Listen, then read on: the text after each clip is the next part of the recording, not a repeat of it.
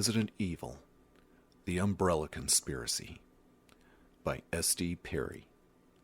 Read by Dustin the Grim. Evil Events from Evil Causes Spring. Aristophanes. Prologue. Latham Weekly, June 2nd, 1998. Bizarre murders committed in Raccoon City. Raccoon City. The mutilated body of 42-year-old Anna Mataki was discovered late yesterday in an abandoned lot not far from her home in northwest Raccoon City, making her the fourth victim of the supposed cannibal killers to be found in or near the Victory Lake district in the last month. Consistent with the coroner reports of the other recent victims, Mataki's corpse showed evidence of having been partially eaten, the bite patterns apparently formed by human jaws. Shortly after the discovery of Miss Mataki by two joggers at approximately 9 o'clock last night, Chief Brian Irons made a brief statement insisting that the RPD is working diligently to apprehend the perpetrators of such heinous crimes, and that he is currently consulting with city officials about more drastic protection measures for Raccoon citizens. In addition to the murderous spree of the cannibal killers, 3 others have died from probable animal attacks in Raccoon Forest in the past several weeks, bringing the toll of mysterious deaths up to 7. Raccoon Times, June 22nd, 1998. Horror in Raccoon.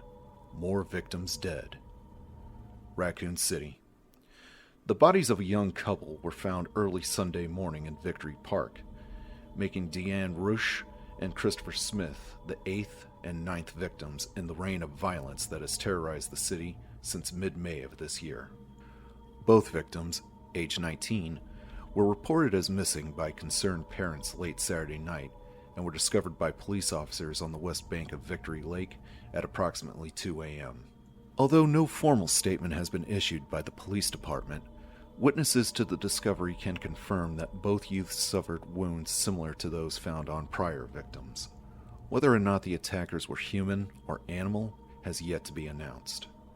According to friends of the young couple, the two had talked about tracking down the rumored wild dogs recently spotted in the heavily forested park and had planned to violate the citywide curfew in order to see one of the alleged nocturnal creatures. Mayor Harris has scheduled a press conference for this afternoon and is expected to make an announcement regarding the current crisis, calling for a stricter enforcement of the curfew. Cityside, July 22nd, 1998. STARS, Special Tactics and Rescue Service sent to save Raccoon City. Raccoon City. With the reported disappearance of 3 hikers in Raccoon Forest earlier this week, city officials had finally called for a roadblock on rural Route 6 at the foothills of the Arklay Mountains. Police Chief Brian Irons announced yesterday that the STARS will participate full-time in the search for the hikers and will also be working closely with the RPD until there is an end to the rash of murders and disappearances that are destroying our community.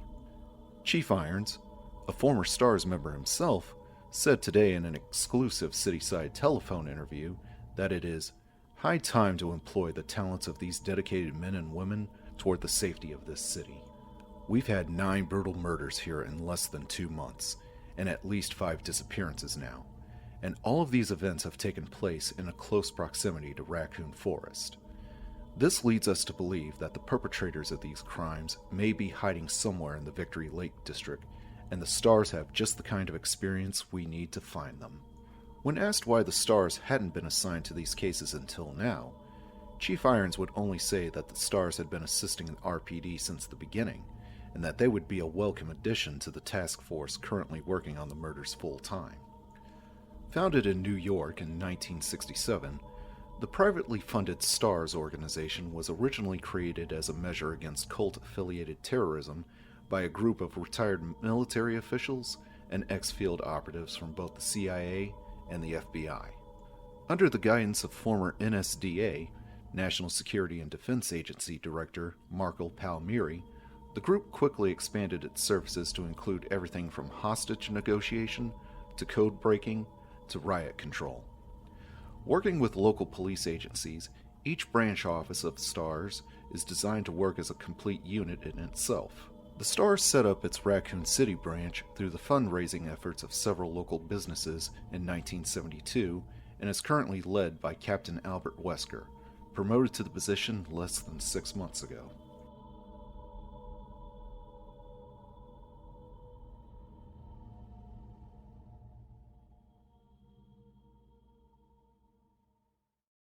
Chapter 1.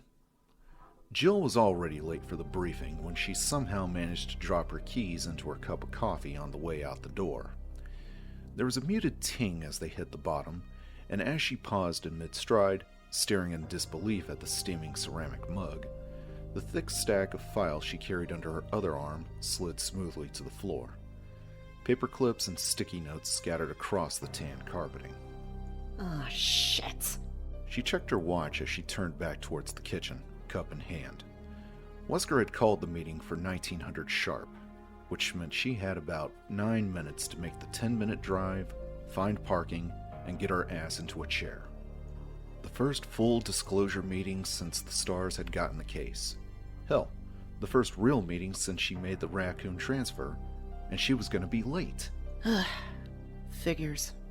Probably the first time in years I actually give a rat's ass about being on time, and I fall apart at the door.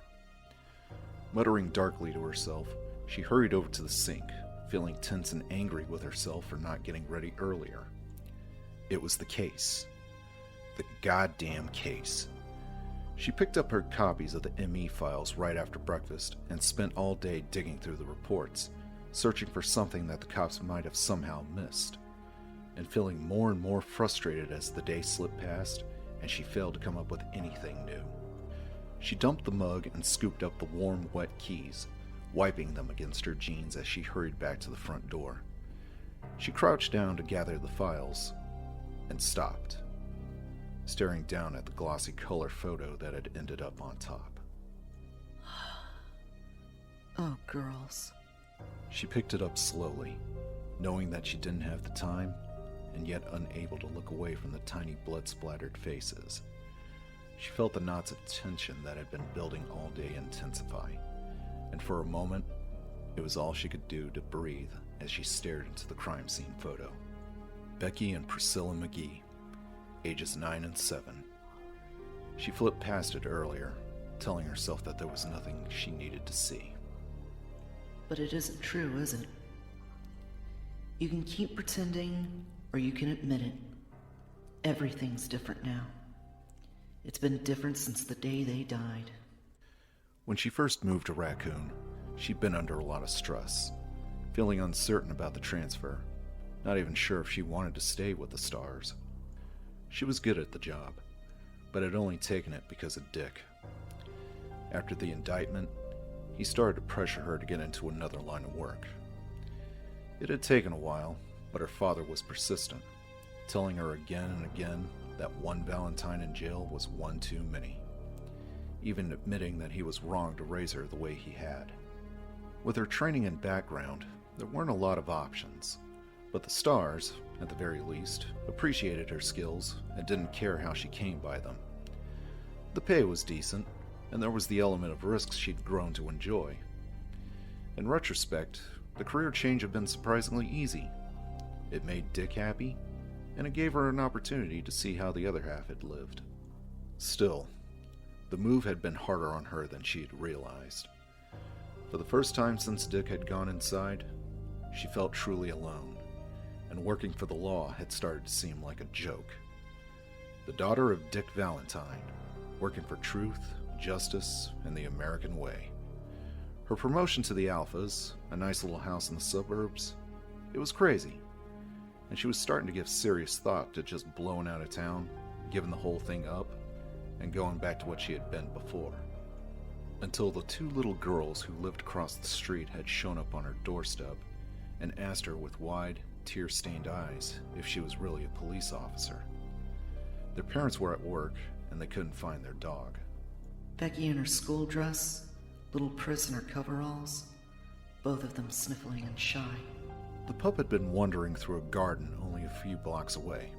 No sweat. And just like that, she made 2 new friends. The sisters promptly adopted Jill, showing up after school to bring her scraggly bunches of flowers, playing in her yard on weekends, and singing her endless songs that they learned from movies and cartoons. It wasn't like the girls had miraculously changed her outlook or taken away her loneliness, but somehow, her thoughts of leaving had somehow been put on the back burner, left alone for a while.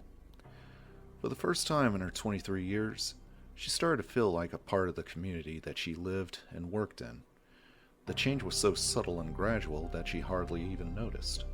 However, 6 weeks ago, Becky and Pris had wandered away from a family picnic in Victory Park and became the first two victims of the psychopaths that had since terrorized the isolated city. The photo trembled slightly in her hand, sparing her nothing. Becky lying on her back, staring blindly at the sky, a gaping ragged hole in her belly. Pris was sprawled next to her, arms outstretched, chunks of flesh ripped savagely from the slender limbs.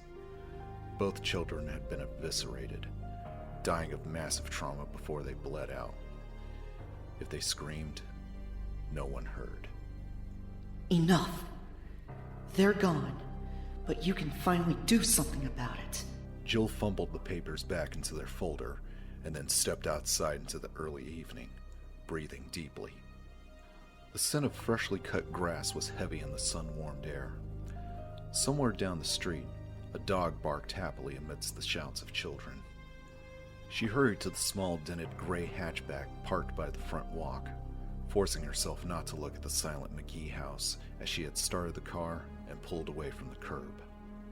Jill drove through the wide suburban streets of her neighborhood, window down and pushing the speed limit, but careful to watch for kids and pets. There weren't many of either around. Since the trouble had started, more and more people were keeping their children and animals indoors, even during the day. The little hatchback shuddered as she accelerated up the ramp to Highway 202, the warm, dry air whipping her long hair back from her face. It felt good, like waking up from a bad dream. She sped through the sun-dappled evening, the shadows of trees growing long across the road. Whether it was fate or just the luck of the draw, her life had been touched by what was happening in Raccoon City. She couldn't keep pretending that she was just some jaded ex-thief trying to stay out of jail, trying to toe the line to make her father happy, or that what the stars were about to do was just another job. It mattered. It mattered to her that those children were dead, and that the killers were still free to kill again. The victim files next to her fluttered slightly, the top of the folder caught by the wind. 9 restless spirits, Becky and Priscilla McGee's among them. She rested her right hand on the ruffled sheaf, stilling the gentle movement, and swore to herself that no matter what it took, she was going to find out who was responsible. Whatever she had been before, whatever she would be in the future, she had changed, and wouldn't be able to rest until those murderers of the innocent had been held accountable for their actions.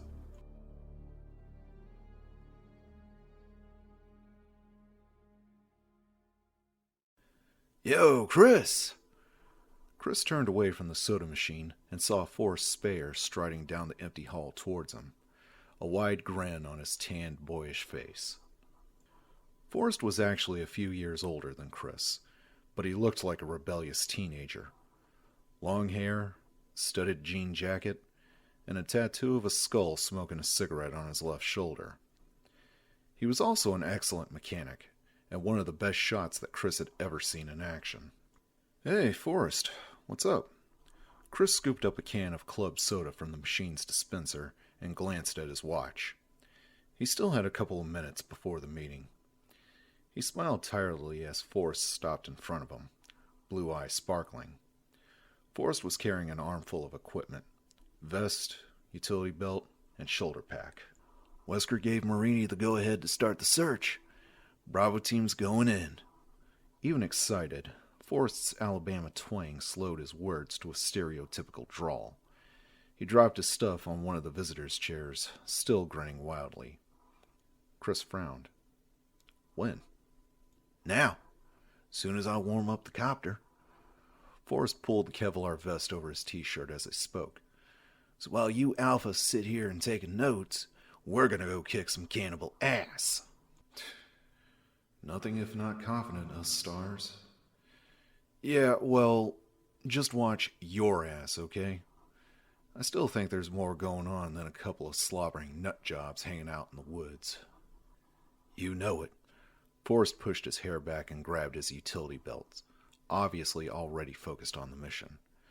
Chris thought about saying more, but decided against it. For all his bravado, Forrest was a professional. He didn't need to be told to be careful. You sure about that, Chris? You think Billy was careful enough? Sighing inwardly, Chris slapped Forrest's shoulder lightly and headed for Ops through the doorway of the small upstairs waiting room and down the hall.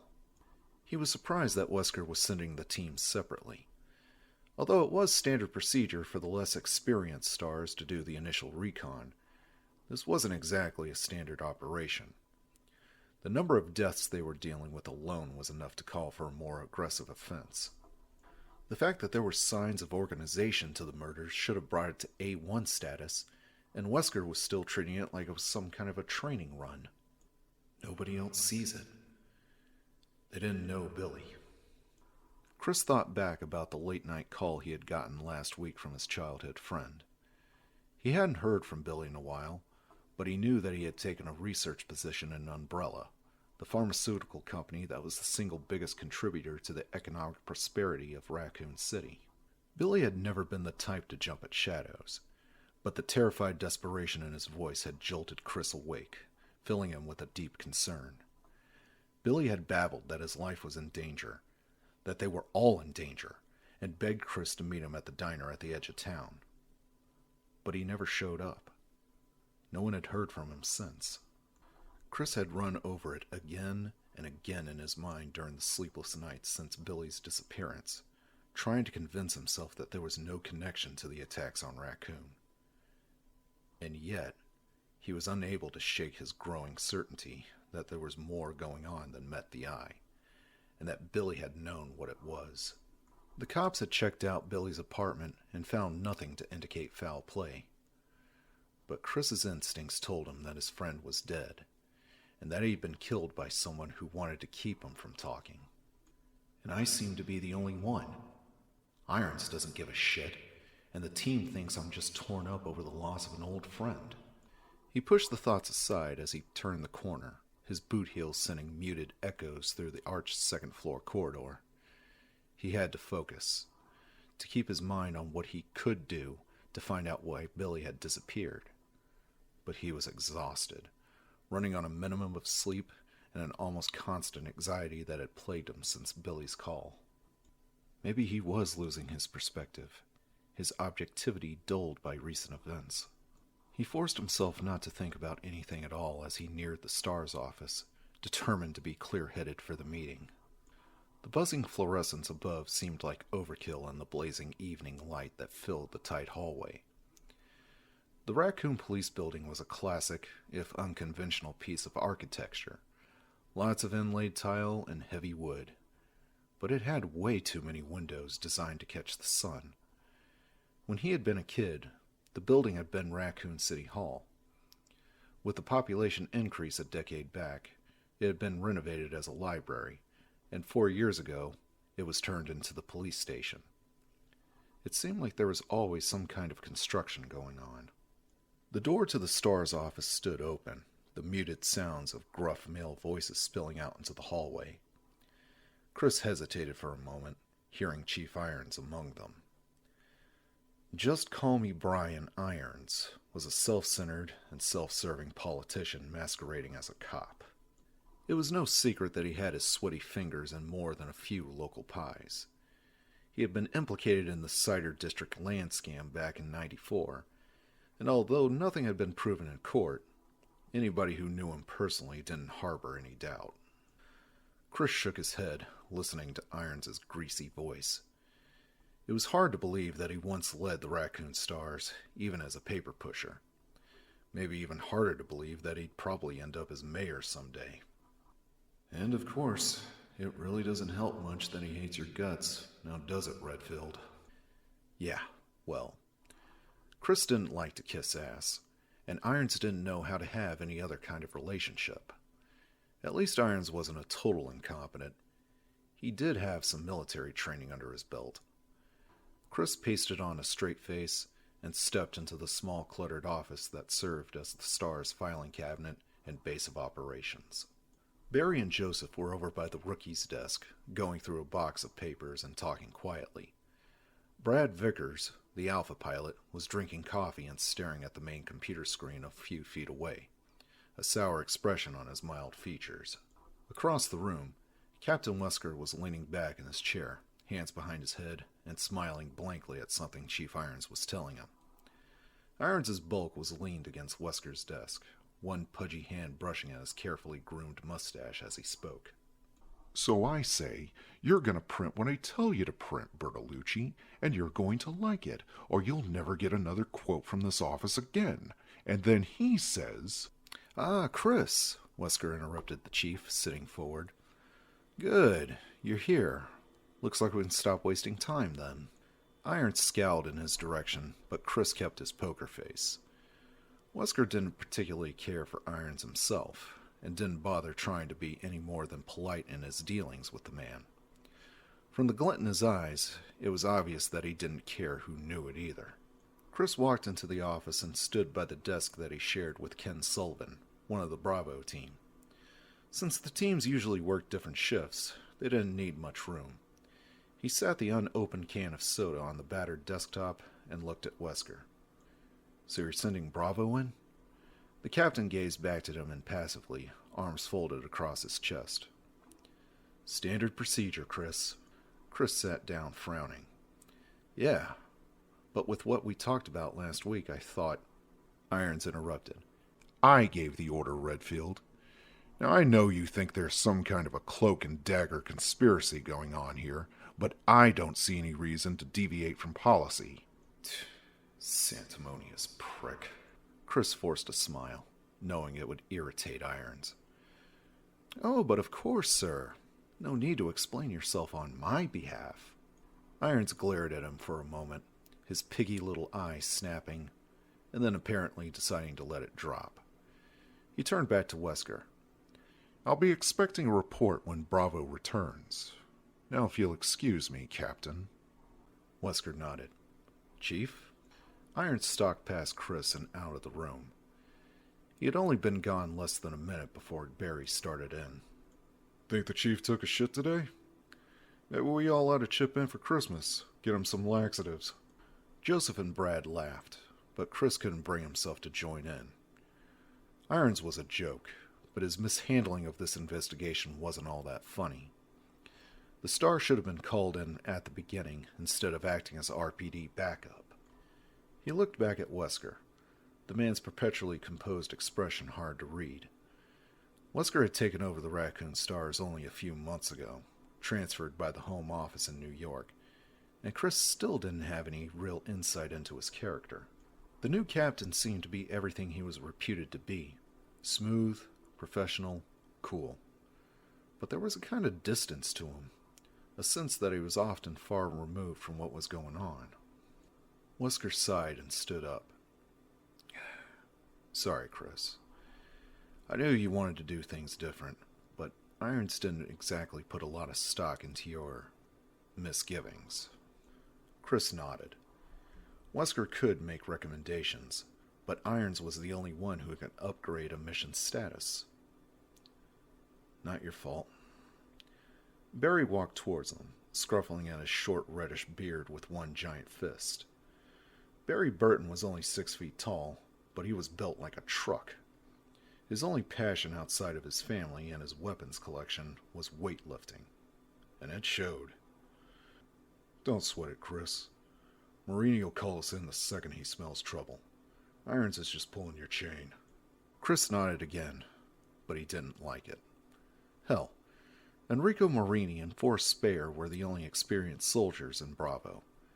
Ken Sullivan was a good scout and a brilliant chemist, but in spite of his STARS training, he couldn't shoot the broadside of a barn. Richard Aiken was a top-rate communications expert, but he also lacked field experience. Rounding out Bravo team was Rebecca Chambers, who had only been with the stars for 3 weeks. She was supposed to be some kind of a medical genius. Chris had met her a couple times, and she seemed bright enough. But she was just a kid. It's not enough. Even with all of us, it might not be enough. He cracked open his soda, but he didn't drink any, wondering instead what the stars were about to go up against. As he did, Billy's pleading, desperate words echoed through his mind yet again. They're gonna kill me, Chris. They're gonna kill everyone who knows. Meet me at Emmy's now, and I'll tell you everything. Exhausted, Chris stared off into space, alone in the knowledge that the savage murders were only the tip of the proverbial iceberg. Barry stood by Chris's desk for a minute, trying to think of something else to say, but Chris didn't look like he was in a mood for conversation. Barry shrugged inwardly and started to head back to where Joseph was going through the files. Chris was a good guy, but he took things way too hard sometimes. He'd get over it as soon as it was their turn to step in. Good God, it was hot. Seemingly endless tricklets of sweat rolled down his spine, gluing his t-shirt to his broad back. The air conditioning was on the fritz as usual, and even with the door open, the tiny star's office was uncomfortably warm. So, any luck? Joseph looked up at him from the pile of papers he was going through, a rueful smirk on his lean face. You kiddin'? It's like somebody hid the damn thing on purpose. Barry sighed and scooped up a handful of files. Maybe Jill found it. She was still here when I left last night, going through the witness reports for about the 100th time. Hey, what are you two looking for anyway? Brad asked. Barry and Joseph both looked over at Brad, who was still sitting at the computer console with his headset on. He'd be monitoring Bravo's progress throughout their flyby of the forested district.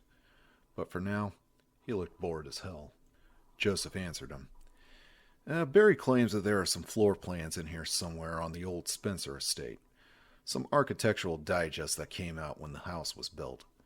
He paused, then grinned at Barry. Except I'm thinking that old Barry's going senile on us. They say memory's the first thing to go, after all. Barry scowled good-naturedly. Oh, yeah? Well, don't forget that old Barry can easily kick your ass into next week, little man.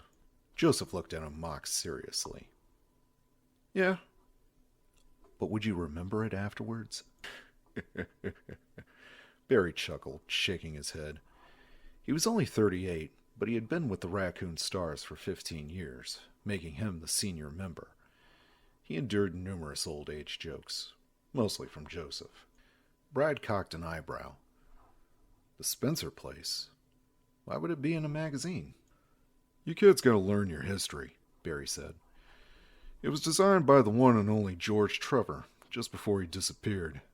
He was that hotshot architect who did all those weird skyscrapers in D.C. In fact, Trevor's disappearance may have been the reason that Spencer shut the mansion down. Rumor has it that Trevor went crazy during the construction, and when it got finished, he got lost and wandered the halls until he starved to death. Brad scoffed, but he suddenly looked uneasy. And that's bullshit. I never heard of anything like that. Joseph winked at Barry. Nah, it's true. Now his tortured ghost roams the estate each night, pale and emaciated, and I've heard tell that sometimes you can hear him calling out, Brad Vickers, bring me Brad Vickers. Brad flushed slightly. Yeah, ha ha. You're a real comedian, Frost. Has anybody told you that? Barry shook his head, smiling, but he wondered again how Brad had ever made it to Alpha. He was undoubtedly the best hacker working for the Stars, and a decent enough pilot. But he wasn't so hot under the pressure.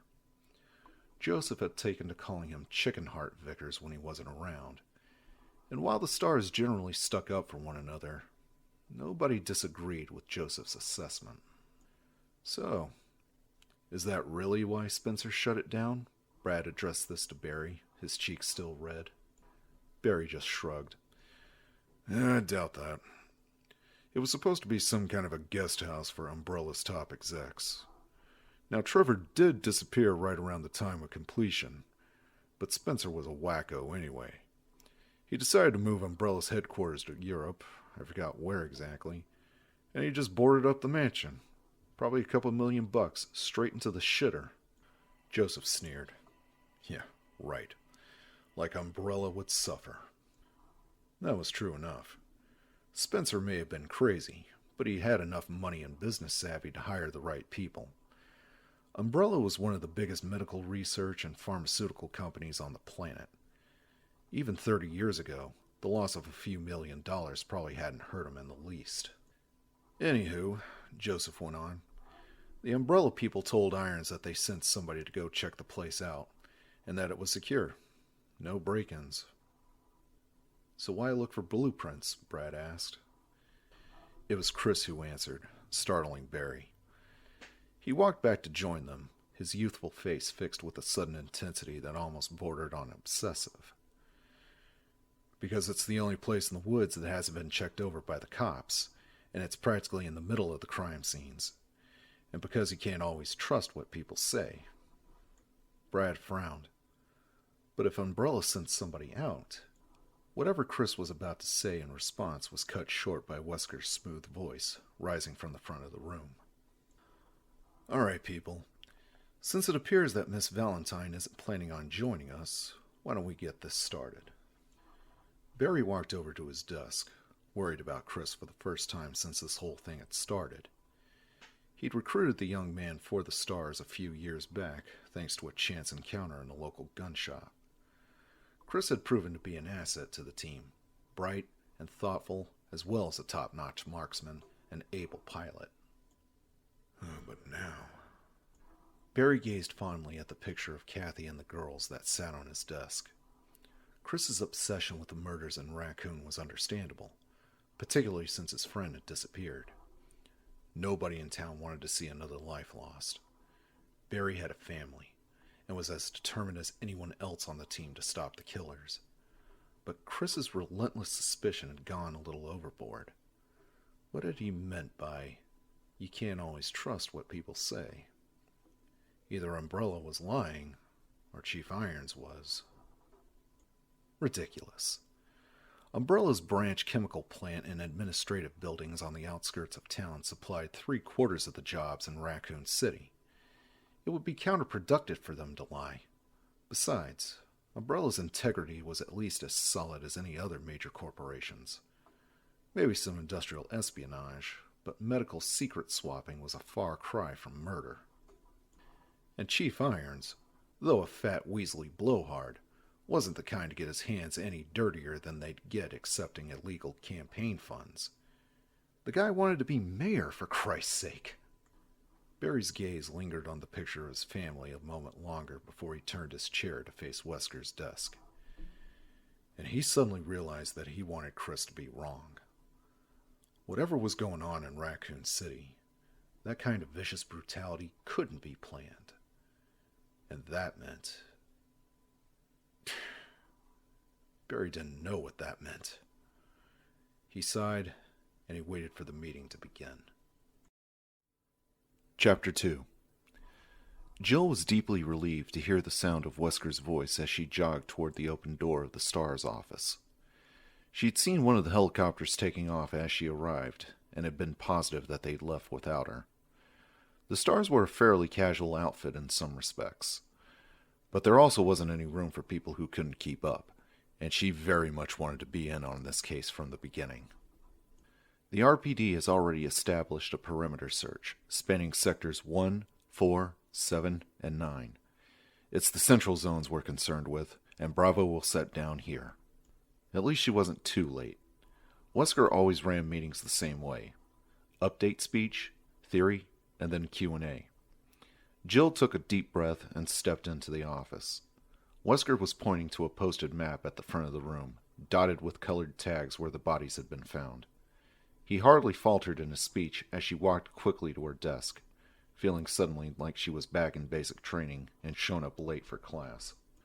Chris Redfield threw her a half-smile as she sat down, and she nodded back at him before focusing on Wesker. She didn't really know any of the Raccoon team that well, but Chris had made a real effort to make her feel welcome since she arrived. After a flyby of the other central areas, once they report in, we'll have a better idea of where to focus our energies. What about the Spencer place? Chris asked. It's practically in the middle of the crime scenes.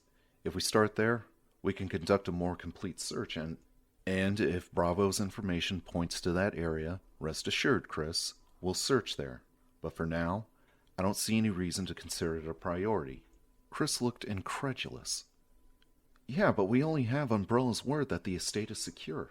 Wesker leaned against his desk, his strong features expressionless. Look, Chris, we all want to get to the bottom of this, but we have to work as a team here, and the best approach is to do a thorough search for those missing hikers before we start jumping to conclusions. Bravo will take a look-see, and will conduct this by the book. Chris frowned, but he said nothing more. Jill had to resist the urge to roll her eyes at Wesker's little speech. Yes, granted, he was doing the right thing technically, but he had left out the part about it being political to do as Chief Irons wanted.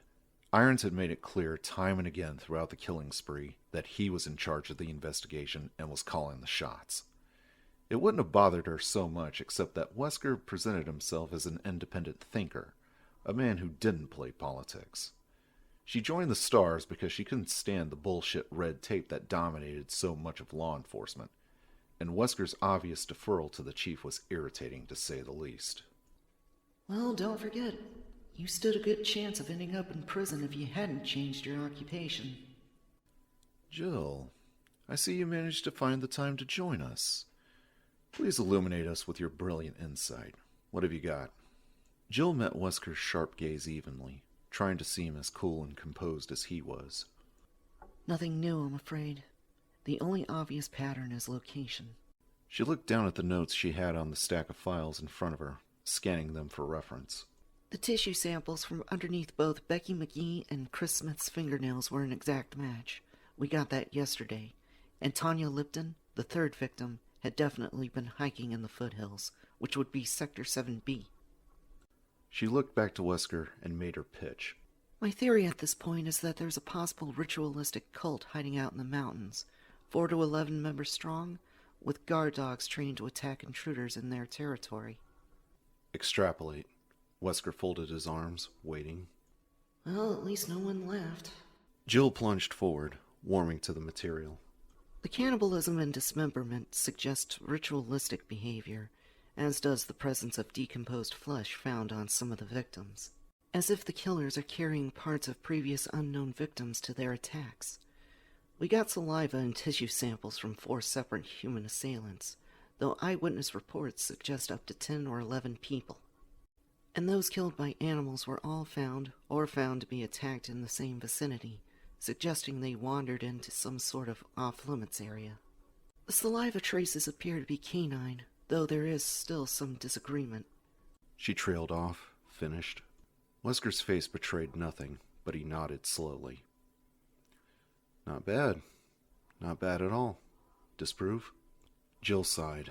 She hated having to shoot down her own theory, but that was part of the job, and in all honesty, it was the part that encouraged clear, rational thinking. The Stars trained their people not to fixate on any single path to the truth. She glanced down at her notes again. It's highly unlikely that a cult that big would move around much, and the murders started far too recently to be local. The RPD would have seen signs by now, some sort of escalation to this type of behavior. Also, the level of post-mortem violence indicates disorganized offenders, and they usually work solo. Joseph Frost, the Alpha Vehicle Specialist, piped up from the back of the room. The animal attack part works, though, protecting their territory and all that. Wesker scooped up a pen and walked over to the dry erase board next to his desk, talking as he moved. I agree. He wrote territoriality on the board and then turned back to face her. Anything else? Jill shook her head, but felt good that she contributed something. She knew the cold aspect was reaching, but it had been all she could come up with. The police certainly hadn't come up with anything better. Wesker turned his attention to Brad Vickers, who suggested that it was a new strain of terrorism and that demands would be made soon. Wesker put terrorism on the board, but he didn't seem too enthusiastic about the idea. Neither did anyone else. Brad quickly went back to the headset, checking on Bravo Team's status. Joseph and Barry took a pass on theorizing, and Chris's views on the killings were already well known, if vague. He believed there was some sort of organized assault going on, and that external influences were somehow involved. Wesker asked if he had anything new to add. Jill noticed that Wesker stressed new, and Chris shook his head, looking depressed. Wesker capped the black pen and sat on the edge of his desk, gazing thoughtfully at the blank expanse of board. Well, it's a start. Now, I know you've all read the police and coroner reports and listened to the eyewitness accounts. Vickers here. Over. From the back of the room, Brad spoke quietly into his headset, interrupting Wesker. The captain lowered his voice and continued. Now, at this point, we don't know what we're dealing with, and I know all of us have some concerns about how the RPD has been dealing with this situation. But now that we're on the case, Wait, what? At the sound of Brad's raised voice, Jill turned towards the back of the room along with everyone else. He was standing up, agitated, with one hand pressed to the earpiece of his set. Bravo Team, report. I repeat, Bravo Team, report. Vickers, put it on comm, Wesker said as he stood up. Brad hit the switch on his console, and the bright, crackling sound of static filled the room. Jill strained to hear a human voice amidst the fuzz, but for several tense seconds, there was nothing. Then, You copy. Malfunction. We're going to have to... The rest was lost in a burst of static. The speaker sounded like Enrico Marini, the leader of the Bravo Team. Jill chewed at her lower lip and exchanged a worried glance with Chris. Enrico seemed frantic. They all listened for another moment, but there was nothing more but the sound of open air. Vickers, position, Wesker snapped. Brad's face was pale. They're in, Sector 22, tail end of C. Except I've lost the signal. The transmitter's offline. Jill felt stunned, and she saw the feeling reflected in the faces of the others. The helicopter's transmitter was designed to keep working no matter what. The only way it would shut down was if something big happened. The entire system blanking out, or if it was seriously damaged. Like by a crash. Chris felt his stomach knot up as he recognized the coordinates. The Spencer estate. Marini said something about a malfunction. It had to be a coincidence, but it didn't feel like one. The Bravos were in trouble, and they were practically on top of the old Umbrella Mansion. All this went through his head in a split second, and then he was standing, ready to move. Whatever happened, the stars took care of their own. Wesker was already in action. He addressed the team even as he reached for his keys, heading for the gun safe. Joseph, take over the board and keep trying to raise them. Vickers, go warm up the copter and get clearance. I want us in the air in 5. The captain unlocked the safe as Brad handed the headset to Joseph and hurried out of the room. The reinforced metal door swung open, revealing an arsenal of rifles and handguns shelved above boxes of ammo. Wesker turned to the rest of them, his expression as bland as ever, but his voice brisk with authority. Barry, Chris, I want you to get the weapons into the copter, loaded and secured. Jill, get the vests and packs and meet us up on the roof. He clipped a key off his ring and tossed it to her. I'm going to put in a call to Irons, make sure he gets us some backup and EMTs down at the barricade, Wesker said, and then blew out sharply. 5 minutes or less, folks. Let's move. Jill left for the locker room, and Barry grabbed one of the empty duffel bags from the bottom of the gun safe, nodding at Chris. Chris scooped up a second bag and started loading boxes of shells, cartridges, and clips as Barry carefully handled the weapons, checking each one. Behind them, Joseph again tried hailing the Bravo team, but to no avail. Chris wondered again about the proximity of the Bravo team's last reported position to the Spencer estate. Was there a connection? And if so, how? Billy worked for Umbrella, and they own the estate. Chief, Wesker, we just lost contact with Bravo. I'm taking us in. Chris felt a sudden rush of adrenaline and worked faster, aware that every second counted. could mean the difference between life and death for his friends and teammates. A serious crash was unlikely. The Bravos would have been flying low, and Forrest was a decent enough pilot. But what about after they'd gone down? Wesker quickly relayed the information to Irons over the phone and then hung up, walking back to join them. "I'm going up to make sure the bird's outfitted. Frost, give it another minute and then turn it over to the boys at the front desk. You can help these two carry the equipment up. I'll see you on top." Wesker nodded to them and hurried out, his footsteps clattering loudly down the hall. "He's good," Barry said quietly, and Chris had to agree. It was reassuring to see that their new captain didn't rattle easily. Chris still wasn't too sure about how he felt about the man personally, but his respect for Wesker's abilities were growing by the minute. "Come in, Bravo. Do you copy? Repeat." Joseph patiently went on, his voice tight with strain, and his pleas lost to the haze of white static that pulsed out into the room. Wesker strode down the deserted hall and through the shabbier of the two second-floor waiting rooms, nodding briskly at the pair of uniforms that stood talking by the soda machine. The door to the outside landing was open, a faint humid breeze cutting through the stickiness of the air inside. It was still daylight, but not for much longer. He hoped that wouldn't complicate matters, although he figured it probably would. Wesker took a left and started down the winding corridor that led to the helipad, absently running through a mental checklist. Hailing open procedure, weapons, gear, report. He already knew that everything was in order, but he went through it again anyway. It didn't pay to get sloppy, and assumptions were the first step down that path. He liked to think of himself as a man of precision, one who had taken all possibilities into account and decided on the best course of action after thoroughly weighing all factors. Control was what being a competent leader was all about. But to close this case...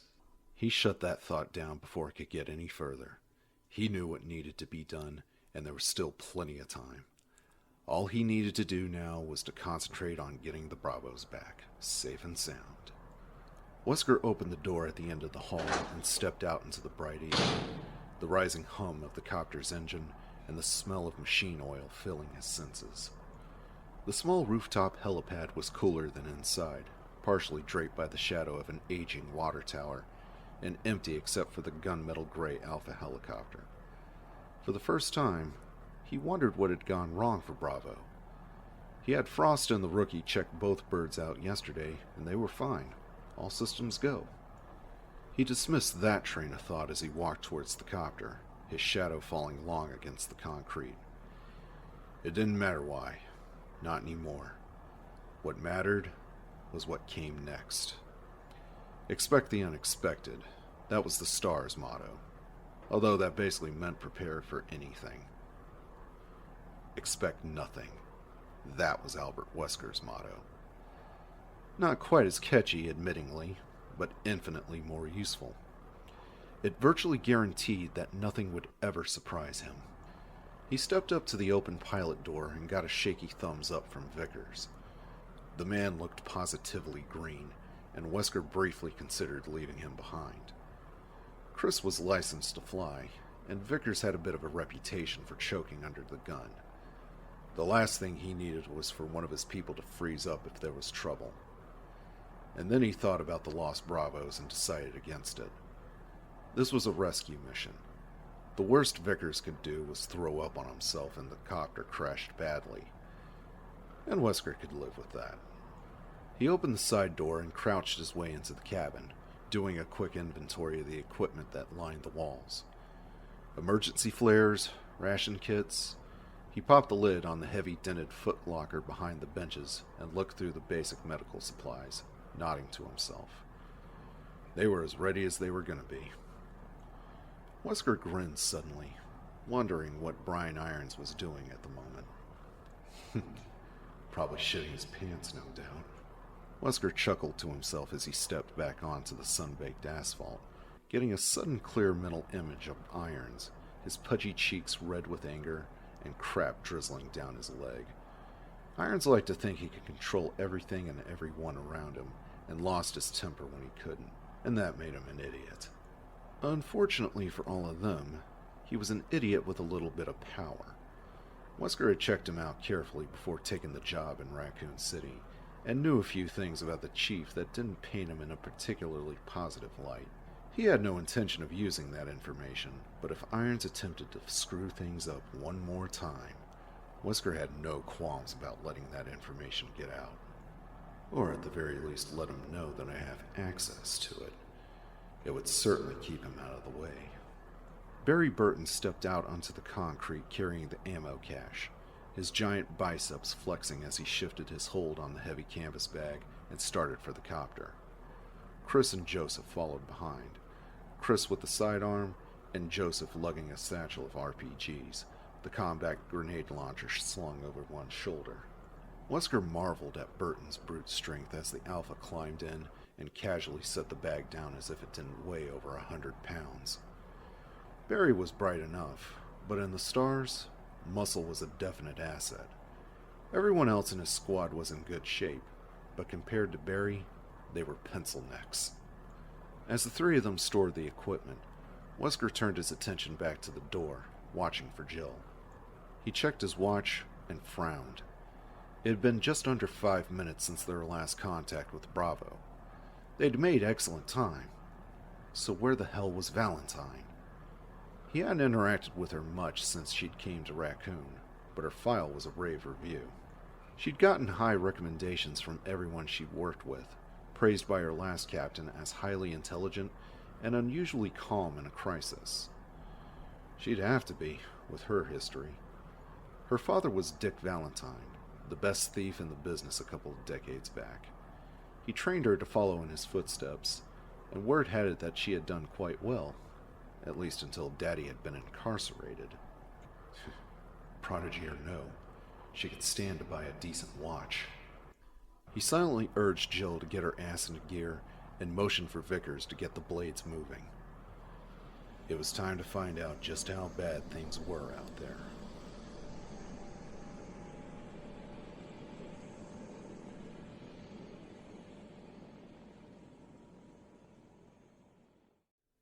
Chapter 3. Jill turned toward the door of the dim and silent Star's locker room, her arms full with 2 bulging duffel bags. She set them down and quickly pulled her hair back, tucking it into a well-worn black beret. It really was too hot for it, but it was her lucky hat. She glanced at her watch before hefting the bags back up, pleased to note that it had only taken her 3 minutes to load up. She had gone through all of the Alpha lockers, grabbing utility belts, fingerless gloves, Kevlar vests, and shoulder packs, noting that all of the lockers reflected their users' personalities. Barry's had been covered with snapshots of his family, as well as a pinup from a gun magazine, a rare .45 Luger shining against red velvet. Chris had pictures of his Air Force buddies up, and the shelves were a boyish mess. Crumpled t-shirts, loose papers, even a glow-in-the-dark yo-yo with a broken string. Brad Vickers had a stack of self-help books, and Joseph, a Three Stooges calendar. Only Wesker's had been devoid of personal effects. Somehow it didn't really shock her. The captain struck her as too tightly wound to place too much value on sentiment. Her own locker held a number of used paperback true crime novels, a toothbrush, floss, breath mints, and 3 hats. On the door was a small mirror and an old frayed photo of her and her father, taken when she was a child and they'd gone to the beach one summer. As she'd quickly thrown the Alpha gear together, she decided she'd redecorate when she had more free time. Anybody who looked through her locker would think she was some sort of a dental freak. Jill crouched a bit and fumbled at the latch to the door, balancing the awkward bags on one raised knee. She just grasped it when somebody coughed loudly behind her. Startled, Jill dropped the bags and spun, looking for the cougher as her mind reflexively assessed the situation. The door had been locked. The small room held 3 banks of lockers, and had been quiet and dark when she came in. There was another door in the back of the room, but no one had come through since she entered. Which means someone was already in here when I came in the shadows behind the last bank. A cop grabbing a nap? Unlikely. The department's lunchroom had a couple of bunks in the back, a lot more comfortable than a narrow bench over cold concrete. Maybe it's someone enjoying a little leisure time with a magazine. Does it really matter? You're on the clock. Get moving. Right. Jill scooped up the bags and turned to leave. Miss Valentine, isn't it? A shadow separated itself from the back of the room and stepped forward. A tall man with a low musical voice. Early 40s, thin frame, dark hair, and deep-set eyes. He was actually wearing a trench coat, and an expensive one at that. Jill readied herself to move quickly if the need arose. She didn't recognize the man. That's right, she said wearily. The man stepped towards her, a smile flickering across his face. I have something for you, he said softly. Jill narrowed her eyes and shifted automatically into a defensive position, balancing her weight on the balls of her feet. Hold it, asshole. I don't know who the hell you think you are or what you think I want, but you're in a police station and... She trailed off as he shook his head, grinning broadly, his dark eyes twinkling with mirth. You mistake my intentions, Miss Valentine. Please, excuse my manners. My name is Trent, and I'm a friend to the stars. Jill studied his posture and position and eased her own stance slightly, watching his eyes for even a flicker of movement. She didn't feel threatened by him exactly. But how does he know my name? What do you want? Trent grinned wider. Straight to the point. But of course, you're on a rather tight schedule after all.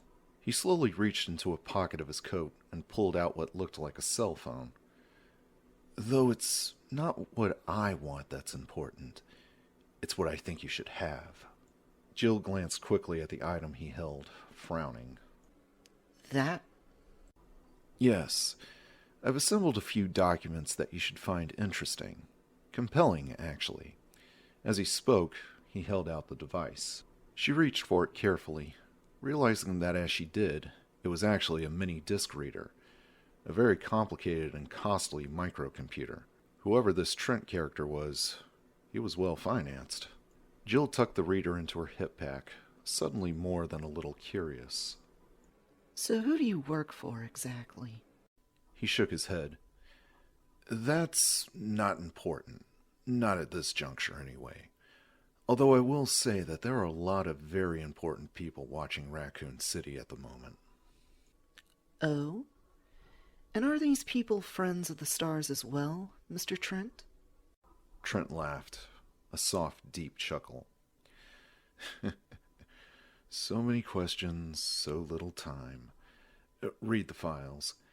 And if I were you, Miss Valentine, I wouldn't mention this conversation to anyone. It could have some rather serious consequences. He walked toward the door in the back of the room, turning back to her as he reached for the knob. Trent's lined, weathered features suddenly lost all traces of humor, his gaze serious and intense. One last thing, Miss Valentine, and this is critical. Make no mistake about it.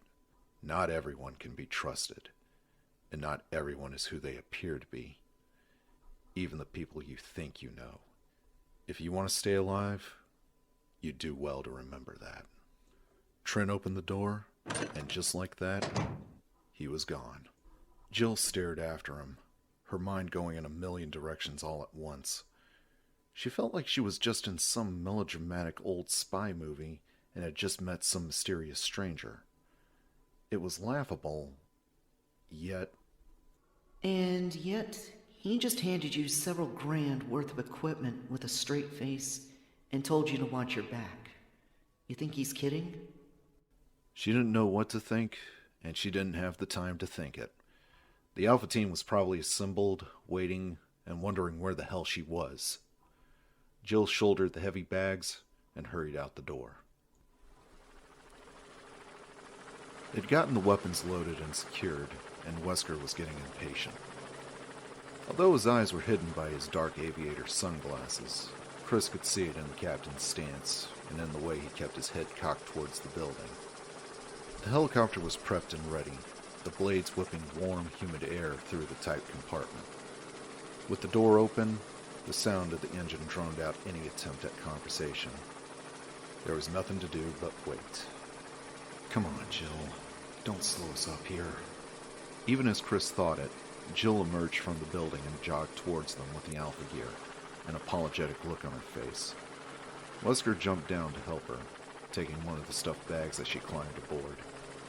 Problems, Jill? Wesker didn't sound angry, but there was an edge to his voice that suggested he wasn't all that happy either.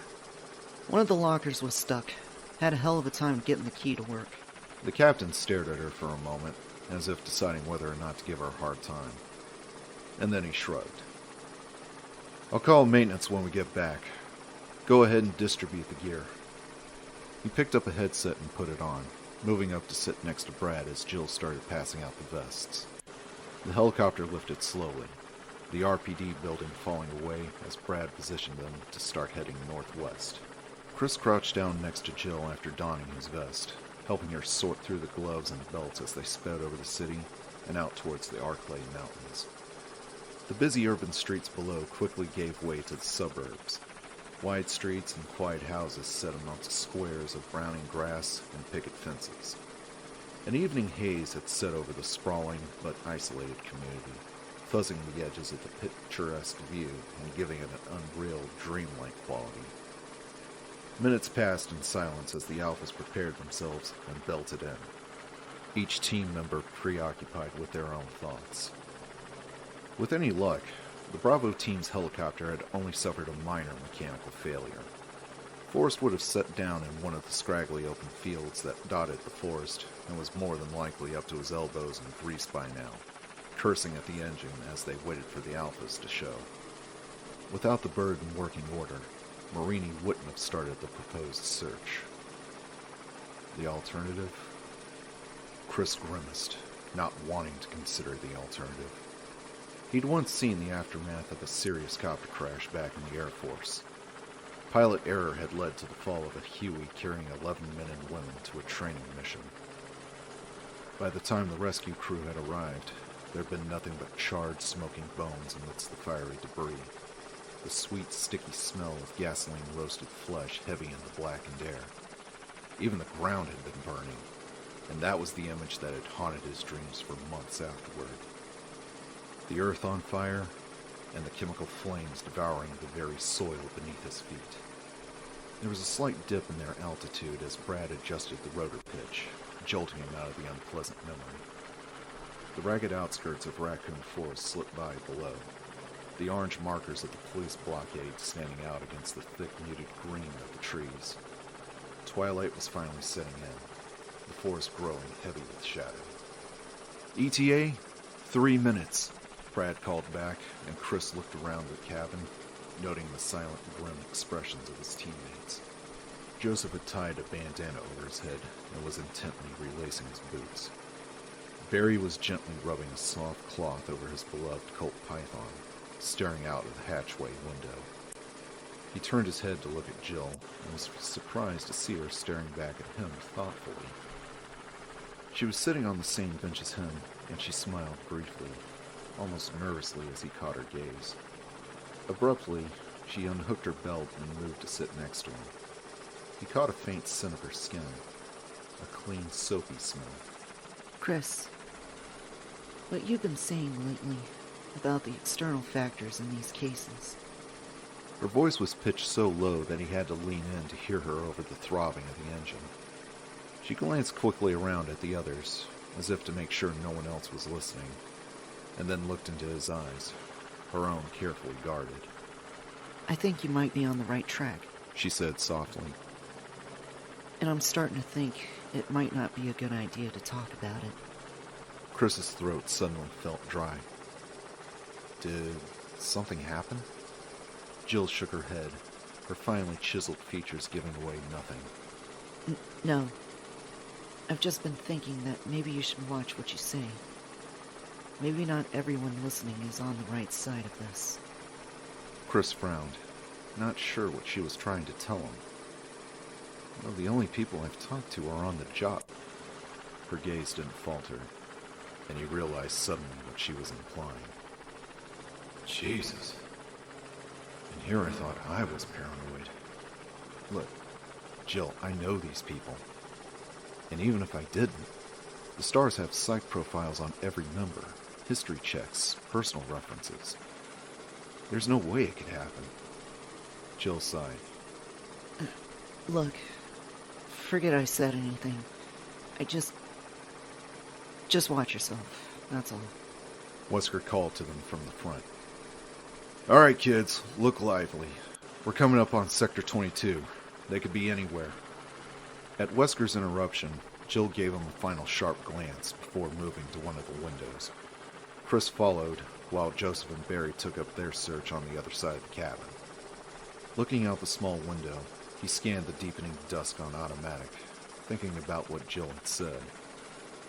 He supposed he should be grateful that he wasn't the only one who suspected some sort of a cover-up. But why hadn't she said anything before? And to warn him against the stars? She knows something. She had to. It was the only explanation that made any sense. He decided that after they picked up Bravo, he'd talk to her again, and try to convince her that going to Wesker was probably going to be her best bet.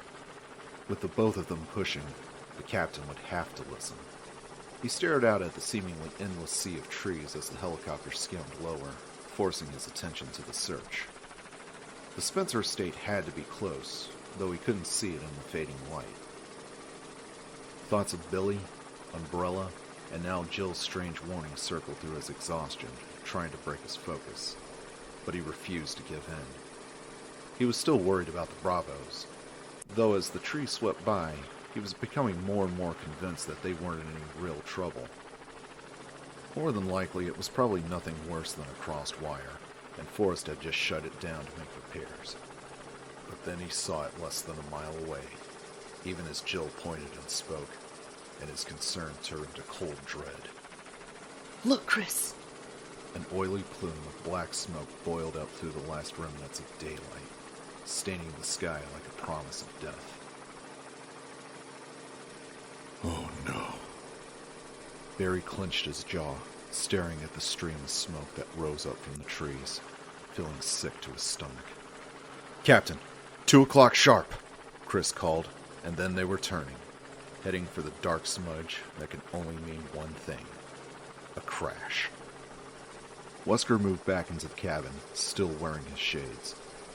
He stepped to the window and spoke quietly, his voice subdued. Let's not assume the worst here. There's a possibility that the fire broke out after they landed, or that they started the fire on purpose, as a signal. Barry wished they could believe him, but even Wesker had to know better. With the copter shut down, the fire starting on its own was unlikely, and if the Bravos wanted to signal, they would have used flares. Besides, wood doesn't make that kind of smoke. Whatever it is, we won't know until we get there. Now, ladies and gentlemen, if I could have your full attention, please. Barry turned away from the window and saw the others do the same. Chris, Jill, and Joseph all had the same look, and Barry was pretty sure he had the exact same expression: shock. Stars sometimes got hurt in the line of duty. It was part of the job. But accidents like this... Wesker's only visible sign of distress was the set of his mouth, a thin, grim line set against his tan skin. Listen up. We got people down in a possibly hostile environment. I want all of you armed, and I want an organized approach. A standard fan as soon as we set down. Barry, you take point. Barry nodded as he pulled himself together. Wesker was right. Now was not the time to get emotional. Brad's going to set us down as close to the site as he can get, which looks like a small clearing about 50 meters south of their last coordinates. He'll stay with the bird and keep it warm in case of trouble. Any questions? Nobody spoke, and Wesker nodded briskly. Good. Barry, load us up. We can leave the rest of the gear on board and come back for it if needed. The captain stepped to the front to talk with Brad, while Jill, Chris, and Joseph turned to Barry. As the weapons specialist, he checked the firearms in and out to each STARS team member and kept them in prime condition. Barry turned to the cabinet next to the outer hatch and unhooked the latch, exposing 6 Beretta 9mm handguns on a metal rack, clean and sighted only yesterday. Each weapon held 15 rounds, semi-jacketed hollow points. It was a good gun, though Barry preferred his Python, a lot bigger punch with 357 rounds. He quickly distributed the weapons, passing out 3 loaded clips with each. "Really hoping we don't need these," Joseph said as he slapped in a clip, and Barry nodded in agreement. Just because he paid his dues to the NRA didn't mean he was some trigger-happy dumbass looking to kill. He just liked guns. Wesker joined them again, and the 5 of them stood at the hatch, waiting for Brad to bring them in. As they neared the plume of smoke, the helicopter's whirling blades pushed it down and out, creating a black fog that blended into the heavy shadows of the trees. Any chance of spotting the downed vehicle from the air was lost to the smoke and dusk. Brad swung them around and settled the bird into a scrappy patch of tall grass, snapping wildly from the forced wind.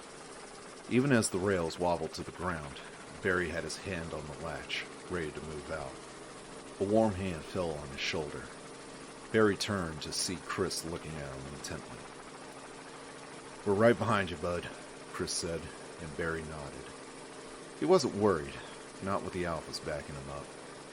All he was concerned with was the Bravo team's situation. Rico Marini was a good friend of his. Marini's wife had babysat for the girls more times than Barry could count, and was friends with Kathy. The thought of him dead to a stupid mechanical screw-up? "Hang on, buddy. We're coming." One hand on the butt of his Colt, Barry pulled the handle and stepped out into the humid, whipping twilight of Raccoon Forest, ready for anything.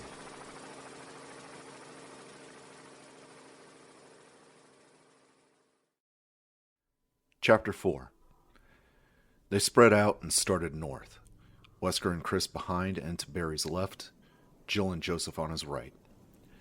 Directly in front of them was a sparse stand of trees, and as the Alpha's copter blade revved down, Jill could smell burning fuel and see wisps of smoke curling through the foliage. They moved quickly through the wooded area, visibility dropping off sharply beneath the needled branches. The warm scents of pine and earth were overshadowed by the burning smell, the acrid odors growing stronger with each step. From the dim light filtering towards them, Jill saw that there was another clearing ahead, high with brittle grasses. "I see it! Dead ahead!" Jill felt her heart speed up at Barry's shout, and then they were all running, hurrying to catch up with their point man. She emerged from the trees with Joseph next to her. Barry was already at the downed copter, with Chris and Wesker right behind. Smoke was still rising from the silent wreck, but it was thinning. If there had been a fire, it had already died out. She and Joseph reached the others and stopped, staring. No one speaking as they surveyed the scene. The long, wide body of the copter was intact, not a single scratch visible. The port landing rail looked bent, but aside from that, and the dying haze of the smoke from the rotor, there seemed to be nothing wrong with it. The hatches stood open, the beam from Wesker's penlight showing them an undamaged cabin. From what she could see, most of the Bravo's gear was still on board. So where are they? It didn't make any sense. It hadn't even been 15 minutes since their last transmission. If anyone had been injured, they would have stayed. And if they decided to leave, why leave all their equipment behind? Wesker handed the light to Joseph and nodded towards the cockpit. "Check it out. The rest of you, spread out and look for clues. Tracks, shell casings, signs of a struggle. You find anything, let me know. And stay alert." Jill stood a moment longer, staring at the smoking copter and wondering what could have happened. Enrico said something about a malfunction. Okay. The Bravos had set down. What happened next? What would have made them abandon their best chance of being found, leaving behind emergency kits, weaponry?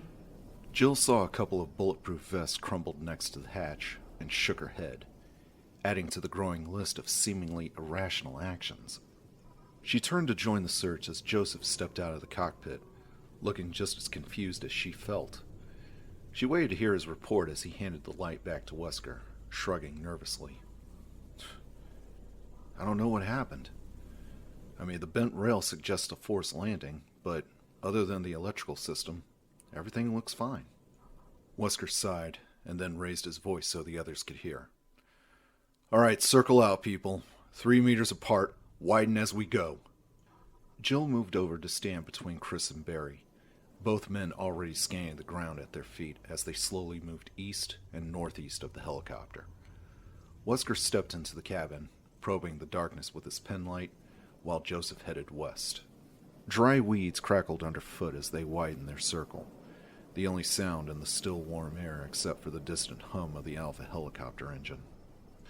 Jill used her boots to search the thick ground cover, brushing the tall grasses aside with each step.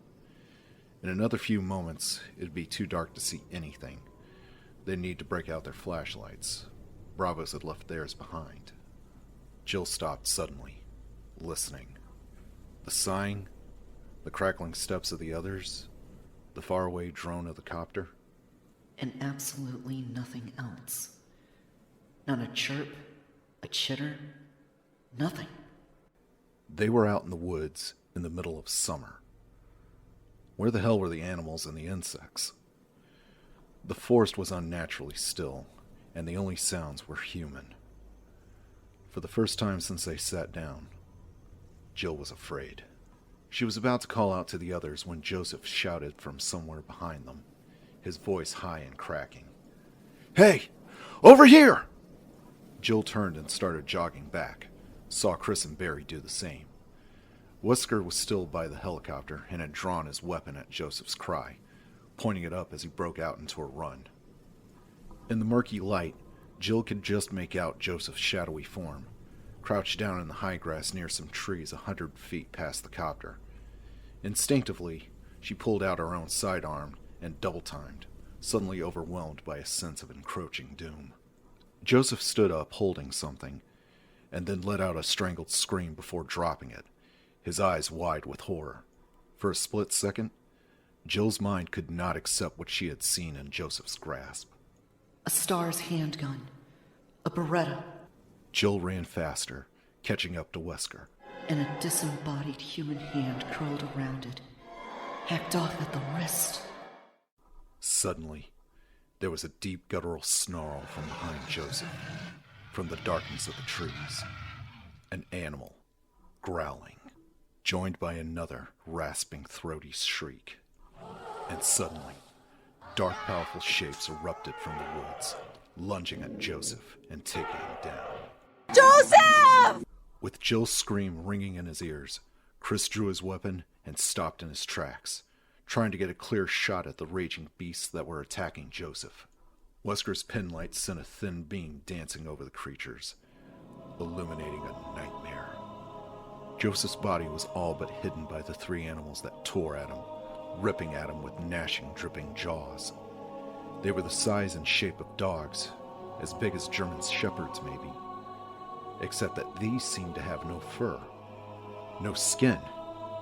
Wet red sinew and muscle flashed beneath Wesker's wavering light, the dog creature shrieking and snapping in a frenzy of bloodlust. Joseph cried out, a burbling liquid sound as he flailed weakly at the savage attackers, blood pouring from multiple wounds. It was the scream of a dying man. There was no time to waste. Chris targeted and opened fire. 3 rounds smacked wetly into one of the dogs, a 4th shot going high. There was a single high-pitched yelp, and the beast went down, its sides heaving. The other 2 animals continued their assault, indifferent to the thunderous shots. Even as Chris watched in horror, one of the slavering hellhounds lunged forward and ripped out Joseph's throat, exposing bloody gristle and the glistening slickness of bone. The stars opened up, sending a rain of explosive fire at Joseph's killers. Red splatters burst into the air, the dog things still trying to get at the spasming corpse while bullets riddled their strange flesh. With a final series of harsh, barking mules, they fell, and didn't rise again.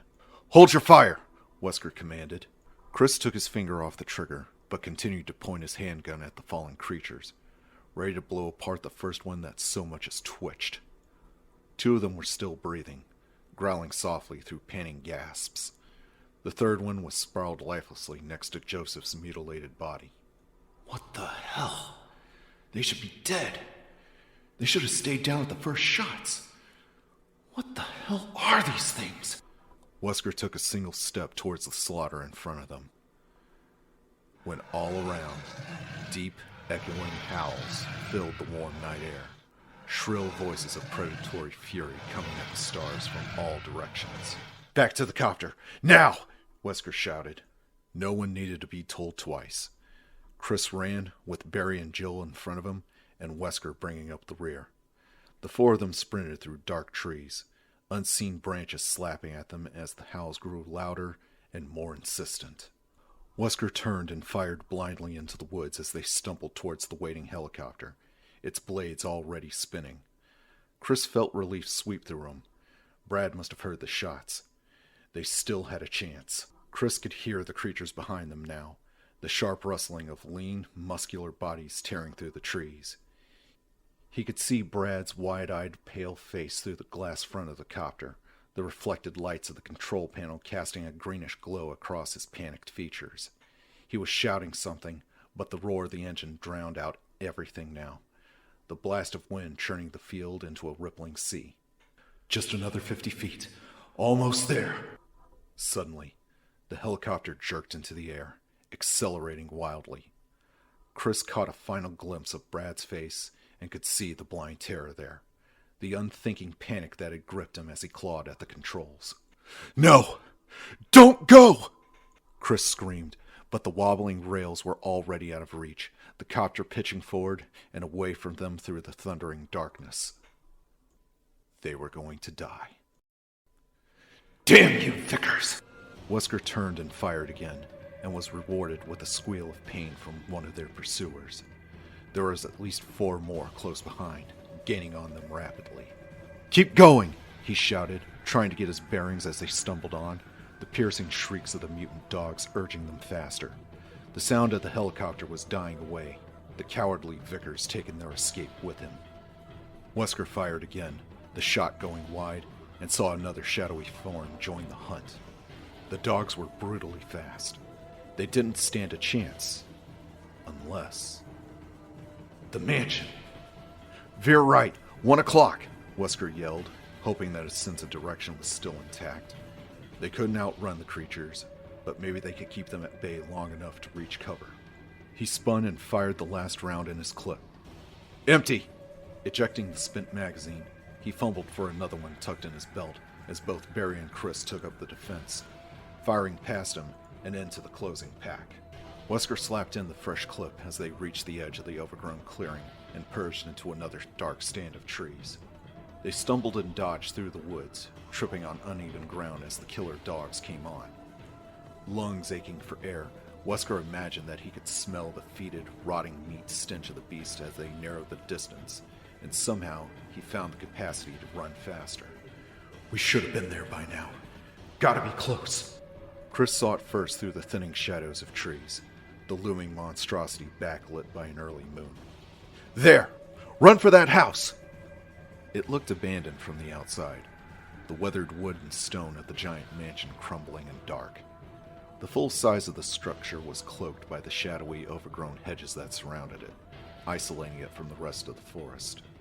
A massive outset front porch presented double doors, their only option for escape. Wesker actually heard the snap of powerful jaws behind him and fired at the sound, intuitively squeezing the trigger as he ran for the front of the mansion. A gurgling yelp, and the creature fell away, the howls of its siblings louder than ever, raised to a fever pitch by the thrill of the chase. Jill reached the doors first, slamming into the heavy wood with one shoulder as she snatched at the handles. Amazingly, they crashed open. Brightness spilled out across the stone steps to the porch, lighting their path. She turned and started firing, providing cover as the 3 gasping men ran for the opening in the darkness. They piled into the mansion, Jill diving in last, and Barry throwing his considerable bulk against the door, wedging it closed against the snarls of the creatures. He collapsed against it, face red and sweating, as Chris found the entry's steel deadbolt and slid it home. They made it. Outside, the dogs howled and scrabbled uselessly at the heavy doors. Wesker took a deep breath of the cool, quiet air that filled the well-lit room and exhaled sharply. As he already knew, the Spencer house was not abandoned. Far from it, in fact. And now that they were here, all of his careful planning was for nothing. Wesker silently cursed Brad Vickers again and wondered if they were any better off inside than... Chapter 5. Jill took in their new surroundings as she caught her breath, feeling like she was a character in a nightmare that had just taken a turn into grand fantasy. Wild, howling monsters, Joseph's sudden death, a terrifying run through the dark woods, and now this. Deserted, huh? The place was a palace, pure and simple, what her father would have called a perfect score. The room they escaped into was the very epitome of lavish. It was huge, easily bigger than Jill's entire house, tiled in gray-flecked marble and dominated by a wide carpeted staircase that led to a second-floor balcony. Arched marble pillars lined the ornate hall, supporting the dark heavy wood balustrade of the upper floor.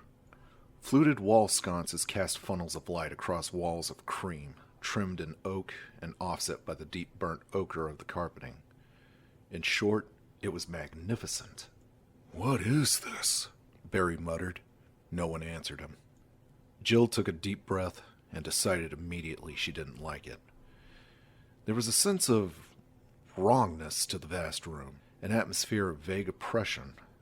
It felt haunted somehow, though by who or what, she couldn't say. Beats the hell out of getting eaten by mutant dogs, though. Gotta give it that much. And on that trail of thought, Good God. Poor Joseph. there hadn't been time to mourn him, and there wasn't time now. But he would be missed. She walked towards the stairs, clutching her handgun, her footsteps muffled by the plush carpet that led from the front door. There was an antique typewriter on the small table to the right of the steps, a blank sheet of paper spooled into the works. A strange bit of decoration. The expansive hall was otherwise empty. She turned back towards the others, wondering what their take on all this was. Barry and Chris both looked uncertain, their faces flushed and sweaty as they surveyed the room. Wesker was crouched by the front door, examining one of the latches. He stood up, his dark shade still in place, seeming as detached as ever. The wood around the lock is splintered. Somebody broke this door open before we got here. Chris looked hopeful. Maybe it's the Bravos. Wesker nodded. That's what I'm thinking. Help should be on the way soon. Assuming, of course, our friend Mr. Vickers even bothers to call it in. The sarcasm in his voice was obvious, and Jill felt her own anger kindling. Brad had screwed up big time, had almost cost them their lives. There was no excuse for what he had done. Wesker continued, walking across the room towards one of the two doors on the west wall. He rattled the handle, but it didn't open. It's not safe to go back out. Until the cavalry arrives, we may as well take a look around. Now, it's obvious that somebody's been keeping this place up. Though why and for how long? He trailed off, walking back towards the group. How are we set for ammo? Jill ejected the clip from her Beretta and counted. 3 rounds left, plus 2 loaded magazines on her belt. 33 shots. Chris had 22 left, and Wesker 17. Barry had 2 racked speed loaders for his Colt, plus an extra handful of loose cartridges tucked into a hip pouch. 19 rounds in all. Jill thought about all the equipment that was back on the helicopter and felt another rush of anger towards Brad. Ammunition, flashlights, walkie-talkies, shotguns, not to mention medical supplies. The Beretta that Joseph had found out in the field, the pale, blood-splattered fingers still wrapped around it. A STARS team member could be dead or dying, and thanks to Brad, they didn't even have a Band-Aid to offer. A sound of something heavy sliding to the floor, somewhere close by. In unison, they turned toward the single door on the east wall. Jill was instantly reminded of every horror movie she had ever seen. A strange house, a strange noise. She shivered, and decided that she was definitely going to kick Brad's narrow ass when they got out of here. Chris, go investigate and report back ASAP. Wesker said. "We'll wait here in case the RPD comes knocking. You run into trouble, fire your weapon and we'll find you." Chris nodded and started towards the door, his boots clacking loudly against the marble floor. Jill felt a sense of foreboding wash over her again. Chris. His hand on the knob, he turned back, and she realized that there was nothing she could tell him that made any sense. Everything was happening so fast. There was so much wrong with this situation that she didn't even know where to start. And he's a trained professional, and so are you. Start acting like it. Take care of yourself, she said finally. It wasn't what she wanted to say, but it would have to be enough. Chris gave her a lopsided grin, then raised his Beretta and stepped through the doorway. Jill heard the ticking of a clock, and then he was gone, closing the door behind him. Barry caught her gaze and smiled at her, a look that told her not to worry. But Jill couldn't shake the sudden certainty that Chris wouldn't be coming back.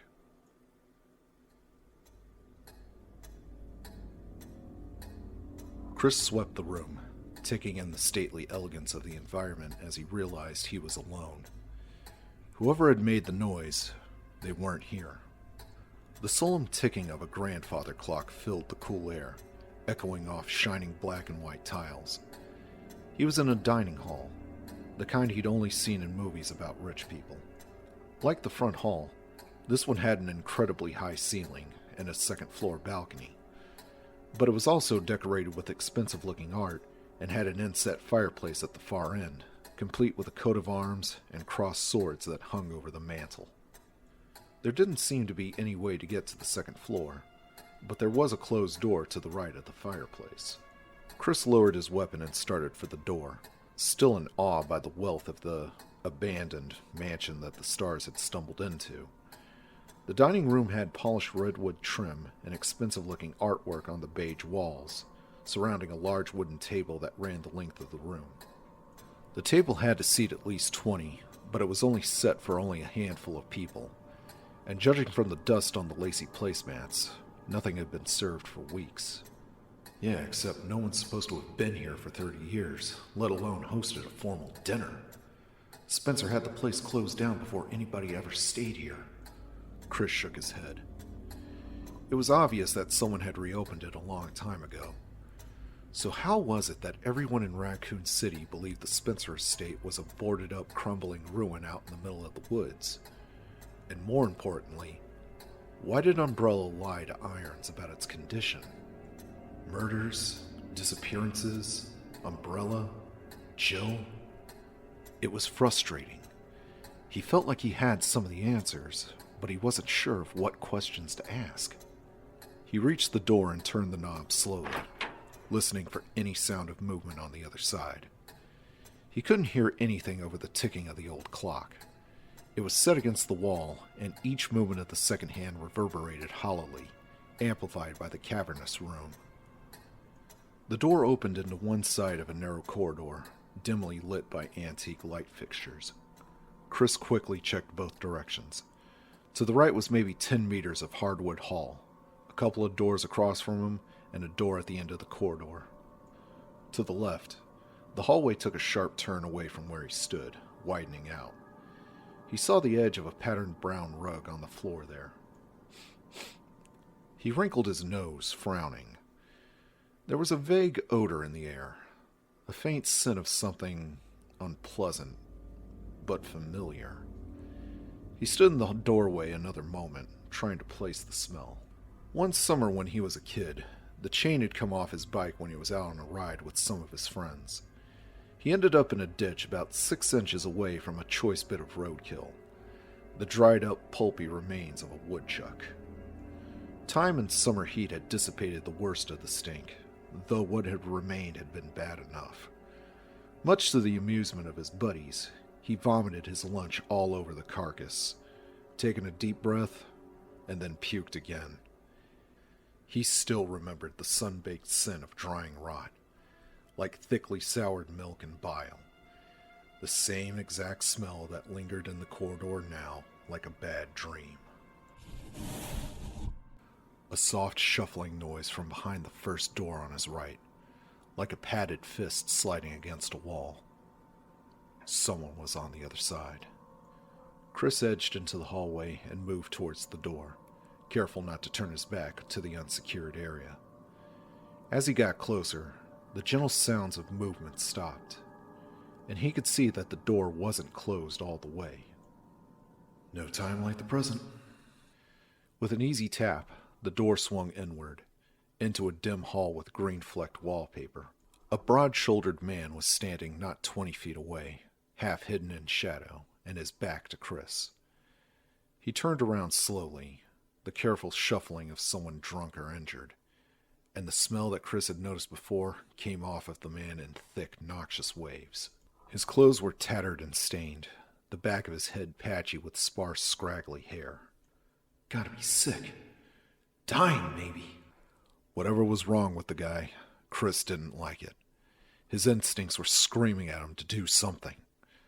He stepped into the corridor and trained his Beretta on the man's torso. Hold it! Don't move! The man completed his turn and started towards Chris, shambling forward into the light. Its face was deathly pale, except for the blood smeared around its rotting lips. Flaps of dried skin hung from its sunken cheeks, and the dark wells of the creature's eye sockets glittered with a hunger as it reached out with skeletal hands. Chris fired, 3 shots that smacked into the creature's upper chest in a fine spray of crimson. With a gasping moan, it crumpled to the floor, dead. Chris staggered back, his thoughts racing in time with his hammering heart. He hit the door with one shoulder, and was vaguely aware that it latched closed behind him as he stared at the fallen, stinking heap. Dead. That thing's the walking goddamn dead! The cannibal attacks in Raccoon, all of them near the forest. He'd seen enough late-night movies to know what he was looking at, but he still couldn't believe it. Zombies. No way. That was fiction. But maybe it was some kind of disease, mimicking the symptoms. He had to get to the others and tell them. He turned and grabbed the handle, but the heavy door wouldn't move. It must have locked when he stumbled.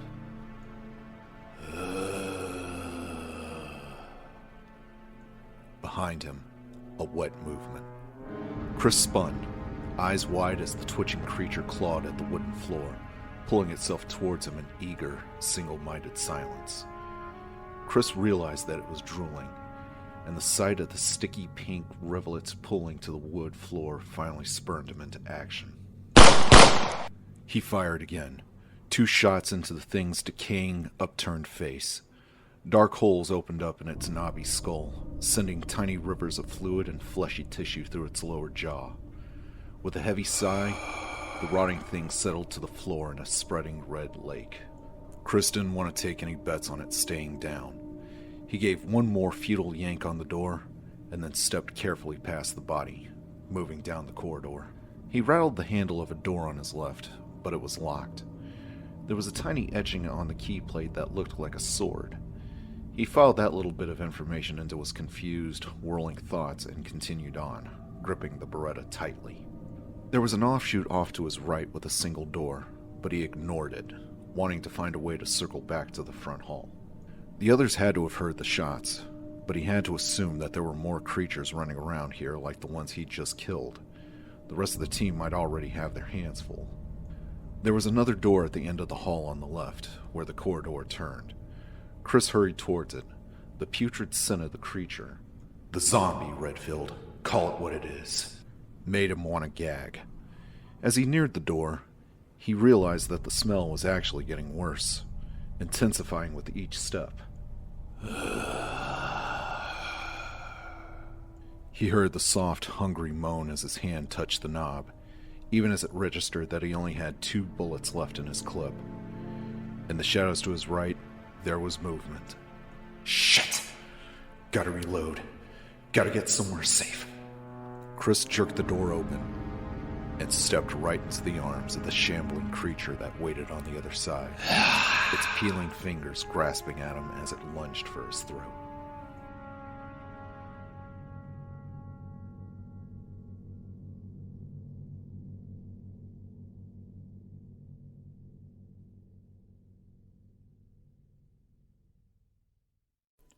3 shots. Seconds later, 2 more. The sounds distant but distinct in the palatial lobby. Chris! Jill, why don't you... Wesker started, but Barry didn't let him finish. I'm going to, he said, already starting for the door on the east wall. Chris wouldn't waste shots like that unless he absolutely had to. He needed help. Wesker relented quickly, nodding. All right, go. I'll wait here. Barry opened the door with Jill right behind him. They walked into a huge dining room, not as wide as the front hall, but at least as long. There was another door at the opposite end, past a grandfather clock that ticked loudly in the frigid, dusty air. Barry jogged towards it with his revolver in hand, feeling tense and worried. Christ, what a balls-up operation this was. STARS teams were often sent into risky situations where the circumstances were unusual. But this was the first time since he had been a rookie that Barry felt that things had gotten completely out of control. Joseph was dead, Chickenheart Vickers had left them to be eaten by mutant dogs from hell, and now Chris was in trouble. Wesker shouldn't have sent him in alone. Jill reached the door first, touching the handle with slim fingers and looking over to him. Barry nodded as she pushed it open, going in low and left. Barry took the other side, both of them sweeping an empty corridor. Chris? Jill called out quietly, but there was no answer. Barry scowled, sniffing the air. Something smelled bad. In fact, something smelled like shit. I'll go check the doors, Barry said. Jill nodded and edged to the left, alert and focused. Barry moved towards the first door, feeling good that Jill was at his back. He thought she was kind of bitchy when she first transferred, but she was proving to be a bright and capable soldier, a welcome addition to the Alphas. Jill let out a high-pitched gasp of surprise, and Barry spun, the scent of decay suddenly thick in the narrow hall. Jill was backing away from an opening at the end of the corridor, her weapon trained on something Barry couldn't see. Stop! Her voice was high and shaky, her expression horrified. And she fired, once, then twice, still backing towards Barry, her breathing fast and shallow. Get clear! Left! He raised the Colt as she moved out of the way, and a tall man stepped into view. The figure's arms were stretched out like a sleepwalker's, the hands frail and grasping. Barry saw the creature's face then and didn't hesitate. He fired, a .357 round peeling the top of its ashen skull away in an explosive burst, blood coursing down its strange, terrible features and staining the cataracts of its pale, rolling eyes. The creature pitched back, sprawling face up at Jill's feet. Barry hurried to her side, stunned. What the... he started, then saw what was on the carpet in front of them, lying in the small sitting area that marked the end of the corridor. Barry thought it was Chris for a moment, but then he saw the STARS Bravo insignia on the vest, and felt a different kind of horror set in as he struggled to recognize the features. The Bravo had been decapitated, the head laying a foot away from the corpse, and the face completely covered in gore. Oh, jeez. It's Ken. Kenneth Sullivan. One of the best field scouts Barry had ever known, and a hell of a nice guy. There was a gaping, ragged wound in his chest, chunks of partially eaten tissue and gut strewn across the bloody hole. His left hand was missing, and there was no weapon nearby. It must have been his gun that Joseph had found out in the woods. Barry looked away, sickened. Ken had been a quiet, decent sort, did a lot of work in chemistry. He had a teenage son who lived with his ex out in California. Barry thought about his own girls at home, Moira and Polly, and felt a surge of helpless fear for them. He wasn't afraid of death, but he was afraid of the thought of them growing up without a father. Jill dropped to a crouch next to his ravaged body and rifled quickly through his belt pack. She gave Barry an apologetic look, but he gave her a slight nod in return. They needed the ammo. Ken certainly didn't. She came up with 2 clips for a 9mm and tucked them into her hip pocket. Barry turned and stared down at Ken's murderer in disgust. and wonder. He had no doubt that he was looking at one of the cannibal killers that had been preying upon Raccoon City. It had a crusty scum of red around its mouth and its gore-encrusted nails, as well as a ragged shirt that was stiff with dried blood. What was weird was how dead it looked. Barry had once done a covert hostage rescue in Ecuador, where a group of farmers had been held for weeks by a band of insane guerrilla rebels. Some of the hostages had been killed early in the siege, and after the Stars managed to capture the rebels, Barry had gone in with one of the survivors to record the deaths. The 4 victims had been shot, their bodies dumped behind the small wooden shack that the rebels had taken over. After 3 weeks in the South American sun, the skin on their faces had shriveled, the cracking, lined flesh pulling away from sinew and bone. He still remembered those faces clearly, and saw them again now as he looked down at the fallen creature. It wore the face of death.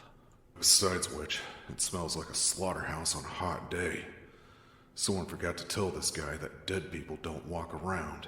He could see the same sickened confusion on Jill's face, same questions in her eyes, but for now, there weren't any answers. They had to find Chris and regroup. Together, they moved back down the corridor and checked all 3 doors, rattling handles and pushing at the heavy wood frames. All were securely locked. But Chris had to have gone through one of them. There's nowhere else he could have gone. It didn't make any sense, and short of breaking the doors down, there was nothing else they could do about it. We need to report this to Wesker, Jill said, and Barry nodded in agreement. If they had stumbled into the hiding place of the killers, they were going to need a plan of attack. They ran back through the dining room, the stale air a relief after the corridor's reek of blood and decay. They reached the door back to the main hall and hurried through. Barry wondered what the captain would make of all this. It was downright. Barry stopped short, searching the elegant, empty hall and feeling like the butt of some practical joke that simply wasn't funny. Wesker was gone. Chapter 6. Wesker! Captain Wesker! Barry shouted, his deep voice echoing in the chilly room. He jogged toward the arches at the back of the hall, calling to Jill over his shoulder as he ran. Jill! Help me look for him, but don't leave this room! Jill walked to the stairs, feeling almost dizzy. First Chris, and now the captain. They hadn't been gone 5 minutes, and he said he was going to stay put. Why would he have left? She looked around for signs of a struggle, a spent cartridge, a spot of blood. There was nothing to indicate what might have happened. Barry appeared on the other side of the giant staircase, shaking his head and walking slowly to join her. Jill bit her lower lip, frowning. Do you think Wesker ran into one of those things? She asked. Barry sighed. Well, I don't think the RPD showed and snuck him out. Though if he did run into trouble, we would have heard the shots. Not necessarily. He could have been ambushed, dragged away. They stood silently for a moment, thinking. Jill was still a bit shaken from the face-to-face with the walking corpse, but thought she accepted the facts pretty well. The woods bordering Raccoon City had become infested with zombies. After a lifetime of reading trashy novels about serial killers, is a cannibal zombie really that hard to swallow? Somehow it wasn't, and neither were the murderous dogs or the secretly kept estate. There was no question that it all existed. The question was, why? Did the mansion have anything to do with the murders? Or did the zombies simply overrun it like they overran the forest? And was that creature the last thing Becky and Pris saw? She rejected that thought almost violently. Thinking about the girls right now would be a mistake. So what's the plan? Do we go looking, or do we wait? Jill said finally. We go looking. Ken made it here, so that means the rest of the Bravos could be somewhere in the house. It'd be easy enough to get lost. Chris. He half smiled, though Jill could see the worry in his eyes. Chris and Wesker got sidetracked, but we'll find them. It'd take more than a couple of walking stiffs to cause either of them any grief. Reaching into a pocket in his vest, Barry pulled out something wrapped in a handkerchief and handed it to her. She felt the thin metal objects beneath the light fabric and recognized them instantly. It's the set you gave me to practice with last month. I figure you might have better luck with them, he said. Jill nodded as she tucked the lockpicks into her hip pouch. Barry had taken an interest in her former career, and she'd given him a few pieces from her old set, several picks and torsion bars. He was right. They could come in handy. The small bundle settled on top of something hard and smooth. Trent's computer! In all the excitement and insanity, she totally forgot about her strange encounter in the locker room. She opened her mouth to tell Barry, but then she shut it, remembering Trent's cryptic warning. I wouldn't mention this conversation to anyone. Screw that. She almost risked it anyway with Chris. And where's Chris now? Who's to say that Trent's dire consequences haven't already occurred? Jill realized what she was thinking and had to fight off the urge to laugh at herself. What happened with Trent probably wasn't even relevant to their predicament, and whether or not she could trust Barry, she knew she didn't trust Trent. Still, she decided not to say anything about it. Not at least until she had a chance to see what the computer had on it. I think we should split up, Barry continued. I know it's dangerous, but we need to cover a lot of ground. We find anybody, we meet back here. Use this room as a base. Rubbing at his beard, he fixed her with a serious gaze. You up for this, Jill? We could search together if you want. No, you're right. I'll take the West Wing. Unlike cops, stars seldom partnered. They were trained to watch their own backs in dangerous situations. Barry gave her a nod. All right.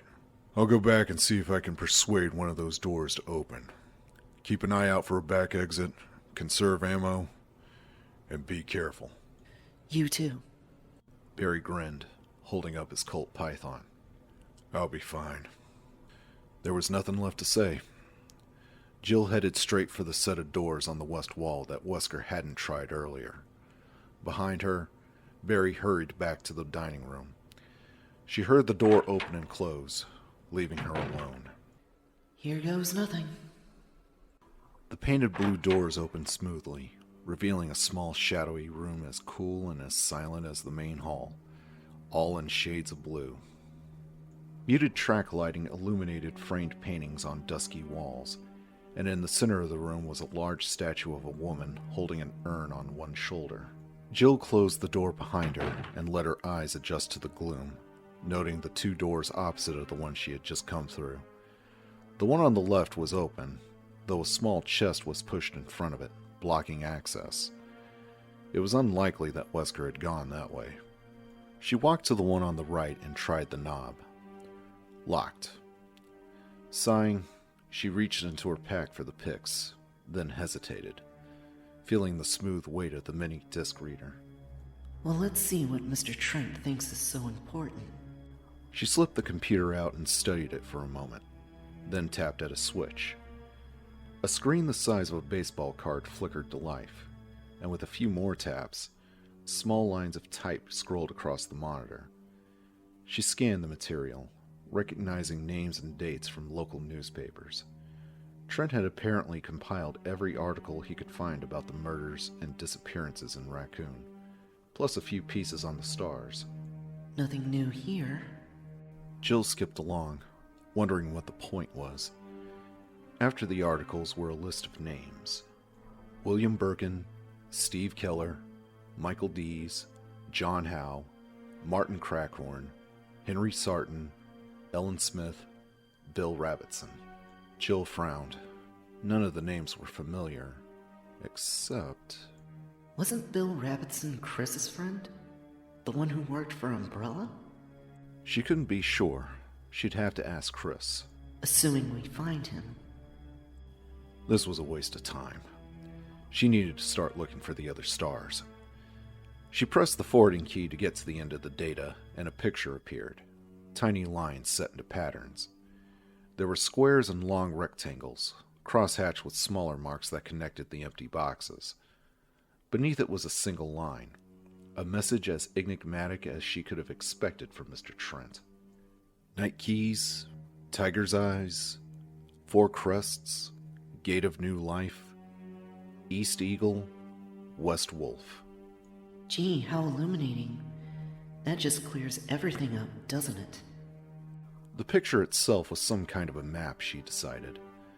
It looked like some kind of a floor plan. The biggest area was at the center, a slightly smaller one extending off to the left. Hang on. Wait a second. Jill suddenly felt her heart skip a beat. She stared down at the small screen, wondering how Trent had known. It was a map of the mansion's first floor. She tapped the forward button again and saw what could only be the second floor, the shapes corresponding to the first map. There was nothing after the second map, but it was more than enough.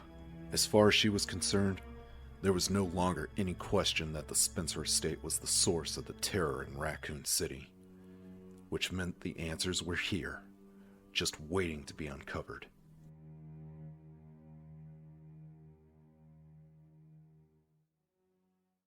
The zombie groaned as Chris fired point blank into its gut, twice. The shots were muffled by its rancid flesh, and it fell against him, expelling a rush of foul, stinking air across his face. Chris pushed it away, the back of his throat locking. His hands and the barrel of his weapon were dripping with sticky fluids. The creature collapsed to the floor, its limbs spasming. Chris backed away, wiping the Beretta against his vest as he took deep breaths, trying desperately not to vomit. The zombie out in the hall had been a desiccated mess, shriveled and dry. This one was fresh, if that was the right word for it. Festering, necrotic, and wet. He swallowed hard, and the urge to throw up slowly passed. He didn't have a particularly weak stomach. But that smell, good God! Keep it together, man. There could be more of them. The hall he entered into was all dark wood and dim light. For the moment, there was no sound except the pulse of blood in his ears. He looked down at the body, wondering exactly what it was, what it had been. He had felt its hot, fetid breath against his face. It wasn't a reanimated corpse, no matter what it looked like. He decided it didn't matter. For all intents and purposes, it was a zombie. It tried to bite him, and creatures like it had already chowed down on some of Raccoon's population. He needed to find his way back to the others, and they needed to get out and get some help. They didn't have the firepower to handle this situation alone. He ejected the empty clip from the gummy weapon and quickly reloaded, his chest tightening with stress. 15 rounds left. He had a Bowie knife, but the thought of going up against a zombie with just a knife was not very appealing. There was a plain-looking door to his left. Chris pulled at the knob, but it was locked. He squinted down at the key plate and wasn't all that surprised to see an etching of what looked like armor. Sword, armor. There's a theme developing here. He moved down the wide hall, listening for any sound and taking frequent deep breaths through his nose. The goo on his vest and hands made it hard to tell if there were any more of them around. The smell was all over him, but it could be his only chance to avoid another close encounter. The hall turned to the left, and he took the corner fast, sweeping the Beretta across the wide wooden expanse. There was a support pillar partially blocking his view, but he could see the back of a man just past it, the slumped shoulders and the stained clothes of one of the creatures. Chris quickly edged to the right, trying to get a clear shot. The zombie was maybe 40 feet away, and he didn't want to waste his last rounds. At the sound of his boots against the hardwood floor, it turned, shuffling slowly. So slowly, in fact, that Chris hesitated, watching the way it moved. This one seemed to have been dipped in a thin layer of slime, dull light reflecting off its glistening skin as it stumbled almost blindly towards Chris. It slowly raised its arms, its pale, hairless skull wobbling on its emaciated neck. Silently, it shuffled forward. Chris took a sliding step back towards his left, and the zombie changed direction, veering towards him eagerly, closing the distance between them in a slow walk. Okay, just like in the movies. Dangerous, but dumb, and easy to outrun. He had to save ammo in case he got cornered. There were stairs at the end of the hall, and Chris took a deep breath, readying himself. He stepped back, giving himself enough room to maneuver, and heard a gasping moan behind him, a fresh wave of rancid stink assaulting his senses. He spun, the realization hitting him even before he saw it. The festering zombie was only a few feet away, reaching out for him as bits of its putrid gut spilled out across its shattered abdomen. He hadn't killed it, hadn't waited long enough to make sure, and his stupidity was about to cost him. "Oh, shit!" Chris sprinted away and down the corridor, dodging both the zombies and cursing himself. He passed the thick support beam, almost to the stairs, and stopped cold, seeing what was waiting at the top. He caught only a glimpse of the ragged creature standing at the head of the stairs and spun away, raising his weapon to face the attackers that shambled towards him hungrily. From the shadows beneath the steps came a heavily gurgling sigh and the scuffling of wood. Another one! He was trapped. There was no way he could kill them all. Door! It faced the side of the stairs, the dark wood blending so well with the shadows that he almost hadn't seen it. Chris ran for it, grabbed the handle, and prayed that it would open, as around him, the creatures closed in. If it was locked, he was dead.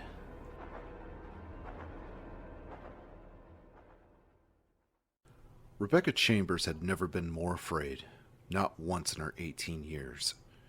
For what seemed like an eternity, she listened to the soft scrape of rotting flesh brushing against the door as she desperately tried to think of a plan, her dread building with each passing minute.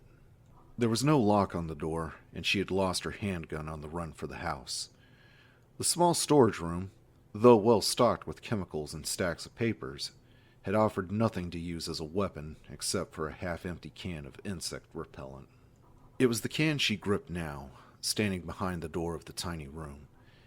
If or when the monsters finally figured out how to use a doorknob, she planned on spraying it in their eyes and then making a run for it. Maybe they'll be laughing so hard I'll have a chance to slip past. Bug spray. Great weapon. She heard what could have been shots somewhere close by, but they weren't repeated. Her hope that it was one of her team faded as the seconds ticked past, and she was starting to give serious consideration to the concept that she was the only one left when the door suddenly burst open and a gasping figure hurried inside. Rebecca didn't hesitate. She leapt forward and pressed the button, releasing a cloud of chemical mist into its face, tensing herself to run past it. "Ah, Jesus!" It yelled and fell back against the door, slamming it shut. It covered its eyes, spluttering. It wasn't a monster. She just maced one of the alphas. Oh, no. Rebecca was already reaching into her field kit. Her immense relief at seeing another one of the stars was battling with monumental embarrassment. She fumbled out a clean cloth and a tiny squeeze bottle of water, stepping towards him. Keep your eyes closed, but don't rub at them. The alpha dropped his hands, revealing his red face, and Rebecca finally recognized him. It was Chris Redfield, only the most attractive guy in the stars, not to mention her superior. The medic felt herself blush and was suddenly glad that he couldn't see her. Smooth move, Rebecca. Way to make a great impression on your first operation. Lose your gun, get lost, and blind a teammate. She led him over to the small cot in the corner of the room and sat him down, letting her training take over. All right, lean your head back. This is gonna sting a little, but it's just water, okay? She dabbed at his eyes with the damp cloth, relieved that she hadn't sprayed him with anything worse. "Ugh, what was that stuff?" he said, blinking rapidly. Tears and water streamed down his face, but there didn't seem to be any damage. Bug spray? The label's been ripped off, but the active ingredient is permethrin. It's an irritant, but the effect shouldn't last long. I lost my gun, and when you came in, I thought you were one of those things. Though if they haven't figured out how to use a doorknob by now, they probably won't. She realized she was babbling and shut up, finishing the crude irrigation and stepping back. Chris wiped at his face and peered up at her with bloodshot eyes. Rebecca Chambers, right? She nodded miserably. Yeah. Look, I'm really sorry. Yeah, don't worry about it. Not a bad weapon, actually, he said and smiled. He stood up and looked around the small room, frowning. There wasn't really much to see. An open trunk full of papers, a shelf lined with bottles of mostly unlabeled chemicals, a cot, and a desk. Rebecca had been through it all in her search for something to use against the creatures. What about the rest of your team? He asked. Rebecca shook her head. I don't know. Something went wrong with the helicopter and we had to sit down. We were attacked by animals, some kind of dogs, and Enrico told us to run for cover. She shrugged, suddenly feeling like she was about 12 years old. I got turned around in the woods and ended up at the front door of this place. I think one of the others broke it down. It was open. She trailed off, looking away from his intense gaze. The rest was probably obvious. She had no weapon, she got lost, she ended up here. All in all, a pretty poor showing. Hey, he said softly. There's nothing else you could have done. Marini told you to run. You ran. You followed orders. Those creatures out there, the zombies, they're all over the place. I got lost too, and the rest of the alphas could be anywhere. Trust me. The fact that you made it this far. Outside, one of the monsters let out a low, plaintive wail, and Chris stopped talking, his expression grim. Rebecca shuddered. So, what do we do now? We look for the others and try and find a way out, he sighed, looking down at his weapon. Except, you don't have a gun, and I'm almost out of ammo. Rebecca brightened and reached into her hip pack. She pulled out 2 full magazines and handed them over, pleased that she had something to offer him. Oh, and I found this on the desk, she said and produced a brass key with a sword on it. She didn't know what it unlocked, but thought it might be useful. Chris stared at it thoughtfully and then slipped it into a pocket. He walked to the open trunk and looked down at the stacks of papers. He rifled through them, frowning. Your background's in biochemistry, right? Have you sorted through these yet? Rebecca joined him and shook her head. Barely. Been a little busy watching the door. He handed her one of the papers and she scanned it quickly. It was a list of neurotransmitters and level indicators. Brain chemistry. But these numbers are all screwed up. The serotonin's too low, but look here. The dopamine is off the chart. We're talking big-time schizo. She noticed the incredulous look on his face and smiled a little. Being an 18-year-old college grad, she got a lot of that. The Stars recruited her right after graduation, promising her a whole team of researchers and a lab of her own to study molecular biology, her true passion. Provided, of course, that she went through basic training and got some field experience. No one else had shown much interest in hiring a whiz kid. There was a soft thump at the door, and her smile faded. Oh, yeah. I'm getting plenty of first-hand experience, all right. Chris fished the sword key out of his pocket and looked at her seriously. I passed a door with the sword engraved over the keyhole. I'm going to go check it out and see if it leads back to the main hall. I want you to stay here and go through these files.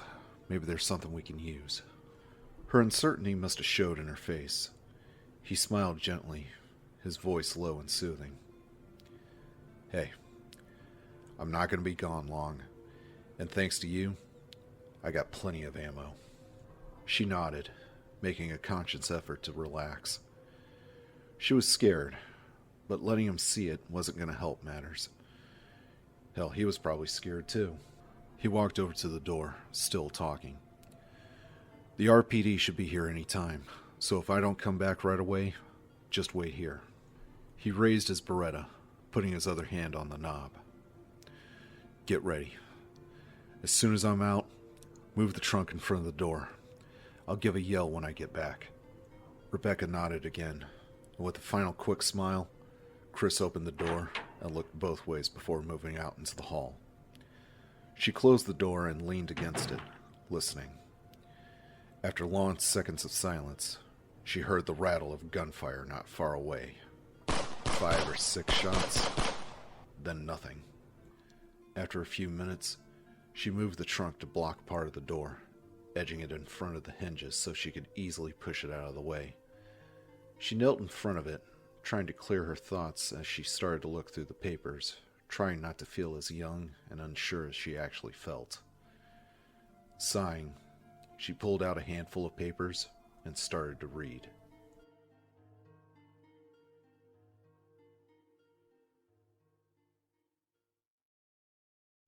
Chapter 7. The lock was a piece of cake. 3 flat tumblers in a single row. Jill could have opened it with a couple of paper clips. According to the map, the door would open into a long L-shaped hall. Sure enough. She took another long look at the pocket computer screen and then slipped it into her pack, thinking. It looked like there was a back way out, through several halls and past a series of rooms. She could look for Wesker and the others along the way, and maybe secure an escape route at the same time. She stepped into the narrow corridor, the fully loaded Beretta in hand. What she walked into was a study in weirdness. The hall itself wasn't all that spectacular. The carpet runner and the wallpaper done in basic tans and browns, and the wide window showing only the darkness outside. The display chests that lined the inner wall, on the other hand, there were 3 of them, each topped by a small lamp, and each prominently displaying a wide array of bleached human bones on open shelves, interspersed with small items of obscurity. Jill started down the hall, stopping briefly at each bizarre spectacle. Skulls, arm and leg bones, hands, and feet. There was at least 3 complete skeletons, and amidst the pale, pitted bones were feathers, clay beads, and gnarled strips of leather. Jill picked up one of the leather strips and then quickly put it back down, wiping her fingers on her pants. She couldn't be sure, but it felt like what she imagined tanned, cured human skin would feel like. Stiff and kind of greasy. The window behind her exploded inward suddenly, and a lithe, sinewy form lunged into the hall, growling and snapping. It was one of the mutant killing hounds, its eyes as red as its dripping hide. It charged her, its teeth as bright and as dangerous as the jagged glitter of glass still falling from the shattered frame. Back between 2 of the chests, Jill fired. The angle was wrong, the bullet splintering the wood at her feet as the dog jumped at her, growling deep in its throat. It hit her in the thighs, slamming her painfully against the wall, gnashing to get its jaws at her flesh. The smell of rotting meat washed over her as she fired again and again, barely aware that she was moaning in fear and disgust, a sound as guttural and primal as the furious dying shrieks that came from the canine abomination. The 5th bullet that fired directly into its barreled chest knocked it away. With a final, almost puppyish yelp, it crumbled to the floor, blood gushing into the tanned carpet. Jill kept her weapon trained on the still creature, gulping air in huge, shuddery breaths. Its limbs twitched suddenly, its massive claws beating a brief tattoo across the wet red floor before it lay still again. Jill relaxed, recognizing the movement as a death spasm, the body releasing life. She'd have bruises, but the dog was dead. She brushed her bangs out of her eyes and crouched down next to the creature, taking in the strange exposed muscles and huge jaws. It had been too dark and hectic on the run to the house to get a good look at the things that had killed Joseph. But in the bright light of the corridor, her initial impression hadn't changed. It looked like a skinned dog. She stood up and backed away, warily eyeing the row of windows in the hall. Obviously, they offered no protection from the hazards outside. The corridor took a sharp left, and she hurried on, past more of the macabre displays that decorated the inner wall. The door at the end of the long hall was unlocked. It opened into another hall, not as well lit as the first, but at least not as creepy either. The muted gray-green wallpaper sported paintings of generic scenery and gentle landscapes. Not a bone or a fetish in sight. The first door on the right was locked, a carving of armor on the key plate. Jill remembered the list on the computer, something about night keys, but she decided not to bother with it for the moment. According to Trent's map, there was a room on the other side that didn't lead anywhere. Besides, if Wesker had come this way, she didn't imagine that he was locking doors behind him. Right. Just like it was unlikely that Chris would disappear. Don't assume anything about this place. The next door she tried opened into a small bathroom with an antique feel, complete with a ceiling fan and an old-fashioned 4-footed tub. There was no sign of recent use. She stood for a moment in the stale, tiny room, breathing deeply and feeling the aftermath of the adrenaline rush she just had in the corridor with the dog. Growing up, she learned how to enjoy the thrill of danger, of sneaking in and out of strange places with only a handful of tools and her own wits to keep her safe. Since joining the Stars, that youthful excitement had faded away, lost to the realities of backup and handguns. But here it was again, unexpected and not entirely unwelcome. She wasn't about to lie to herself about the simple joy that often followed facing death and walking away.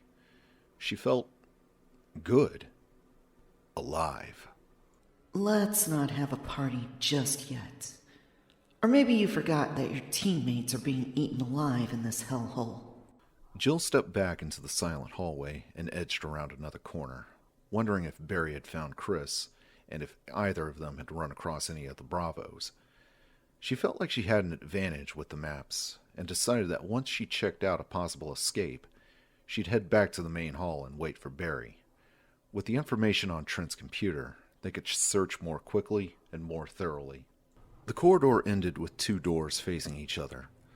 The double doors on the right was the one she wanted. She tried the handle and was rewarded with the soft snick of the bolt retracting. She stepped into a dark hall and saw one of the zombies, a hulking pale shadow standing next to a door, maybe 10 feet away. As she raised her weapon, the creature started towards her, emitting soft hunger sounds from its decaying lips. One of its arms hung limply at its side, and although Jill could see jagged bone protruding from the shoulder, it still clenched and unclenched its rotting fist eagerly as it reached out towards her with its other arm. The head. Aim for the head. The shots were incredibly loud in the chilly gloom, the first blowing off its left ear, the second and third punching holes into its skull just above its pallid brow. Dark fluid streamed down from the peeling face, and it fell to its knees, its flat, lifeless eyes rolling back into its head. There was shuffling movement in the shadows at the back of the hall to the right, exactly where she meant to go. Jill trained the gun on the darkness and waited for it to move closer, her entire body wired with tension. How many of these things are there?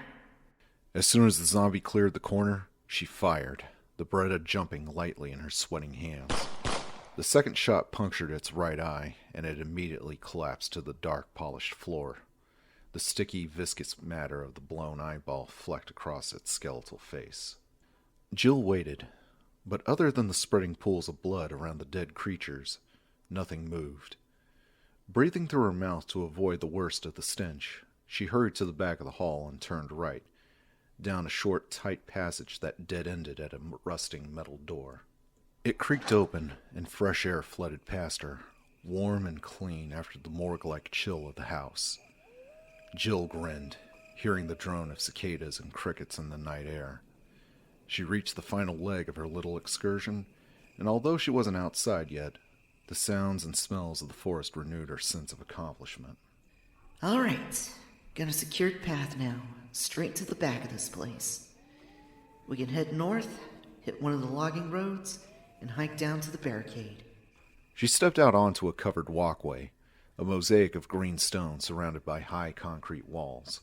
There were small intermittent openings near the ceiling of the pathway, accounting for the faint pine-scented breeze. Ivy trickled down from the arched openings like a reminder of the outside world. She hurried down the dim passage, remembering from the map that there was a single room at the end and to the right, more than likely a storage shed. She turned the corner and stopped at another heavy-looking metal door, her smile fading as she reflexively reached for the handle. The keyhole was plugged. She crouched down and poked at the tiny hole, but to no avail. Someone had stopped it up with epoxy. To the left of the door was some kind of diagram set into the concrete, made out of dull copper. There were 4 hexagonal depressions in the flat metal plate, each fist-size hole connected to the next by a thin line. Jill squinted at the legend etched beneath, wishing she had a flashlight, and she struggled to make out the words. She brushed a thin layer of dust off the indented letters and tried again. When the sun sets in the west and the moon rises in the east, stars will begin to appear in the sky, and wind will blow towards the ground. Then the gate of new life will open. She blinked. 4 holes. Translist. 4 crests.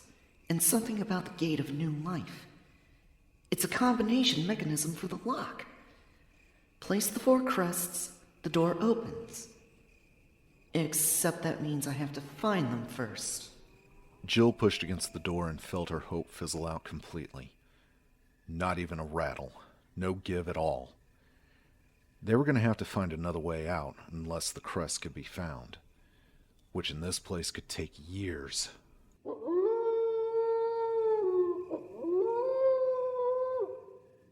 A lone howl rose in the distance and was joined by the echoing cries of the dogs near the mansion, the strange yodeling sounds piercing the gentle quiet of the forest.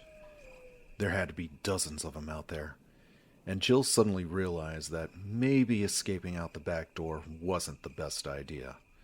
She had limited ammunition for her handgun, and there was no doubt in her mind that there were more ghoulish creatures wandering the halls, shuffling about in hungry, mindless silence as they searched for their next grisly meal. She sighed heavily and started back to the house, already dreading the cold stench of death and trying to prepare herself for the dangers that seemed to lurk around every corner. The stars were trapped.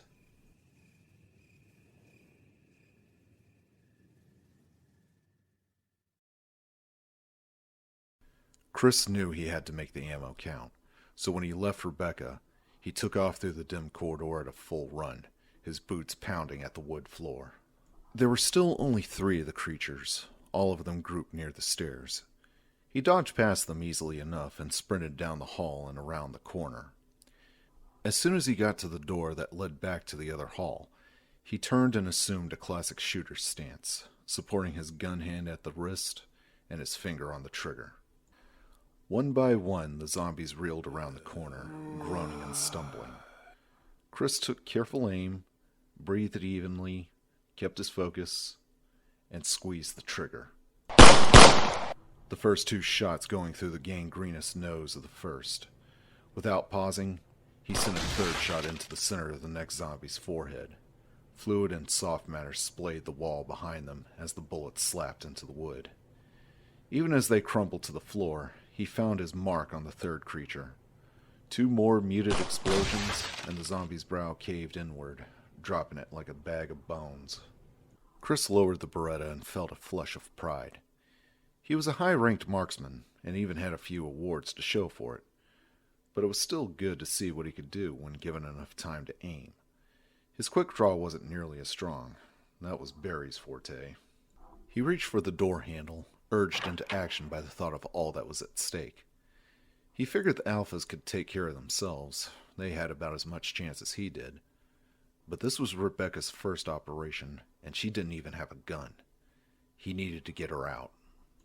He stepped back into the soft light of the hall with the green wallpaper, quickly checking both directions.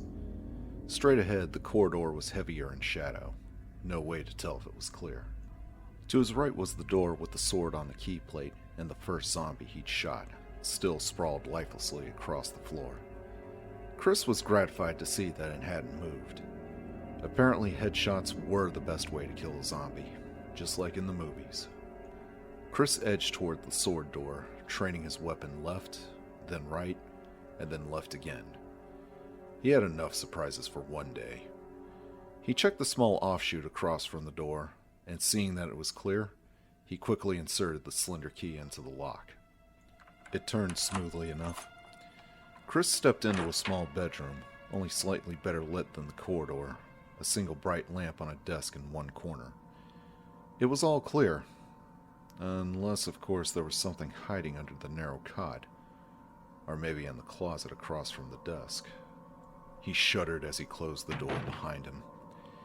It was every kid's first set of fears, and Chris had been no exception.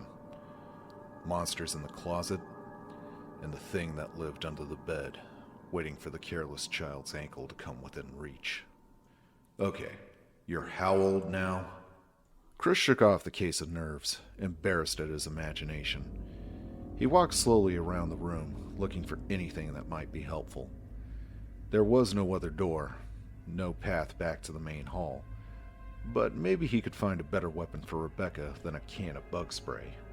Besides an oak table and bookshelf, there was the small unmade bed and a study desk in the room, nothing more. He quickly rifled through the books, then moved around the foot of the bed to the desk. There was a slim volume next to the desk lamp, the fabric cover untitled, a journal. And although the desktop was covered in dust, the diary had been moved recently. Intrigued, Chris picked it up and flipped to the last few pages. Maybe there was a clue as to what the hell was going on. He sat on the edge of the cot and started to read. May 9th, 1998. Played poker tonight with Scott and Elias from security and Steve from research. Steve was the big winner, but I think he was cheating. Scumbag. Chris smiled a little at that.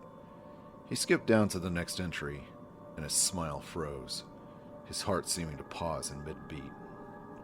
May 10th, 1998. One of the higher-ups assigned me to take care of a new experiment. It kind of looked like a skinned gorilla. Feeding instructions were to give it live animals. When I threw in a pig, the creature seemed to play with it, tearing off the pig's legs and pulling out the guts before it actually started eating. Experiment? Could the writer be talking about the zombies? Chris read on, excited by the find. The diary obviously belonged to somebody who worked here. Had to be. Meaning that the cover-up was even bigger than he suspected. May 11th, 1998. Around 5 a.m. this morning, Scott woke me up. Scared the shit out of me, too. He was wearing a protective garment that looked like a spacesuit. He handed me another one and told me to put it on. Said there'd been an accident in the basement lab. I just knew something like this would happen. Those assholes in research never rest, even at night. May 12th, 1998. I've been wearing this damn spacesuit since yesterday. My skin's getting grimy and feels itchy all over. The goddamn dogs have been looking at me funny too, so I decided not to feed them today. Screw them. May 13th, 1998. Went to the infirmary because my back is all swollen and feels itchy. They put a big bandage on it and told me I didn't need to wear the suit anymore. All I want to do is sleep. May 14th, 1998. I found another blister on my foot this morning. I ended up dragging my foot all the way to the dog's pen. They were quiet all day, which was odd. But then I realized that some of them had escaped. If anybody finds out about this, I'll have my head handed to me. May 15th, 1998. My first day off in a long time, and I feel like shit. Decided to go visit Nancy anyway, but when I tried to leave the estate, I was stopped by the guards. They said the company's ordered that no one leave the grounds. I can't even make a phone call. All the phones have been ripped out. What the hell kind of bullshit is this? May 16th, 1998. Rumors going around that a researcher who tried to escape the estate last night was shot. My entire body feels hot and itchy, and I'm sweating all the time now. I scratched at the swelling on my arm, and a piece of rotting flesh just dropped off. Wasn't until I realized the smell was making me hungry that I got violently sick. The writing had become shaky. Chris turned the page and could barely read the last few lines, the words scrawled haphazardly across the paper. May 19th. Fever gone but itchy. Hungry and eat doggy food. Itchy, itchy.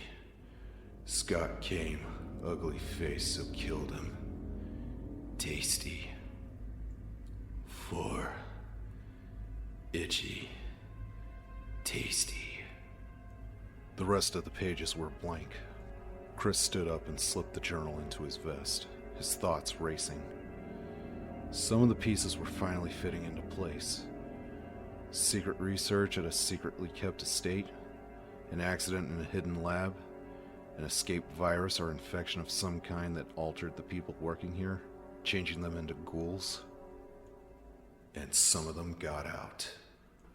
The murders and attacks on Raccoon started in late May, coinciding with the effects of the accident, so the chronology made sense. But exactly what kind of research was being done here, and how deeply involved was Umbrella? And how involved was Billy? He didn't want to think about that. But even as he tried to clear his mind of the thought, a new one occurred to him. What if it was still contagious? He hurried to the door, suddenly desperate to get back to Rebecca with the news.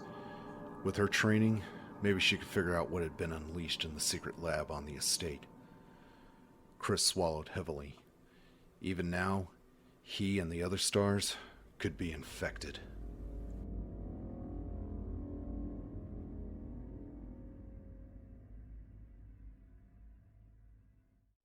Chapter 8.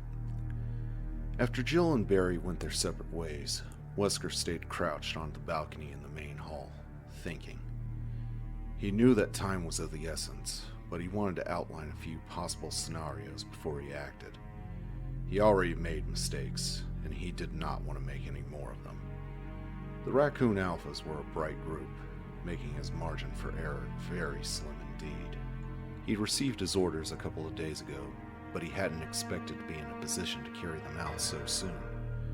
The Bravo's copter going down had been a fluke, as had Brad Vickers' sudden display of cowardice. Still, he should have been more prepared. Being caught with his pants down like this went against his grain. It was so unprofessional. He sighed, putting the thoughts aside. There'd be time for self-recrimination later. He hadn't expected to end up here, but here he was, and kicking himself for his lack of foresight wasn't going to change anything. Besides, there was far too much to do. He knew the grounds of the estate fairly well, and the labs like the back of his hand, but he'd only been inside the mansion a few times, and not at all since he'd been officially transferred to Raccoon City. The place was a maze, designed by a genius architect at the bidding of a madman. Spencer was Bats, no two ways about it, and he had the house built with all kinds of tricky little mechanisms. A lot of that silly spy crap that had been so popular back in the late 60s. Spy crap that's going to make this job twice as hard as it needs to be. Hidden keys, secret tunnels. It's like I'm trapped in an espionage thriller, complete with mad scientists and a ticking clock. His original plan had been to lead both the Alpha and Bravo teams to the estate and clear the area before he proceeded to the lower labs and wrap things up. He had the master keys and codes, of course. They'd been sent along with his orders, and they would open most of the doors on the estate. The problem is that there was no key to the door that led to the garden. It had a puzzle lock, and it was currently the only way to get to the labs. Outside, of course, of walking through the woods. Which ain't happening. The dogs would be on me before I could take 2 steps. And if the 121s got out... Wesker shuddered, vividly remembering the incident with the rookie guard who had gotten too close to one of the cages about a year or so back. The kid had been dead before he could even open his mouth to call for help. Wesker had absolutely no intention of going back outside without an army to back him up. The last contact with the estate had been over 6 weeks ago, a hysterical call from Michael Dees to one of the suits in the White Office. The doctor had sealed the mansion, hiding the 4 pieces of the puzzle lock in a fruitless effort to keep any more of the virus carriers from reaching the house. By that point, they were all infected and suffering from some kind of paranoid mania, one of the virus's more charming side effects. God only knew what kinds of tricks and traps that the researchers down in the labs had screwed with as they slowly lost their minds. Dee's had been no exception, although he did manage to hold out longer than most of the others. Something to do with individual metabolism, or so Wesker had been told. The company had already decided to call for a complete wipe, although the babbling scientist had been assured that help was on the way. Wesker enjoyed a good laugh over that one. There was no way the White Boys would risk further infection.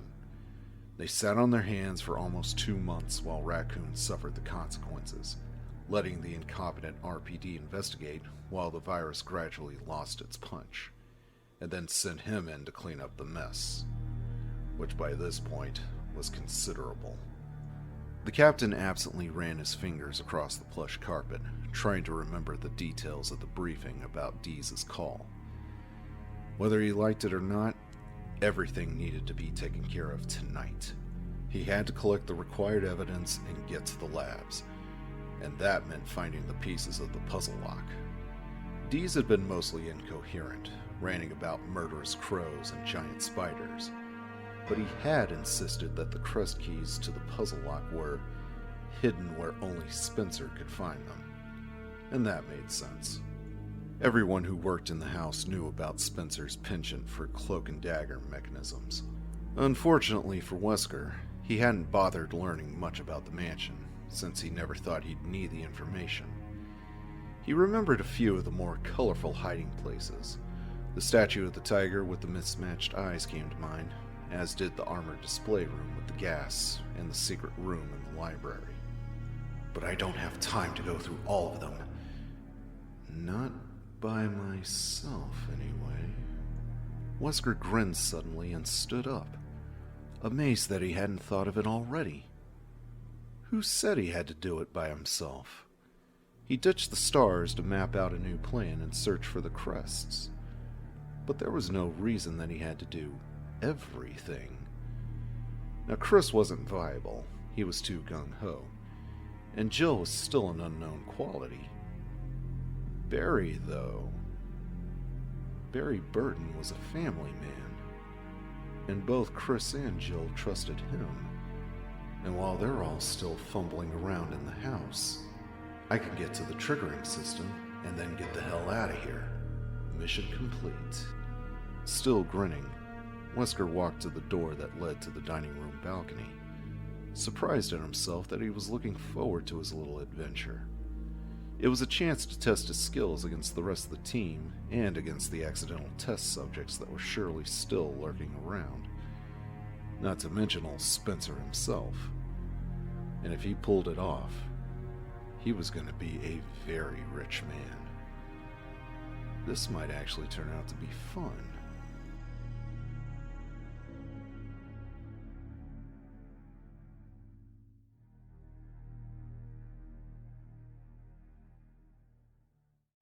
Chapter 8. Jill whipped her Beretta towards the sound, the mournful shriek echoing all around as the door slipped closed behind her. And then she saw the source of the noise and relaxed, smiling nervously. What the hell are they doing in here? She was still in the back part of the house and decided to check out a few of the other rooms before heading back to the main hall. The first door she tried had been locked, a carving of a helmet on the key plate. Her picks had been useless, the lock a type she'd never encountered before, so she decided to try her luck on the door across the hall. It opened easily enough, and she'd gone in ready for anything. Although about the last thing she expected to see was a flock of crows perched along the support bar for the track lighting that ran the length of the room. Another of the large black birds let out a morose shriek, and Jill shivered at the sound. There had to be at least a dozen of them, ruffling their shiny feathers and watching her with bright, beady eyes as she quickly surveyed the room for threats. Aside from the crows, it was clear. The U-shaped chamber she entered was as cold as the rest of the house. maybe even colder, and empty of furniture. It was a viewing hall, nothing but portraits and paintings lining the inner wall. Black feathers lay scattered across the worn wooden floor amidst dried mounds of bird droppings, and Jill wondered again how the crows had gotten inside, and how long they had been there. There was definitely something strange about their appearance. They seemed much larger than normal crows, and they studied her with an intensity that seemed almost unnatural. Jill shivered again, turning back towards the door. There obviously wasn't anything important in this room, and the birds were giving her the creeps. Time to move on. She glanced at a few of the paintings on her way out, and noticed that there were switches beneath the heavy frames. She assumed they were for the track lighting, though she couldn't imagine why anybody had bothered setting up such an elaborate gallery for such mediocre art. They were mostly portraits, a baby, a young man. They weren't necessarily awful, but they weren't exactly inspired either. Jill stopped and frowned as she touched the cold metal handle of the door. There was a small inset control panel set at eye level to the right of the door, labeled Spots.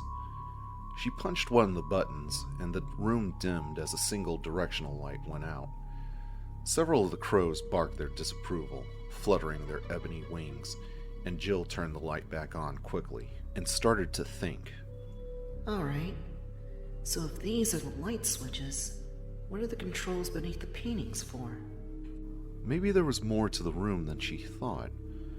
She walked over to the first picture across from the door, a large painting of flying angels in clouds shot with sunbeams. The title was From Cradle to Grave. There wasn't a switch below it, so Jill moved to the next one. It was a portrait of a middle-aged man standing next to an elaborate fireplace, his lined features sagging with exhaustion. From the cut of his suit and his slick-back hair, it looked to have been painted in the late 1940s or the early 50s. There was a simple on-off switch underneath, and unlabeled. Jill flicked it from left to right and heard an electrical snap. And behind her, the crows exploded into screaming motion, rising as one from their brooding perches. All she could hear was the beat of their dark wings and the sudden manic ferocity of their cries as they swarmed towards her. And Jill ran, her heart pounding in terror, and the door seemed a million miles away. The first of the crows reached her as she grabbed for the handle, its claws finding the soft skin at the back of her neck. There was a sharp stab of pain just behind her right ear, and Jill flailed at the rustling feathers that brushed her cheeks, moaning as the furious shrieks enveloped her. She slapped at the air behind her and was rewarded with a startled squawk of surprise. The bird let go of her, reeling away. Too many. Out, out, out! She jerked the door open and fell into the hallway, kicking the door closed even as she hit the floor. She lay there a moment, catching her breath and relishing the cool silence of the corridor in spite of the zombie stench. None of the crows had managed to get out. As her heartbeat returned to something approaching normal, she sat up and carefully touched the wound behind her ear. Her fingers came away wet, but it wasn't too bad. The blood was already starting to clot. She'd been lucky. When she thought of what could have happened if she tripped and fell. Why did they attack? What did the control switch do? She remembered the snap of electricity when she flipped it. The sound of a spark. The perch! Jill felt a sudden rush of grudging admiration for whoever had set up the simple trap. When she hit the switch, she must have sent a current through the metal bar the crows had been perched on. Now, she'd never heard of attack-trained crows before, but she could think of no other explanation. Which meant that someone had gone to an awful lot of trouble to keep whatever was in that room a secret. And to get the answer, she'd have to go back in. I could stand at the doorway and take them out one at a time. She wasn't too crazy about the idea. She didn't trust her aim, and it would certainly waste a lot of ammunition. Only fools accept the obvious and go no further. Use your brain, Jilly. Jill smiled a little. It was her father talking, reminding her of the training she had before the stars. One of her earliest memories was hiding in the bushes outside the rickety old house in Massachusetts that her father had rented for them, studying the dark, empty windows as he explained how to properly case a prospect. Dick had turned it into a game, teaching her over the next 10 years all the finer points of breaking and entering. Everything from how to remove panes of glass without damaging them, to walking on stairs so they didn't creak. And he also taught her, again and again, that every riddle has more than one answer. She closed her eyes and concentrated. Killing the birds was too obvious. Switches and portraits. A little boy, a toddler, a young man, a middle-aged man. From cradle to grave. Cradle to grave. Jill wanted to smack herself. Once the solution occurred to her, she was almost embarrassed by the simplicity of it. She stood up and dusted herself off, wondering how long it would take for the crows to return to their roost. Once they were settled, she shouldn't have any more problems uncovering the secret. She cracked the door open and listened to the whispering beat of wings, promising herself to be much more careful this time. Pushing the wrong button in this house could be deadly. "Rebecca, let me in. It's Chris." There was the sound of something heavy sliding against the wall, and the door to the storage room creaked open. Rebecca stepped away from the entrance as he hurried inside, already pulling the diary out of his vest. "I found this journal in one of the rooms. It looks like there was some kind of research going on here. I don't know what kind, but—" Virology. Rebecca interrupted, grinning as she held up a stack of papers. You were right about there being something useful in here. Chris took the papers from her and skimmed the first page. As far as he could tell, it was in a foreign language made out of numbers and letters. What is all this stuff? DH5A, MCR? You're looking at a strain chart. Rebecca said brightly. That one's a host for generating genomic libraries containing methylated cytosine, or adenine residues. It all depends.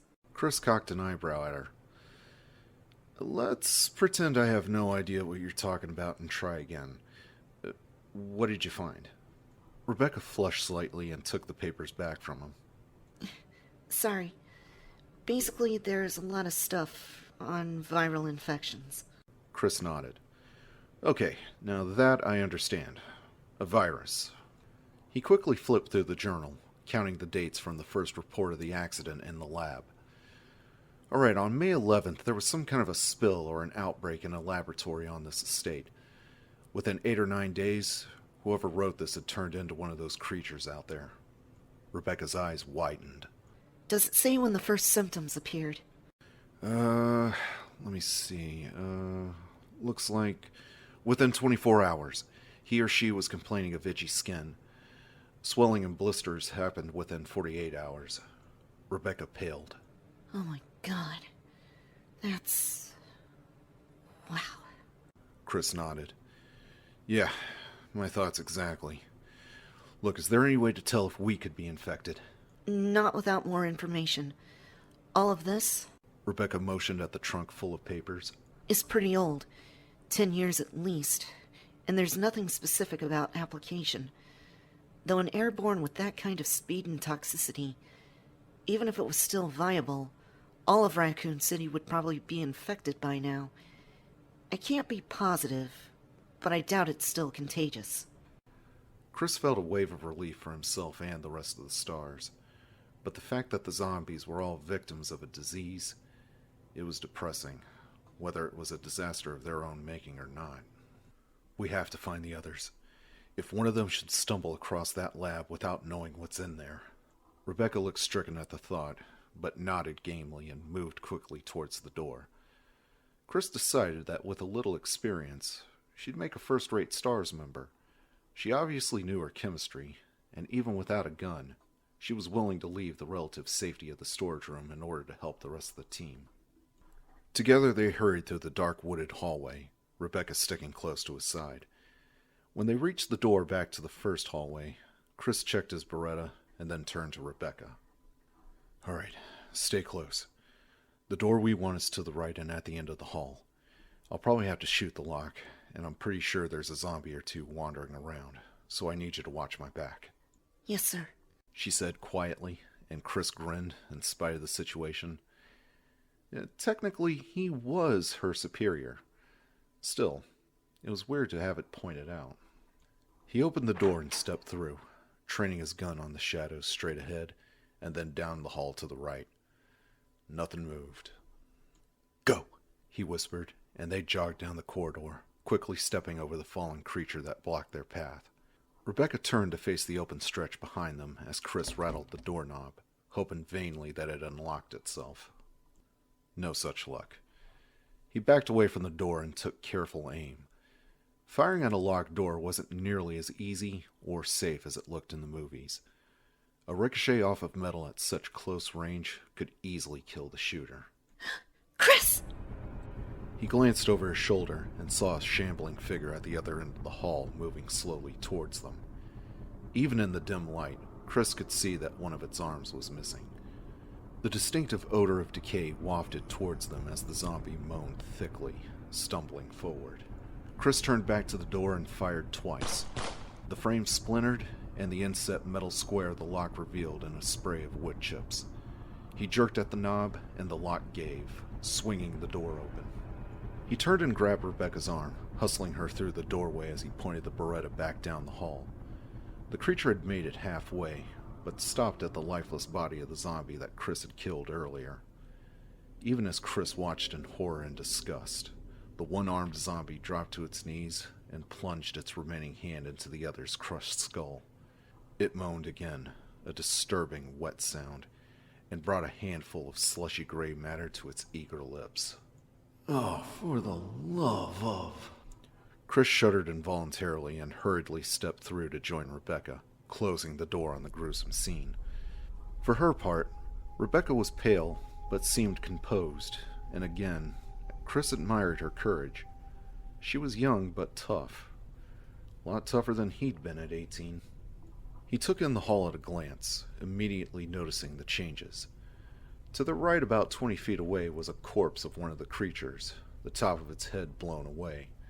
It lay face up, the deep sockets of its eyes filled with blood. To their left were two doors that Chris hadn't tried when he first came through to investigate. The one at the very end of the hall was standing open, revealing deep shadows. "At least one of the stars came this way, probably looking for me." "Follow me," he said softly, and moved towards the open door, holding the Beretta tightly. He wanted to get back to the main hall with Rebecca, but the fact that one of his team must have gone through the opening deserved a quick look.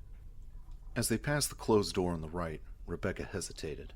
Look, there's a picture of a sword next to the lock.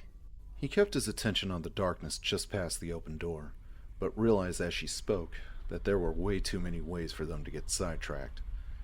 He didn't think the rest of the team was still in the lobby waiting for him, but his original orders had been to report back. He shouldn't be leading an unarmed rookie into unknown territory without at least checking. Chris sighed, lowering his weapon. "Let's get back to the main hall," he said. "We can come back and check it out later." Rebecca nodded, and together they walked back towards the dining room, Chris hoping against hope that someone would be there to meet them. Barry pointed his Colt towards the crawling ghoul and fired, the heavy round splattering the thing's mushy skull into liquid even as it reached for his boot. Tiny drops of wetness splashed his face as the zombie spasmed and died. Scowling, Barry wiped at his skin with the back of his hand. The tiny white tiles of the kitchen got it much worse, though. Rivulets of red coursing down the grouted tracks and pooling to the faded brown linoleum. All in all, it was pretty damn disgusting. Barry lowered the revolver, feeling the ache in his left shoulder. The door upstairs had been solidly locked, and he had the bruises to prove it. And staring down at the zombie hash in front of him, he realized he was going to have to go back upstairs and break another one down. If he hadn't been certain before, he was now. Chris hadn't come this way. If he did, the crawling creature would have already have been history. "So where the hell are you, Chris?" Of the three locked doors upstairs, Barry had picked the one at the end of the hall on pure instinct. He ended up in a dark, silent hall that led past an empty elevator shaft and down a narrow set of stairs. The bare white kitchen at the bottom seemed deserted, the counters thick with dust and corrosion stains on the walls. No sign of recent use, no sign of Chris, and the single door across from the sink had been locked. He was just about to leave when he noticed the trails of disturbed dust on the floor and followed them. Sighing heavily, Barry stepped over the stinking monster, a final check before he headed back upstairs for door number 2. There were some stacked crates and the same old-fashioned elevator shaft, also empty. He didn't bother with the call button since the one upstairs hadn't worked. Besides, judging from the rust on the metal grate, no one had used it in quite a while. He turned back the way he'd come, wondering how Jill was making out. The sooner they could get away, the better. Barry had never disliked any place as much as he did this mansion. It was cold, it was dangerous, and it smelled like a meat locker that had been unplugged for a week. He generally wasn't the type to frighten easily or let his imagination get out of hand, but he half expected to see some white-sheeted spook rattling chains every time he turned around. There was a distant echoing clatter behind him. Barry spun, a knot of dread in his gut as he pointed his weapon randomly at the empty air, his eyes wide and his mouth dry. There was another metallic clatter, followed by a low, thrumming hum of machinery.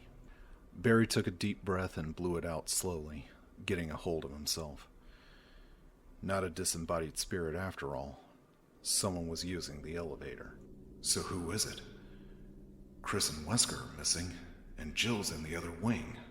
He stayed where he was, lowering the Colt slightly as he waited.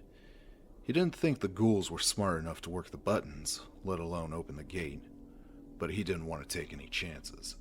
He was a good 20 feet from where the booth would open, assuming it stopped in the basement, and would have a clear shot at whoever stepped around the corner. A glimmer of hope sparked through his confusion. Maybe it was one of the Bravos, or someone who lived here and could tell him what the hell was going on. With a dull clang, the elevator stopped in the kitchen. There was a squeal of dry metal hinges and footsteps, and Captain Wesker stepped into view, his perpetual sunglasses propped up on his tanned brow. Barry lowered the revolver, grinning as cool relief swept over him. Wesker stopped in his tracks and grinned back at him. "Barry, just the man I was looking for," he said lightly. Good God, you gave me a scare. I heard the elevator start up and I thought I was going to have a heart attack. Barry trailed off, his grin faltering. "Captain, where'd you go? When we came back to the main hall, you were gone." Wesker's grin widened. Sorry about that. Had some business to attend to. You know, call of nature." Barry smiled again, but was surprised by the confession. We're trapped in hostile territory, and the man had to go off to take a leak? Wesker reached up and lowered his shades, breaking their eye contact, and Barry suddenly felt more than a little nervous. Wesker's grin, if anything, seemed to grow wider. It looked like every tooth was showing. "Barry, I need your help. Have you ever heard of White Umbrella?" Barry shook his head, feeling more uncomfortable by the second. White Umbrella is a sector of Umbrella Incorporated, a very important division. They specialize in biological research, I guess you could say. The Spencer estate houses their research facilities, and recently, an accident occurred. Wesker brushed off a section of the kitchen's center island and casually leaned against it, his tone almost conversational. This particular division of Umbrella has a few ties to the STARS organization, and not long ago I was asked to assist in their handling of this situation. It's a very delicate situation, mind you. Very hush-hush. White Umbrella doesn't want a whisper of their involvement getting out. Now, what I'm supposed to do is get to the laboratories on the grounds here and put an end to some rather incriminating evidence. Proof that White Umbrella is responsible for the accident that's caused so much trouble in Raccoon as of late. The problem is, I don't have the key to get to those labs. Keys, actually. And that's where you come in. I need you to help me find these keys. Barry stared at him for a moment, speechless, his mind churning. An accident? A secret lab doing biological research? And murdering dogs and zombies loose in the woods. He raised his revolver and pointed it at Wesker's smiling face, stunned and angry. Are you out of your mind? You think I'm just gonna help you destroy evidence? You crazy son of a bitch!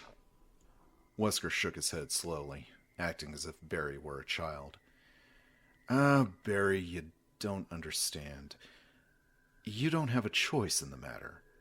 You see, a few of my friends from White Umbrella are currently stationed outside your house, watching your wife and daughters sleep. If you don't help me, your family's gonna die. Barry could actually feel the blood drain from his face. He cocked the hammer back on the Colt, feeling a sudden vicious hatred for the captain infusing every fiber of his being. Now, before you pull that trigger, I should mention that if I don't report back to my friends fairly soon, their orders are to go ahead and do the deed anyway. The words cut through the red haze that had flooded Barry's mind, turning his hands clammy with terror. Kathy, the babies. Bullshit, he whispered, and Wesker's grin finally disappeared, his expression slipping back into the unreadable mask he usually wore. I'm not, he said coldly. Try me. You can apologize to their headstones later. For a moment, neither of them moved, the silence a palpable thing in the chilled air. Then Barry slowly eased the hammer back down and lowered the weapon, his shoulders slumped. He wouldn't risk it. His family was everything to him. Wesker nodded and reached into one of his pockets, producing a ring of keys, his manner suddenly brisk and businesslike. There's 4 copper plates somewhere in this house, each one about the size of a teacup and has a picture engraved on one side. Sun, moon, stars, and wind. There's a back door on the other side of the mansion where the 4 of them belong. He unhooked a key from the ring and set it on the table, sliding it across to Barry. This should open all the doors on the other wing, or at least the important ones, 1st and 2nd floor. Find those pieces for me, Barry, and your wife and kids will be fine. Barry reached for the key with numb fingers, feeling weak and more afraid than he had ever been in his life. Chris and Jill will undoubtedly want to assist you in your search.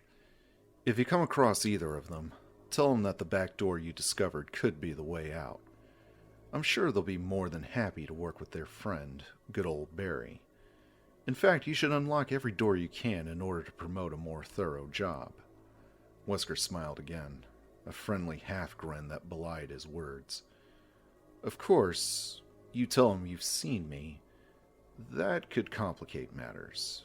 If I run into trouble, say, get shot in the back, well, enough said. For now, let's keep this conversation to ourselves, shall we? The key was etched with a little picture, a chest plate for a suit of armor. Barry slipped it into his pocket.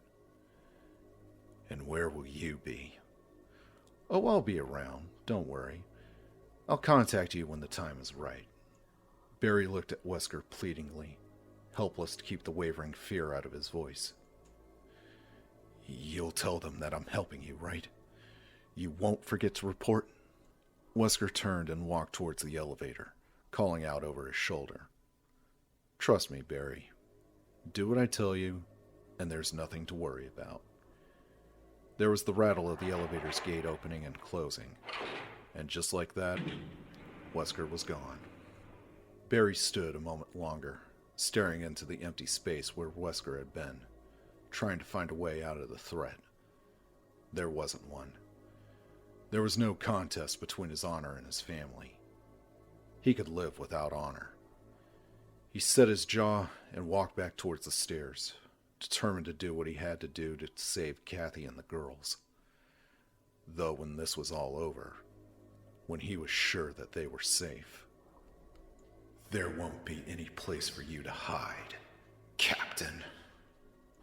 Barry clenched his giant fists, knuckles whitening, and promised himself that Wesker would pay for what he was doing. With interest.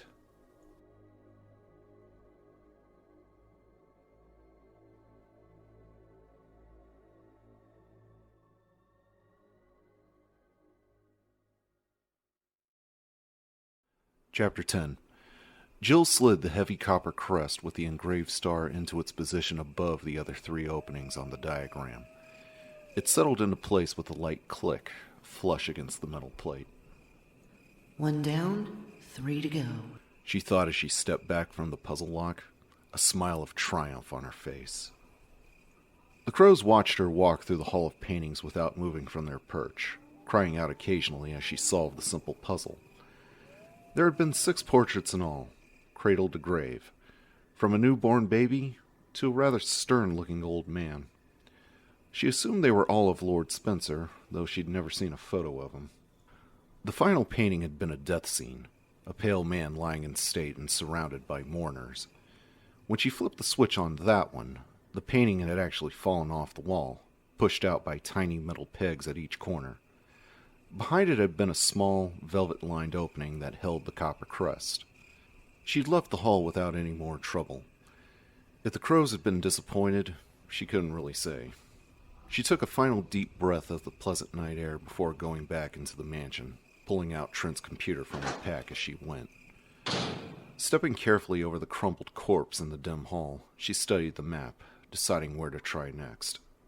It looked like she'd be going back the way she came. She went back through the double doors that connected the corridors into the winding, mild gray-green hall with the landscape paintings. According to the map, the single door just across from her led to a small, square-shaped room, which then opened into a larger one. Tensing, she grabbed the knob and pushed it open, crouching and pointing her Beretta at the same time. The small room was indeed square-shaped and totally empty. Straightening herself out, Jill stepped into the chamber, briefly appraising its simple elegance as she walked towards the door on her right.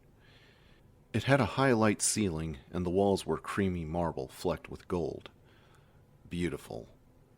And expensive, to say the least.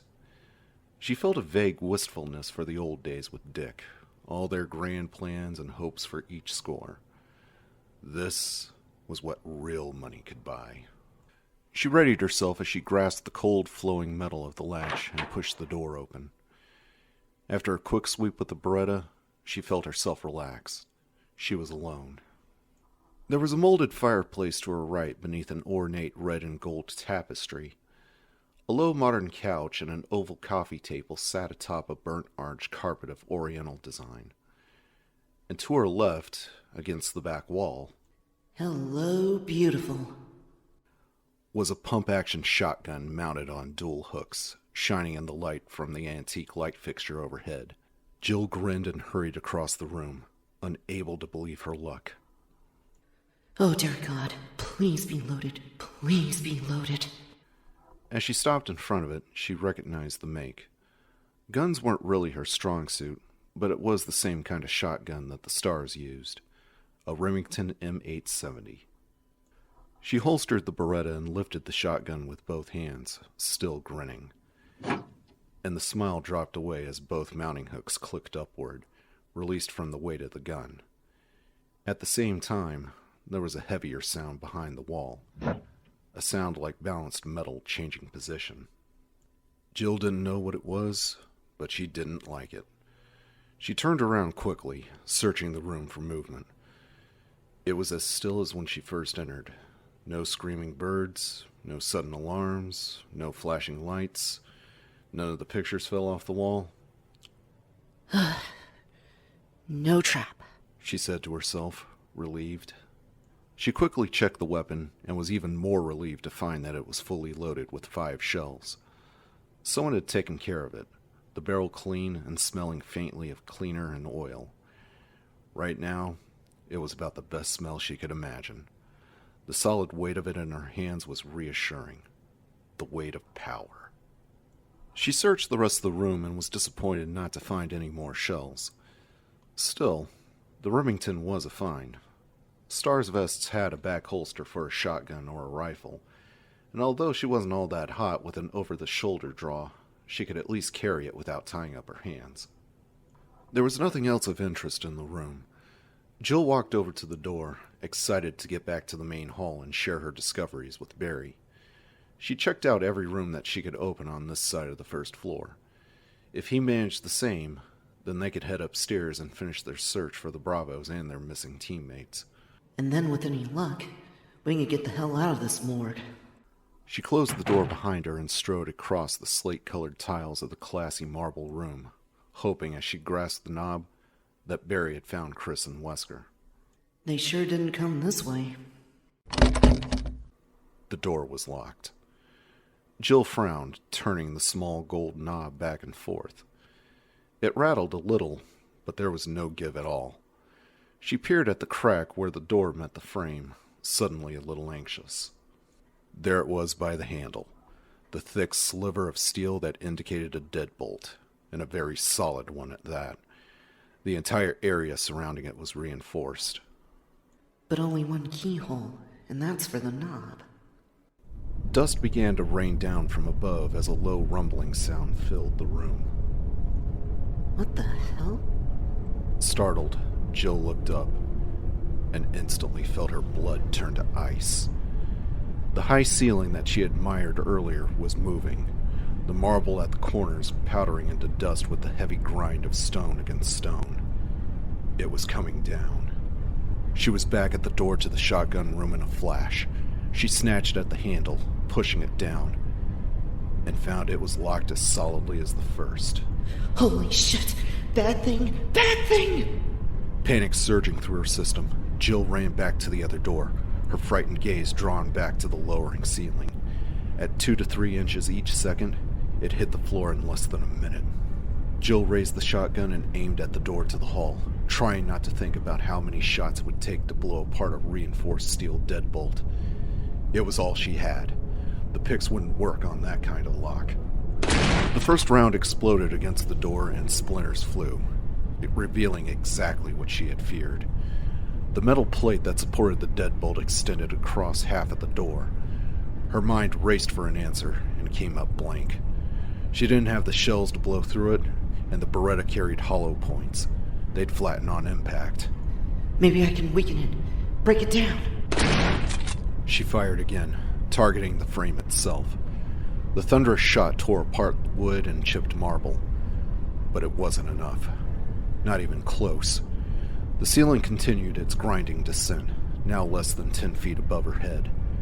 She was going to be crushed to death. Oh God, don't let me die like this. Jill? Is that you? A muffled voice called from the corridor, and she felt a sudden, desperate hope course through her at the sound. Barry! Barry! Break the door down! Now!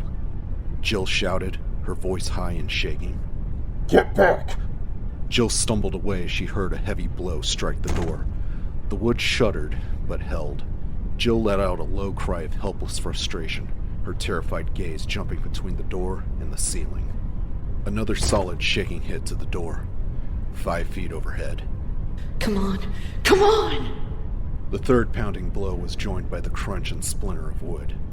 The door flew open, Barry framed in the entryway, his face red and sweating, and his hand reaching out for hers. Jill lunged forward as he grabbed her wrist, literally pulling her off her feet and into the corridor. They crashed to the floor as behind them, the door was crushed off its hinges. Wood and metal squealed as the ceiling continued smoothly down, the door snapping in a series of harsh cracks. With a final resonating boom of impact, the ceiling met the floor. It was over. The house once again as silent as a tomb. Jill stared at the doorway as she and Barry staggered to their feet. The entire frame was filled with a solid block of stone that had been the ceiling. At least a couple of tons of rock. "You all right?" Barry asked. Jill didn't answer for a moment. She looked down at the shotgun she still held in her trembling hands, remembering how confident she had been that there had been no trap. And for the first time, she wondered how they were ever going to get out of this hellish place. They stood in the empty front hall, Chris pacing the carpet in front of the stairs, while Rebecca stood nervously by the banister. The massive lobby was as cold and ominous as when Chris had first seen it, the mute walls giving away none of their secrets.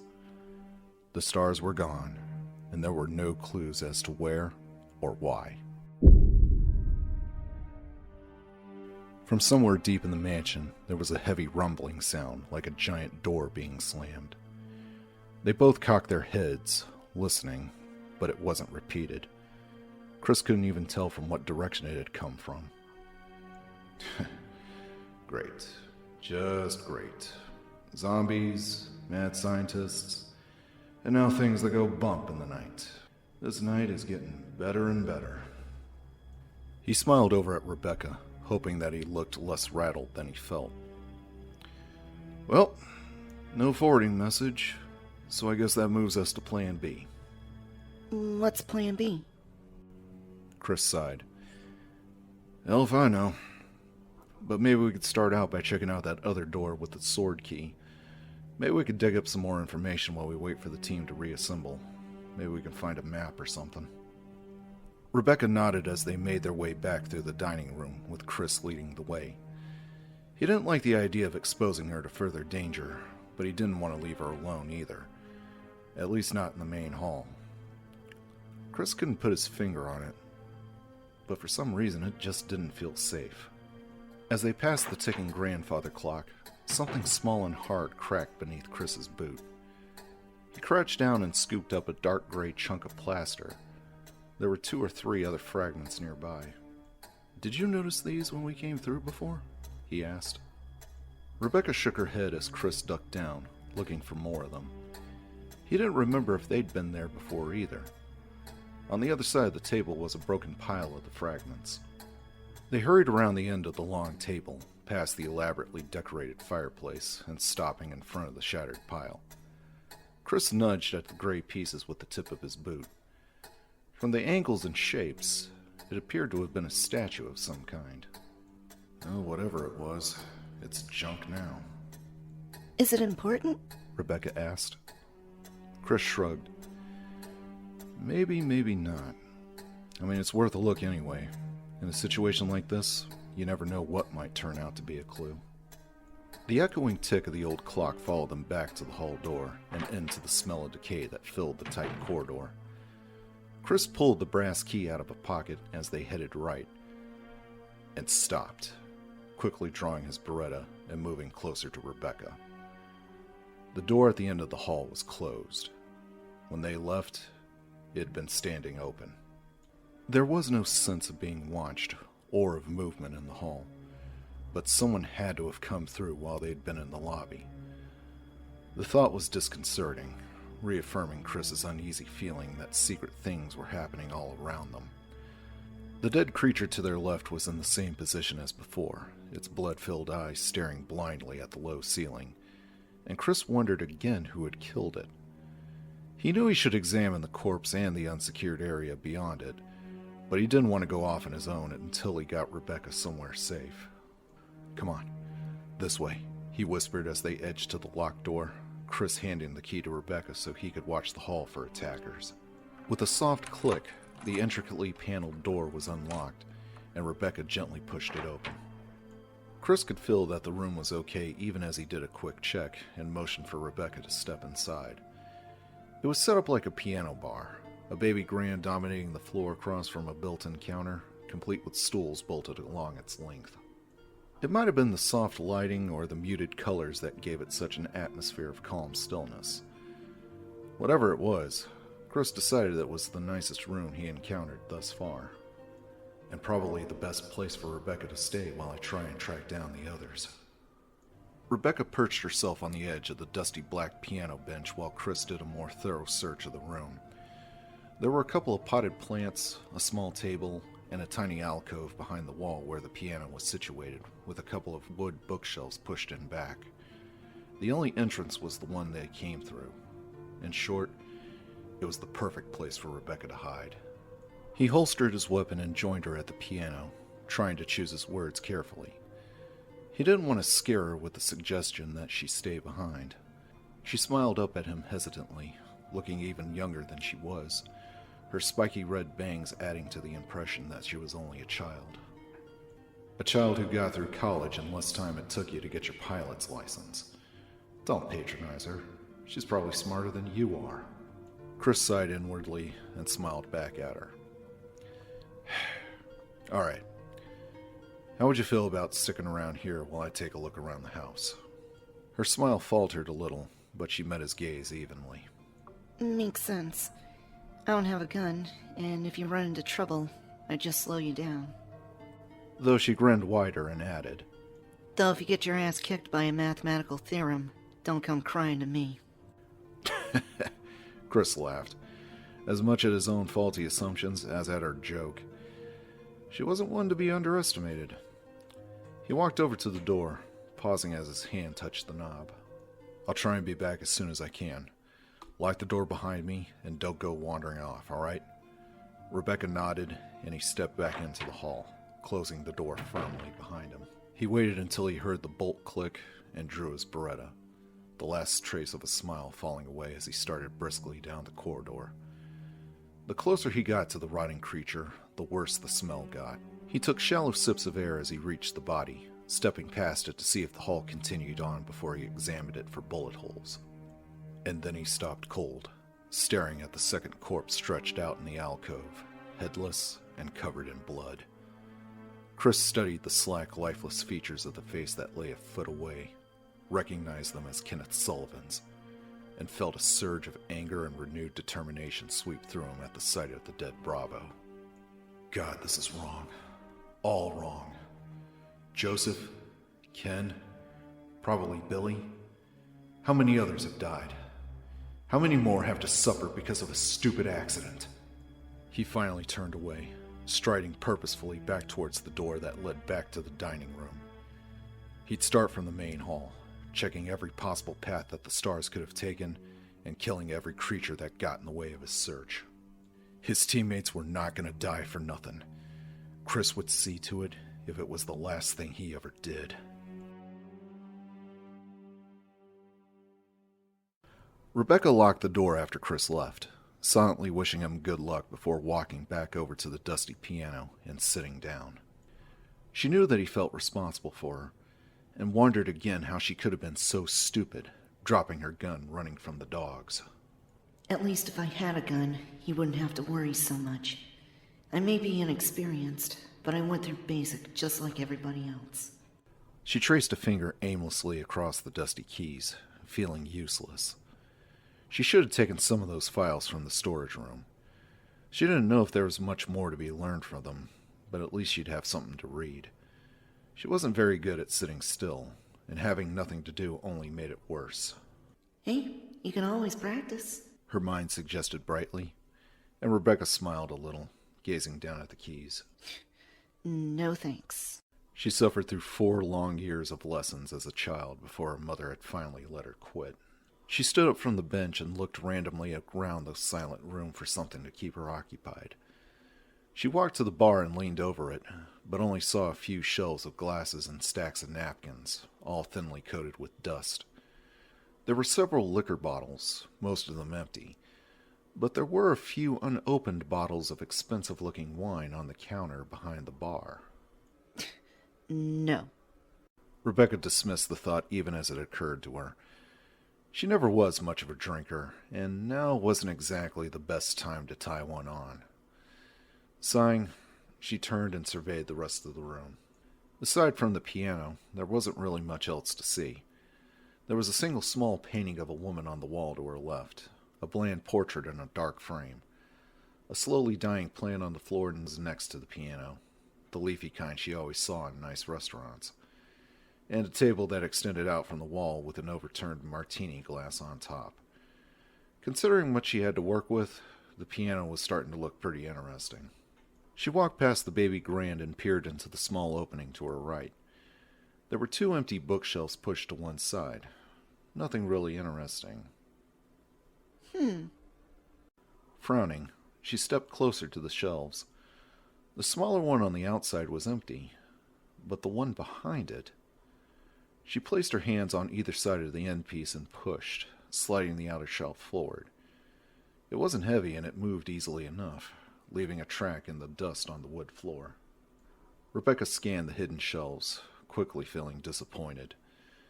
A dented old bugle, a dusty glass candy dish, a couple of knick-knack vases, and some piano sheet music propped up on a tiny holder. She peered down at the title and felt a sudden rush of warm nostalgia for when she used to play. It was Beethoven's Moonlight Sonata, one of her favorite pieces. She picked up the yellowing sheets, remembering the hours she put in trying to learn it when she was about 10 or 11. In fact, it was this very piece of music that made her realize that she wasn't cut out to be a pianist. It was a beautiful, delicate tune, and she pretty much butchered it every single time she took the bench. Still holding the composition, she walked back around the corner and gazed at the piano thoughtfully.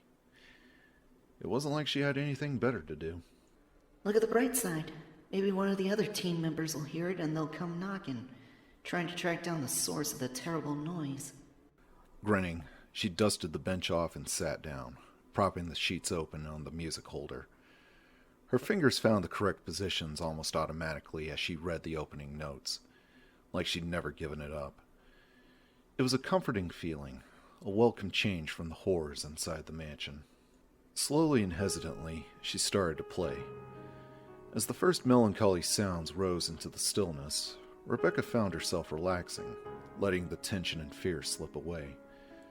She still wasn't very good, her tempo as off as ever, but she hit all the right notes, and the strength of the melody more than made up for her lack of finesse.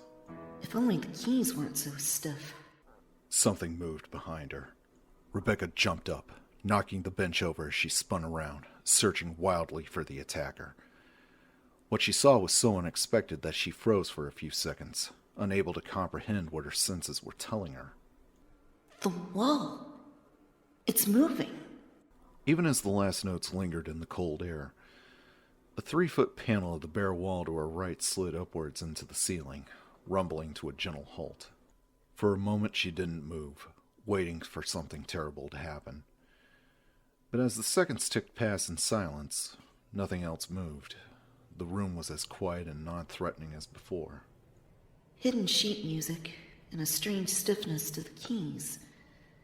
Like maybe they were connected to some kind of mechanism? The narrow opening revealed a hidden chamber about the size of a walk-in closet, as softly lit as the rest of the room. Except for a bust and pedestal in the back, it was empty. She stepped towards the opening, but then paused, thoughts of death traps and poison darts whirling through her mind. What if she just walked in and triggered some kind of catastrophe? What if the door closed and she was trapped there, and Chris didn't come back? And what if you were the only member of the Stars who didn't accomplish jack shit on this entire mission? Show some backbone, for Christ's sake. Rebecca steeled herself against the consequences and stepped inside, looking around cautiously. If there was a threat here, she didn't see it. The plain walls were the color of coffee with cream, offset by a dark wood trim. The light in the small chamber was provided by a window into a tiny greenhouse on her right, a handful of dying plants behind the dirty glass. She moved closer to the pedestal at the back and noted that the stone bust on top was of Beethoven. She recognized the stern countenance and heavy brow of the Moonlight Sonata's composer. The pedestal itself boasted a thick gold emblem shaped like a shield or a coat of arms, about the size of a dinner plate. Rebecca crouched down next to the simple pillar, gazing at the emblem. It looked solid and thick, with a vaguely royal design and a paler gold set across the top. It looked familiar. She'd seen the same design somewhere else in the house. In the dining room, over the fireplace. Yeah, that was it. Only the piece over the mantel was made out of wood. She was sure of it. She noticed it while Chris was looking at the broken statue.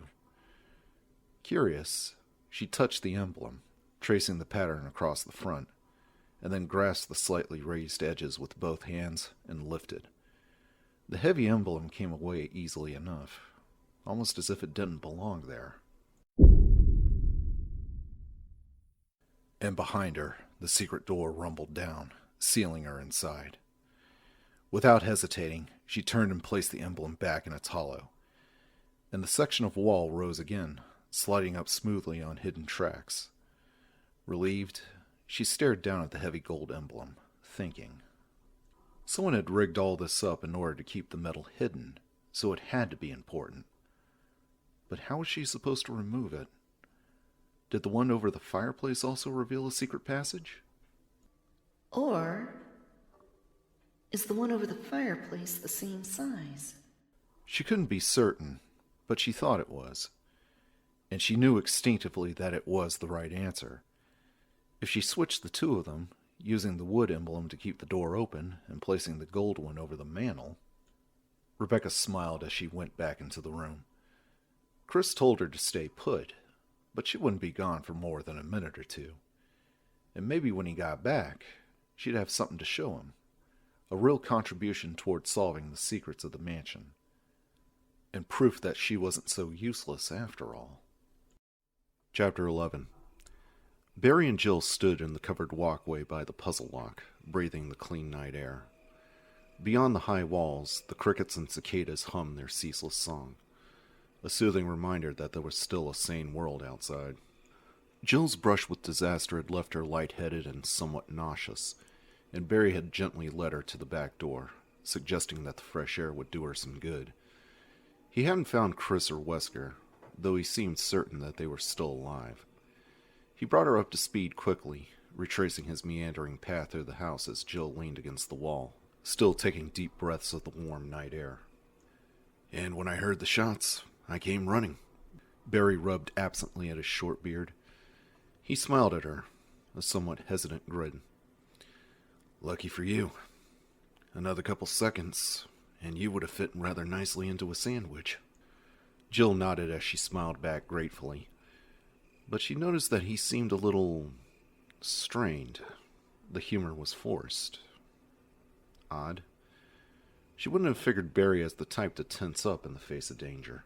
Is it any wonder? We're trapped here. We can't find the team, and this entire mansion's out to get us. Not exactly a laugh riot. I hope I can return the favor if you ever get into a tight spot, she said softly. Really. You saved my life. Barry looked away, flushing slightly. Glad I could help, he said gruffly. Just be more careful. This place is dangerous. She nodded again, thinking about how close she'd come to dying. She shivered slightly, then forced the thoughts away. They needed to be concentrating on finding Chris and Wesker. So, you think they're still alive? Yeah. Beside the shell casings, there was a whole trail of those ghouls in the other wing, all with clean headshots. Gotta be Chris. Though I had to splatter a couple more of them upstairs myself, so I figure he'd hold up somewhere along the way. Barry nodded towards the copper diagram set into the wall. So, was the Starcrest here already? Jill frowned, a little surprised at the abrupt change of topic. Chris was one of Barry's closest friends, after all. No. I found it in another room with a trap. This place seems to be full of them. In fact, maybe we should look for Wesker and Chris together. No telling what they might have stumbled into, or what else could happen to either of us. Barry shook his head. I don't know. I mean, you're right. We should watch our step. But there's a lot of rooms, and our first priority ought to be securing an escape. If we split up, we can try and find the rest of these crests, and look for Chris at the same time. And Wesker. Though his demeanor didn't change, Jill had the sudden distinct impression that Barry was uncomfortable. He had turned away to study the copper diagram, but it almost seemed as if he was trying to avoid eye contact. Besides, he said, we know what we're up against now. As long as we use a little common sense, we'll be fine. Barry, are you alright? You seem tired.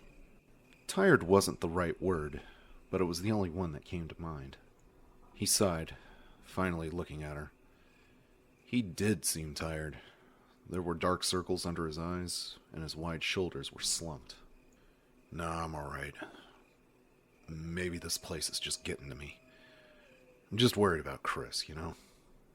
Jill nodded, but she couldn't shake the feeling that there was more to it than that. Since he pulled her out of the trap, he'd been acting unusually subdued, even nervous. Paranoid much? This is Barry Burton you're talking about, the backbone of the Raccoon Stars. Not to mention the man who just saved you from becoming a pancake. What could he possibly be hiding? Jill knew she was probably being overly suspicious, but at the same time, she decided to keep her mouth shut about Trent's computer. After all she'd been through, she wasn't feeling particularly trusting, and it sounded like he had a pretty decent idea of the mansion's layout, so it wasn't like he needed the information. That's right, keep rationalizing. Next thing you'll be suspecting Captain Wesker of planning this whole thing. Jill scoffed inwardly as she pushed herself away from the wall, and she and Barry walked back towards the house. Now, that was paranoid. They stopped as they reached the door, Jill taking a few final lungfuls of the sweet air, letting it settle her nerves. Barry had taken out his Colt Python and was reloading the empty chambers, his expression grim. "I'll head back over to the East Wing, see if I could pick up Chris's trail. Why don't you head upstairs and start looking for the other crests? That way we can cover all of the rooms, work our way back to the main hall." Jill nodded as Barry opened the door, the rusty hinges squealing in protest.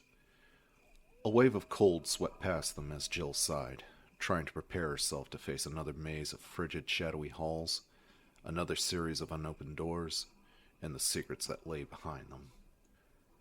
"You're gonna do fine," Barry said smoothly, placing a warm hand on her shoulder and gently ushering her back inside. As soon as the door closed behind them, he lifted his hand in a casual salute, smiling.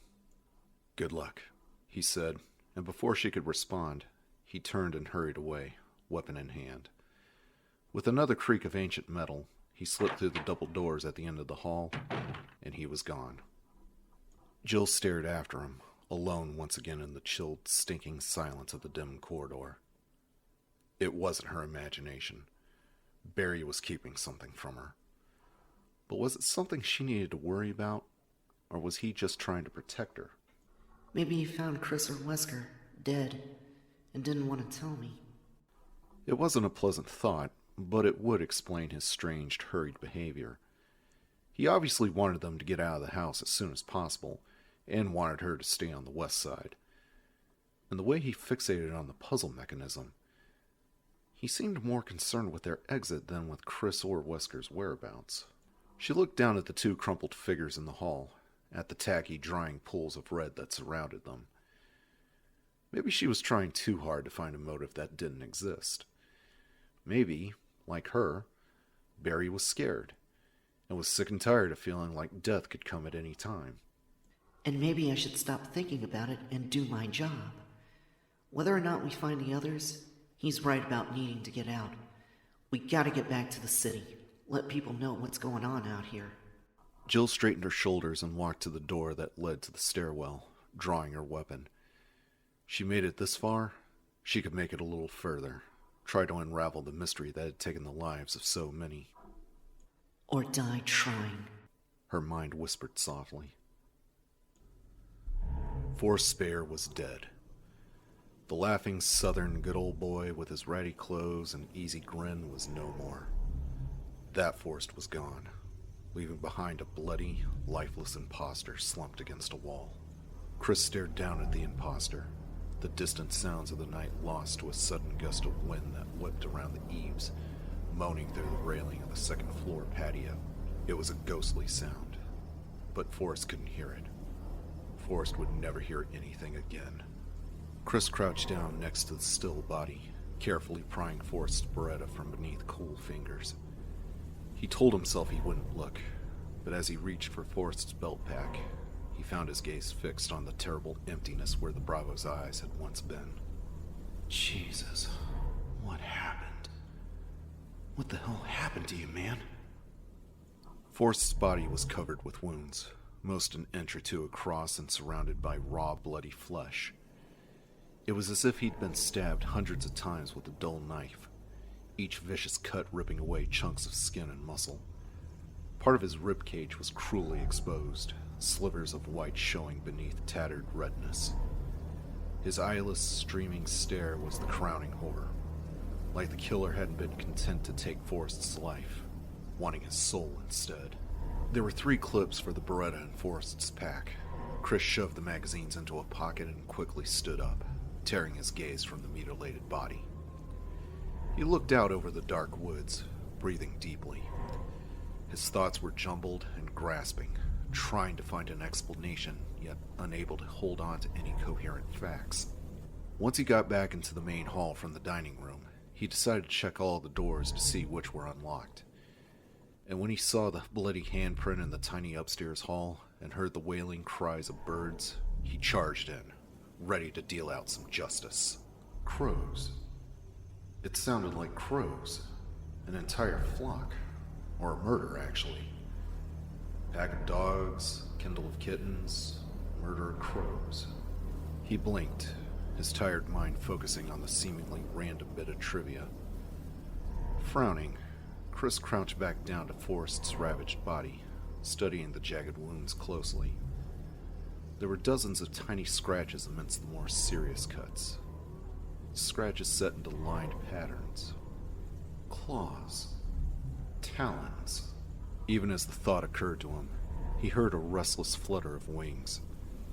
He turned slowly, still holding Forrest's Beretta in a hand that had suddenly gone cold. Perched on the railing not 2 feet away was a sleek, monstrous bird, watching him with bright black eyes. Its smooth feathers gleamed dully against its bloated body, and a ribbon of something red and wet hung from its beak. The bird tilted its head to the side and let out a tremendous shriek, the streamer of Forrest's flesh dropping to the railing. From all around, the answering cries of its gathered siblings flooded the night air. There was a furious whisper of oversized wings as dozens of dark, fluttering shapes swooped out from beneath eaves, screeching and clawing. Chris ran. The image of Forrest's bloody, terrible eyes burned into his pounding thoughts as he lunged for escape. He stumbled into the tiny hall and slammed the door against the rising screams of the birds, adrenaline pumping through his system in hot, surging beats. He took a deep breath, then another, and after a moment, his heart slowed down to a more normal pace. The shrieks of the crows gradually grew distant, blown away on a softly moaning wind. Jesus, how dumb can I get? Stupid, stupid! He stormed out onto the deck, looking for a fight, looking to avenge the deaths of the other stars, and had been shocked into stupidity by what he had found. If he hadn't let himself get so freaked out by Forrest's death, he would have made the connection sooner between the birds and the types of wounds, and perhaps noticed the gathering flesh-eaters that had watched him from the shadows, looking for their next victim. He headed for the door back to the main hall, angry with himself for going into a situation unprepared.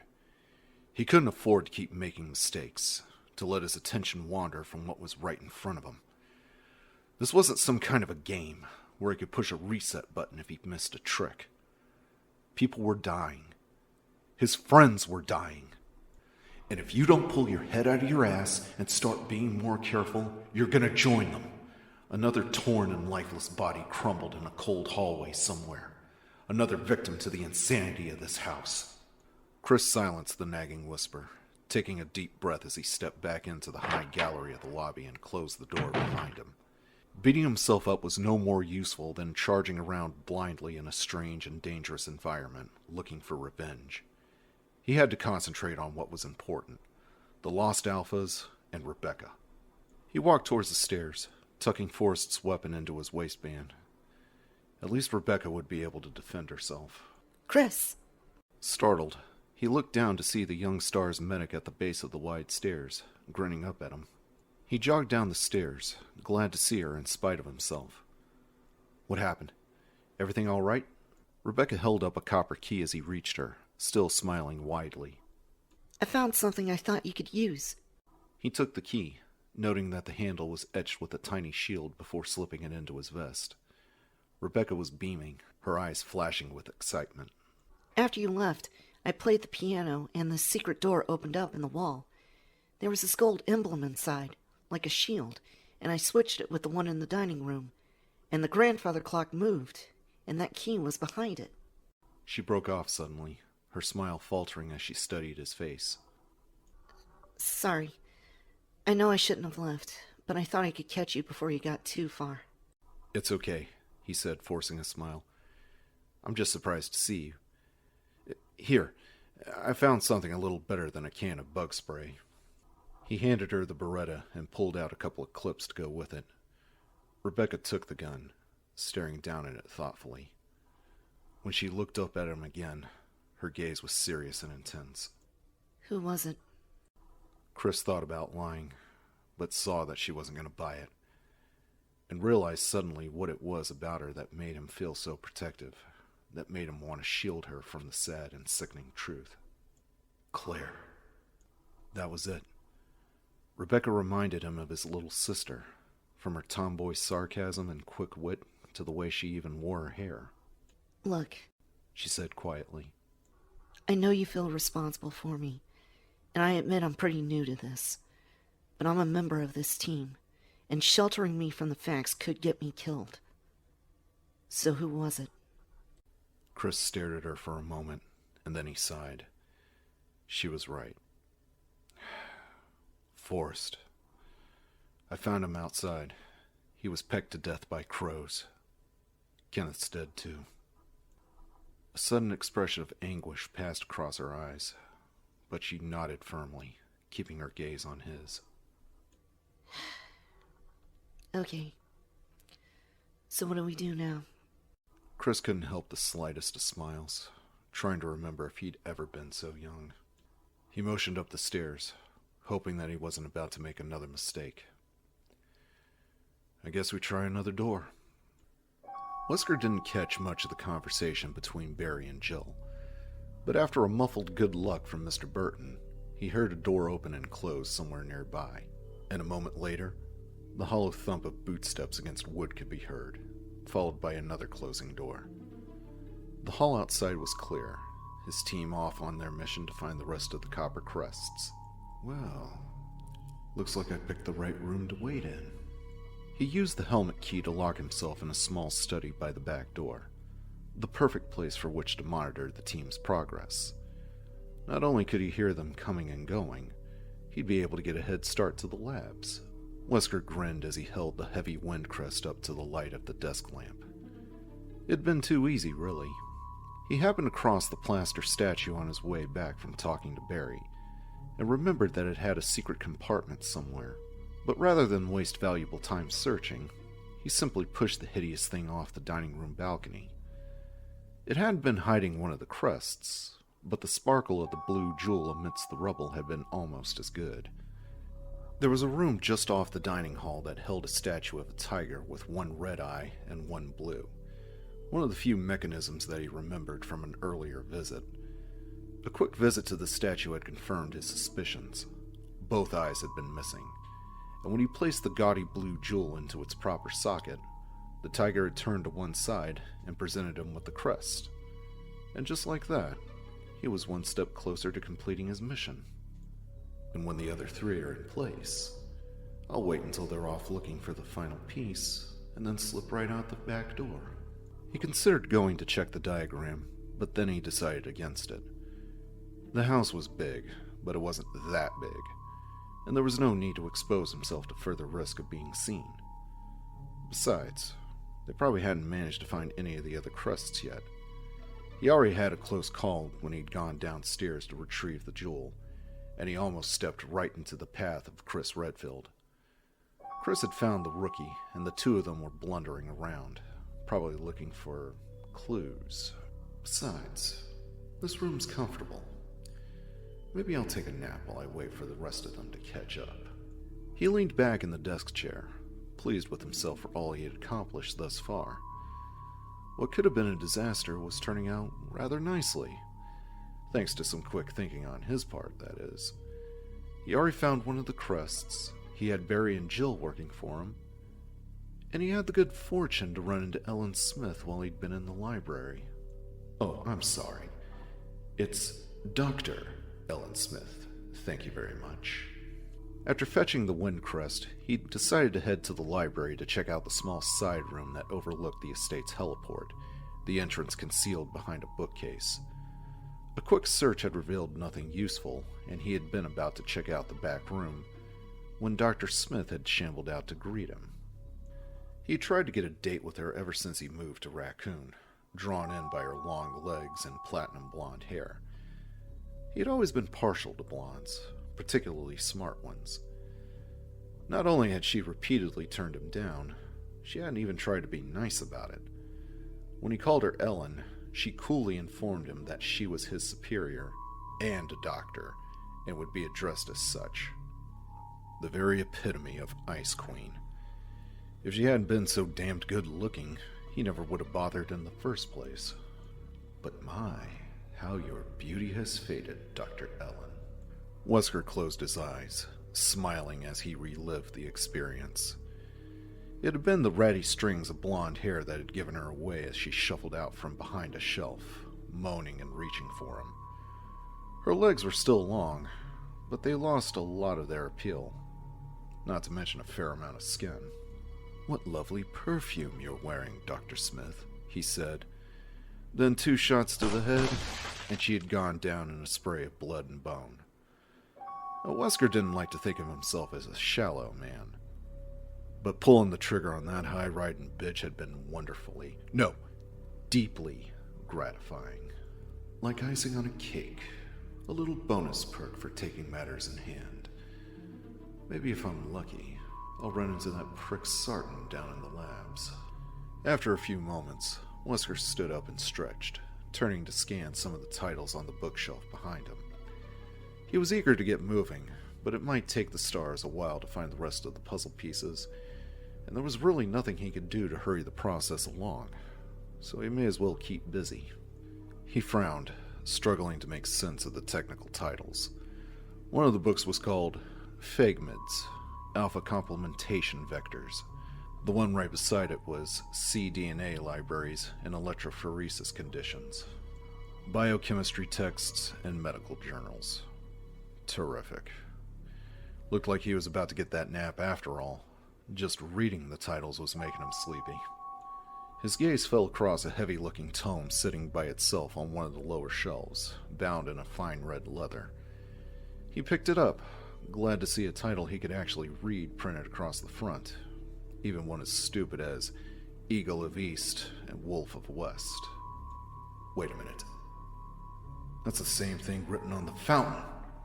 Wesker stared at the words, feeling his good mood slipping away. It couldn't be. The researchers had gone nuts, but surely they wouldn't have locked down the labs. There was no reason for it. He opened the book almost frantically, praying that he was wrong, and let out a low moan of helpless rage at what was tucked into the sham book's glued pages. A brass medallion with an eagle engraved on it lay in the cutaway compartment, part of a key to yet another one of Spencer's insane locks. It was like the punchline to a cruel joke. To get out of the house, he needed to find the crests. Once out in the courtyard, he'd have to make his way through a winding maze of tunnels that ended in a hidden section of the garden, where there was an old stone fountain that marked the entrance to the underground labs. The fountain was one of Spencer's fanciful creations, a marvel of engineering that could be opened and closed to hide the facility underneath. Provided, of course, you had the keys. 2 medallions made out of brass, an eagle on one and a wolf on the other. Finding the eagle meant that the gate was closed, and that meant the wolf could be anywhere at all, and that his chances of even getting to the lab had just dropped down to somewhere near 0.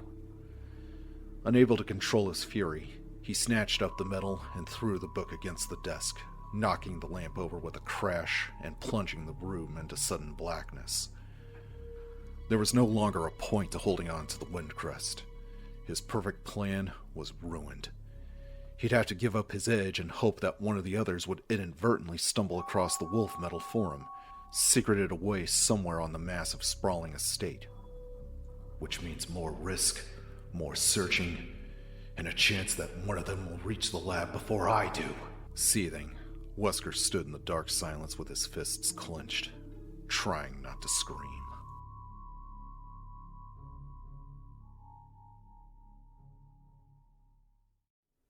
Chapter 12. Jill heard something like breaking glass and held perfectly still, listening. The acoustics of the mansion were strange, the long corridors and unusual floor plan making it hard to tell where sounds were coming from. Or if you even heard them at all. She sighed, taking a last look around the quiet, book-lined sitting room at the top of the stairs. She already checked the 3 other rooms along the gallery railing and found exactly nothing of interest. A sparse bedroom with 2 bunks, an office, and an unfinished den with a locked door and a fireplace inside. The only switches she found were light switches, though she had gotten excited over a rather sinister-looking black button on the wall of the office, until she pushed it and found that she managed to discover the drainage control for an empty fish tank in the corner. Her search wasn't completely fruitless. She did manage to find some ammo for the Remington, a dozen shells in a metal box underneath one of the bunks in the bedroom.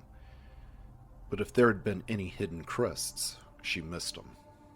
Jill took out Trent's computer and checked the map, finding her position at the top of the stairs. Just past the sitting room's second door was a wide U-shaped corridor that angled back around to the front hall balcony. The corridor also connected to 2 rooms, one a dead end and the other leading through several more.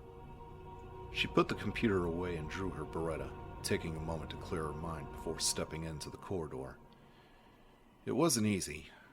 Between trying to figure out what had happened in the house to create monsters and her concerns for her team, her thoughts were distinctly messy. Should have looked closer at those files.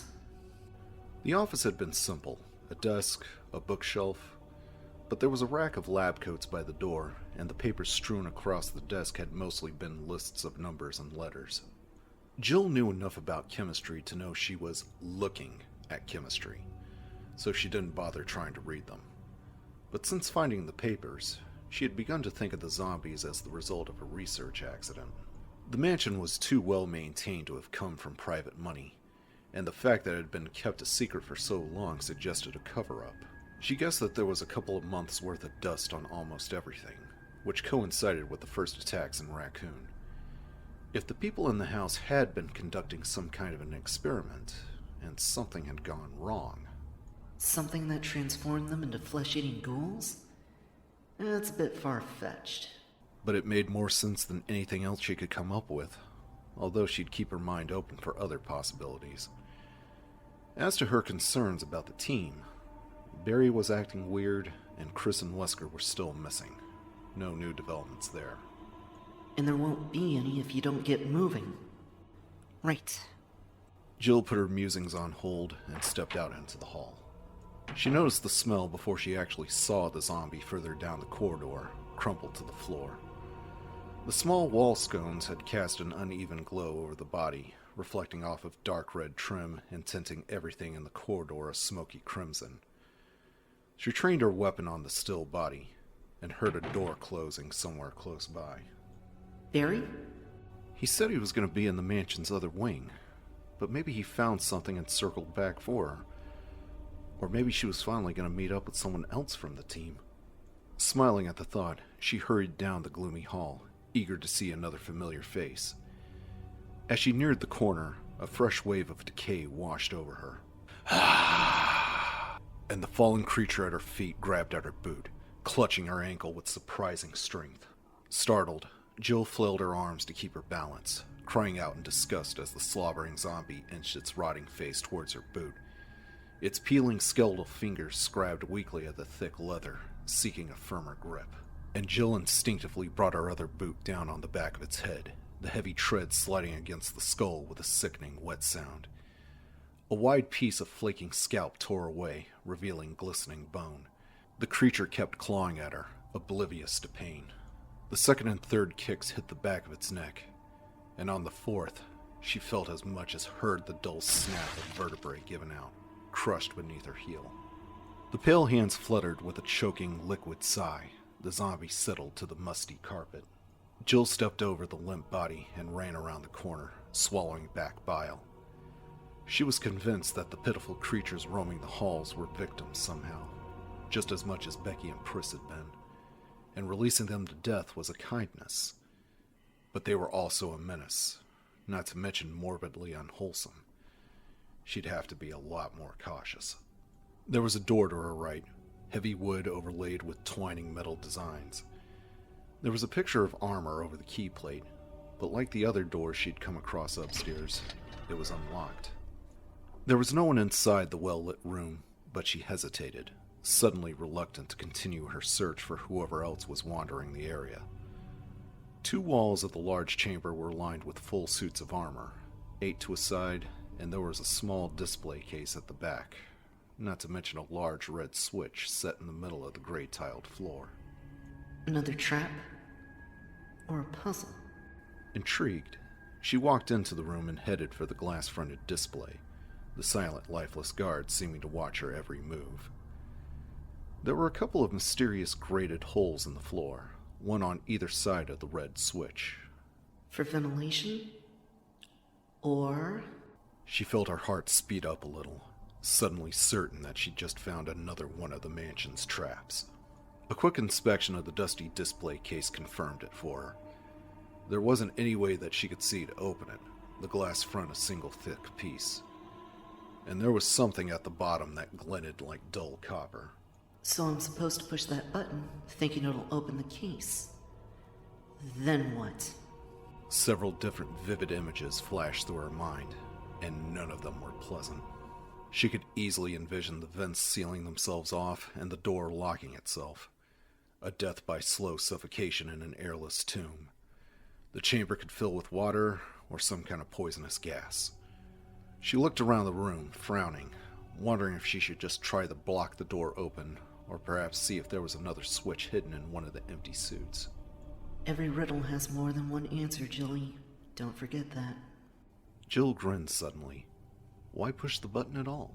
She crouched down next to the case and took a firm grip on the barrel of her handgun.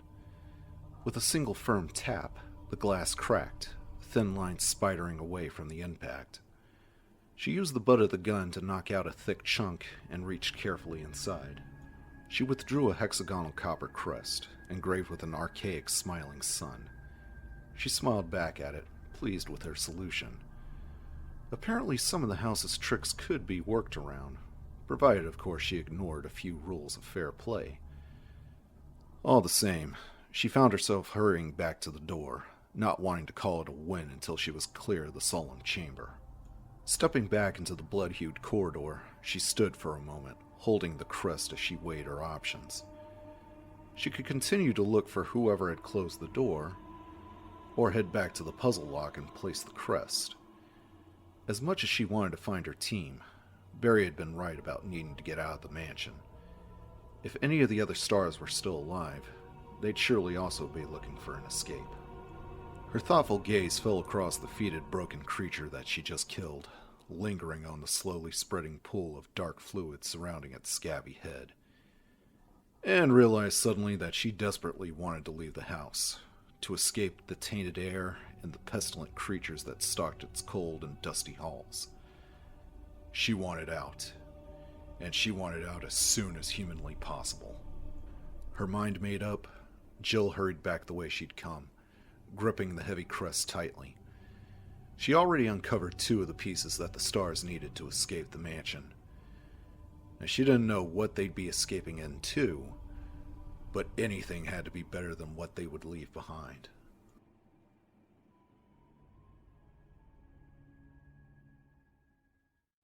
Richard!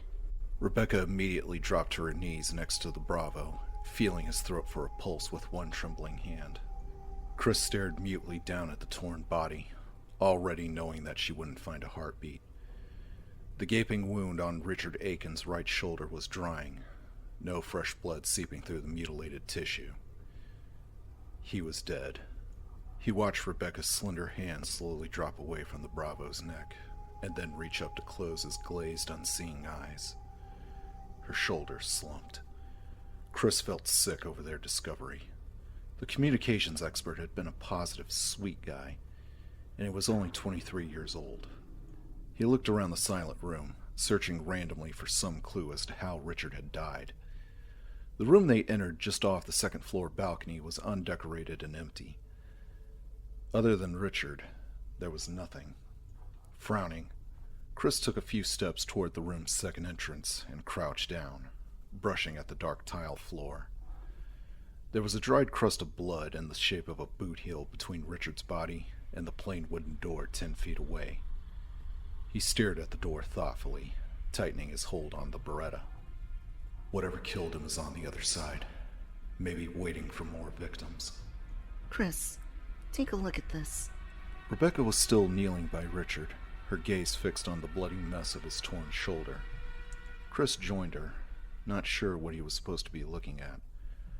The wound was ragged and messy, the flesh discolored by trauma. Strange, though. It didn't seem very deep. You see these purple lines radiating out from the cuts? And the way the muscle's been punctured here and here? She pointed out 2 dark holes about 6 inches apart, each surrounded by skin that had turned an infected-looking red. Rebecca sat back on her heels, looking up at him. I think he was poisoned.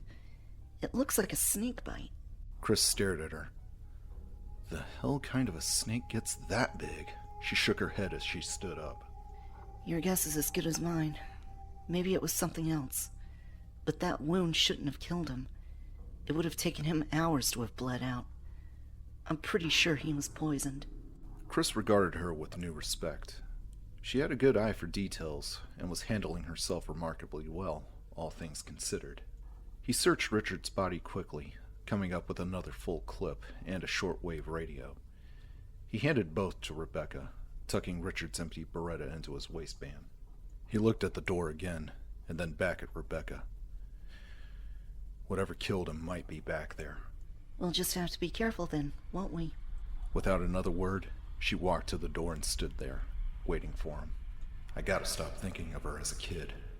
She's outlived most of the rest of her team already. She doesn't need me patronizing her or to tell her to wait behind. He stepped up to the door and nodded at her. She turned the knob and pushed it open, both of them raising their weapons as they edged into a narrow hallway. Straight ahead were a few wood steps leading to a closed door. To their left, an offshoot of the hall and another door at the end. There was blood smeared on the walls bordering the steps, and Chris was suddenly certain that it was Richard's. His killer was behind that door.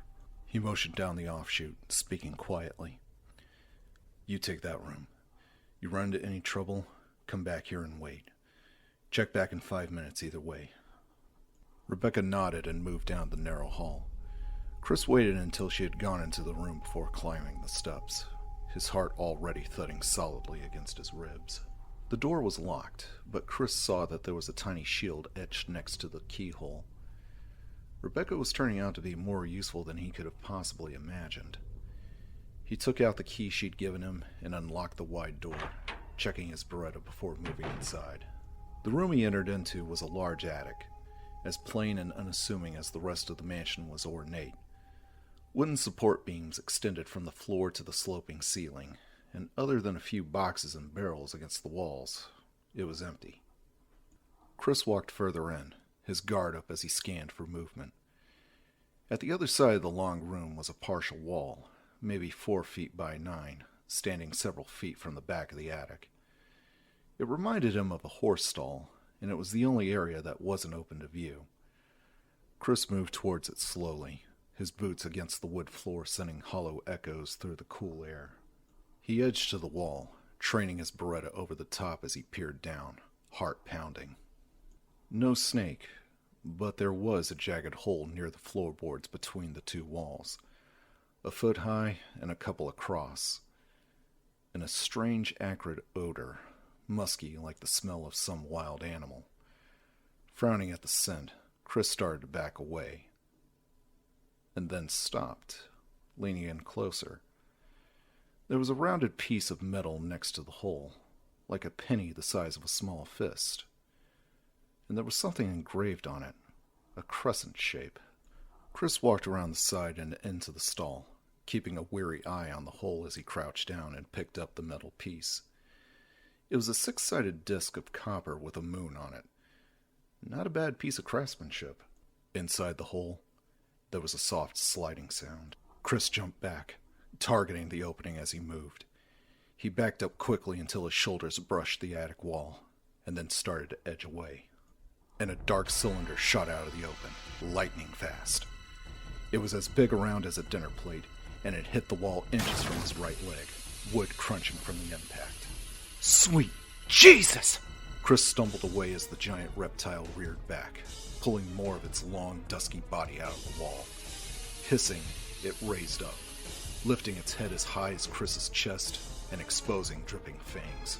Chris ran halfway across the room and spun, firing at the massive diamond-shaped head. The snake let out a strange hissing cry as a shot tore through one side of its gaping mouth, punching a hole through the tightly stretched skin. It dropped back to the floor and whipped itself towards him with a single waving push of its muscular body, at least 20 feet long. Chris fired again, and a chunk of scaly flesh erupted from the snake's back, dark blood spewing from the wound. With another roaring hiss, the animal reared up in front of him, its head only inches from Chris's gun, blood gushing from the hole in its mouth. Eyes! Get the eyes! Chris pulled the trigger and the snake fell across him, knocking him to the floor, its body thrashing wildly. The tail slammed into one of the thick support beams hard enough to crack it as Chris struggled to free his pinned arms, to at least hurt it worse before he died. And then suddenly, the cold, heavy body suddenly went limp, sagging bonelessly to the floor. Chris! Rebecca suddenly rushed into the room and stopped cold, staring at the monstrous reptile. Whoa, what the? His boot found one of the wooden supports, and with a tremendous shove, Chris managed to wiggle out from beneath the thick body. Rebecca reached down to help him up, her eyes wide with awe. They stared down at the wound that had killed the creature, the black liquid hole where its right eye had been, obliterated by a 9mm slug. Are you okay? She asked softly. Chris nodded. A few bruised ribs, maybe, but so what? He'd literally been inches from certain death. And all because he stopped to... He held up the copper crest, having to pry his clenched fingers from around the thick metal. He held onto it throughout the attack without even realizing it. And looking at it now, he had a gut feeling that it was important somehow. Oh, maybe because you were almost snake food for picking the damn thing up? Rebecca took it from him, tracing a finger over the engraved moon. You find anything? He asked. Rebecca shook her head. Table, couple of shelves. What's this for, anyway? Chris shrugged, looking back down at the bloody hole where the snake's shining eye had been. He shuddered involuntarily, thinking of what would have happened if he missed that final shot. Maybe we'll figure it out somewhere along the way, he said quietly. Come on, let's get out of here. Rebecca handed the crest back to him, and together they hurried out of the cold attic. As he closed the door behind them, Chris realized suddenly that although he never really cared about it before, now he absolutely detested snakes. Barry walked heavily up the stairs in the main hall, the knot of dread in the pit of his stomach tightening with each step. He'd been through every room he could open in the East Wing, and he'd come up empty. The same horrible images played through his mind over and over as he trudged up the steps. Kathy, Moira, and Polly Ann, terrified and suffering at the hands of strangers in their own home. Kathy knew the combination to the gun safe in the basement, but the chances of her making it down the stairs before someone could get in. Barry reached the first landing and took a deep, shaky breath. Kathy wouldn't even think to run for the weapons if she heard someone breaking through one of the windows or doors. Her first priority would be to get to the girls and make sure they were okay. If I don't turn up those crests soon, nothing will be okay. He hadn't seen a phone or a radio anywhere in the house. If Wesker couldn't get to that laboratory, how would he be able to contact the people at White Umbrella and call off the killers? Barry reached the door on the upper landing that led to the West Wing's second floor. His only hope was that either Jill or Wesker had managed to find the 3 missing pieces. He didn't know where Wesker was, although he had no doubts that the rat bastard would turn up soon enough. But Jill would probably still be searching upstairs. They could split up the rooms she hadn't checked and at least rule out the least likely areas. If they couldn't uncover any more of the crests, he'd have to head back to the East Wing and and start ripping furniture apart. He opened the door that led into the red hallway, lost in thought, and very nearly ran into Chris Redfield and Rebecca Chambers as they stepped out of the doorway on his right. Barry! Chris's face lit up with a broad, beaming grin. The younger man stepped forward and embraced him roughly, and then backed up, still grinning. Jesus, it's good to see you. I was beginning to think that me and Rebecca were the last ones alive.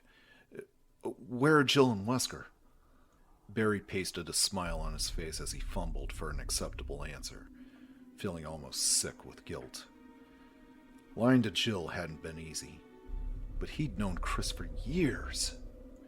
Kathy and the girls, dead.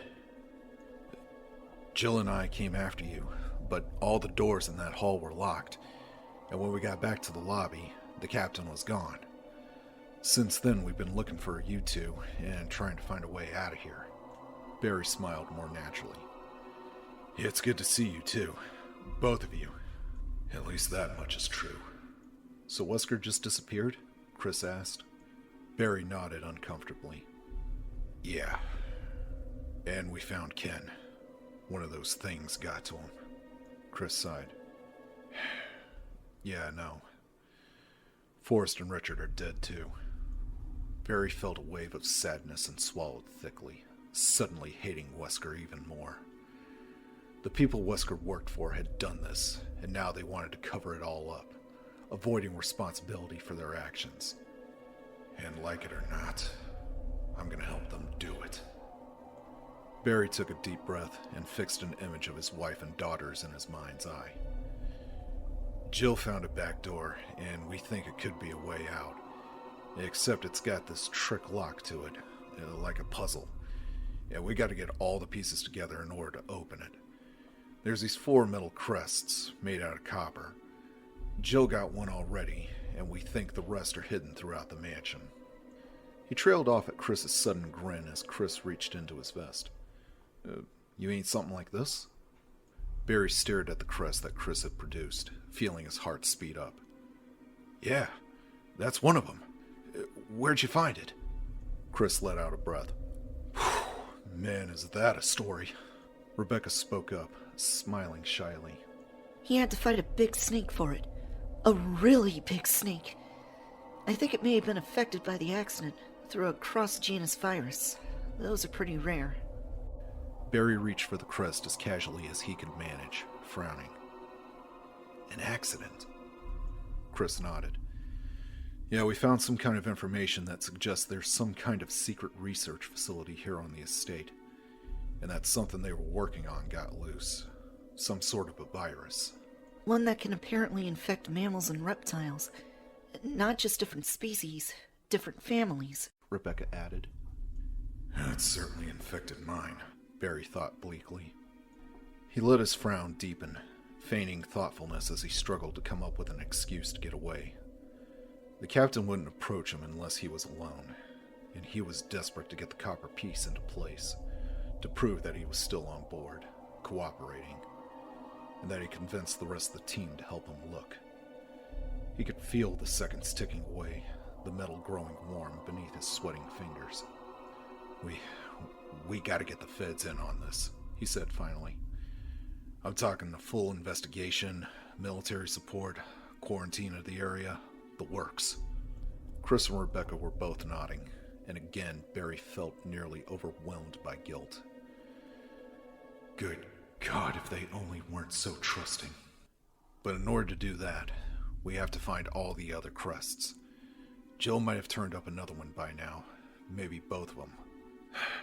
I can only pray. You know where she is? Chris asked. Barry nodded, thinking fast. I'm pretty sure, but this place is kind of like a maze. Why don't you two go wait in the main hall while I go get her? That way we can organize our search, do a more thorough job. He smiled, hoping it looked more convincing than it felt. Though if we don't turn up soon, keep looking for more of those pieces. The back door's at the end of the West Wing corridors, first floor. Chris just stared at him for a moment, and Barry could see the questions forming on his bright gaze. Questions that Barry wouldn't be able to answer. Why split up at all? What about finding the missing captain? And how could he be certain that the back door was an escape? Please. Please just do as I say.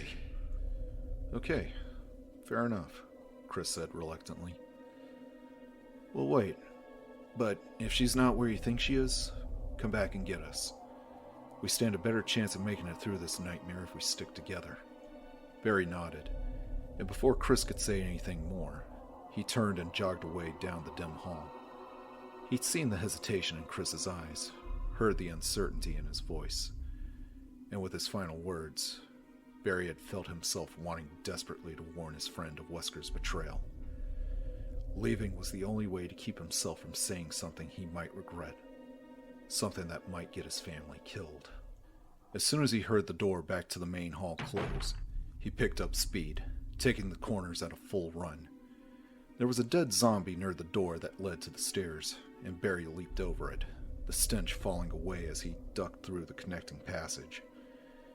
He took the back stairs 3 at a time as his conscience yammered mercilessly away at him, reminding him of his own part in this treachery. You're a liar, Barry, using your friends the way Wesker's using you, playing on their trust. You could have told them what was really going on, let them help you put a stop to it. Barry shook the thoughts away as he reached the door to the covered walk, slamming the heavy metal aside. He couldn't risk it. Wouldn't. What if Wesker had been nearby? What if he'd overheard? The captain had Barry's family to blackmail him with. But once Chris and the others knew the truth, what was to stop Wesker from just killing them? If he helped Wesker destroy the evidence, the stars wouldn't be able to prove anything. The captain could just let them all walk away. Barry reached the diagram next to the back door and stopped, staring. Relief flooded through him, cool and sweet. 3 of the 4 openings were filled, the sun, wind, and star crests in place. It was over. All right. He can get to the lab now. Call off his people. He doesn't need us anymore. I could go back in, keep the team busy while he does whatever he has to do. The RPD will show up eventually, and we can all forget this ever happened. He was so elated that he didn't register the muted footsteps on the stone path behind him. Didn't realize that he wasn't alone anymore until Wesker's smooth voice spoke up behind him. Why don't you finish the puzzle, Mr. Burton? Barry jumped, startled. He glared at Wesker, loathing the smug, bland face behind the sunglasses. Wesker smiled, nodding his head at the copper crest in Barry's hand. Yeah, right, Barry muttered darkly and slipped the final piece into place. There was a thick metallic sound from inside the door, and Wesker walked past him, pushing the door open to reveal a small, well-used tool shed. Barry peered inside, saw the exit on the opposite wall.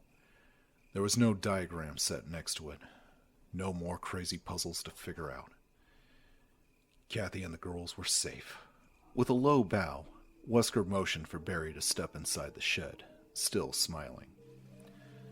Time's short, Barry, and there's still quite a bit for us to do. Barry stared at him, confused. The hell are you talking about? You can get to the lab now, right? Yes and no. You see, there's been a slight change of plans. It turns out I need to find something else. And the good news is, I have a good idea of where it might be. The bad news is that there are some dangers involved. And since you've done such a great job thus far, I want you to come along. Wesker's smile transformed into a shark-like grin, a cold, pitiless reminder of what was at stake. In fact, I'm afraid I'm going to have to insist upon it. After a long, terrible minute, Barry nodded helplessly.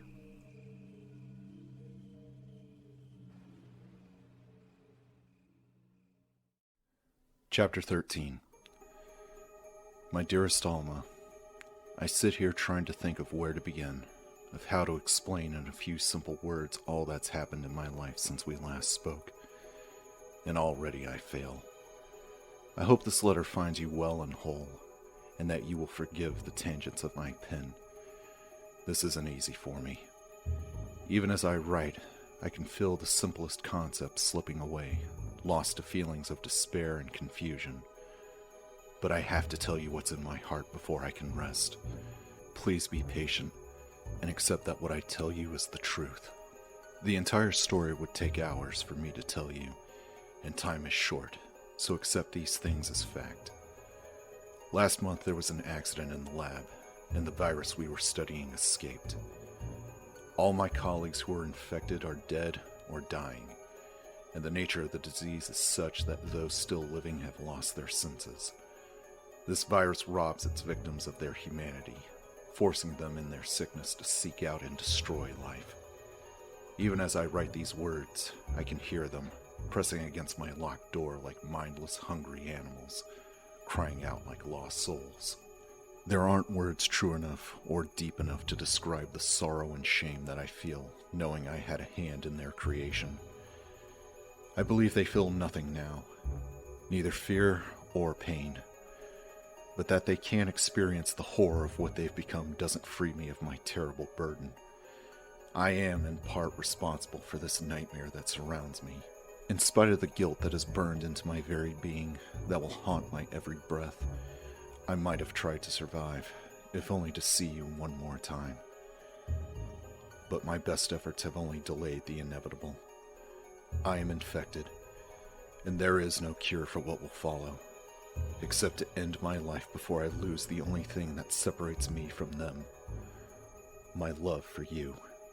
Please understand, Alma. Please know that I am sorry. Forever yours, Martin Crackhorn. Jill sighed, laying the crumpled paper gently on the desk. The creatures were victims of their own research.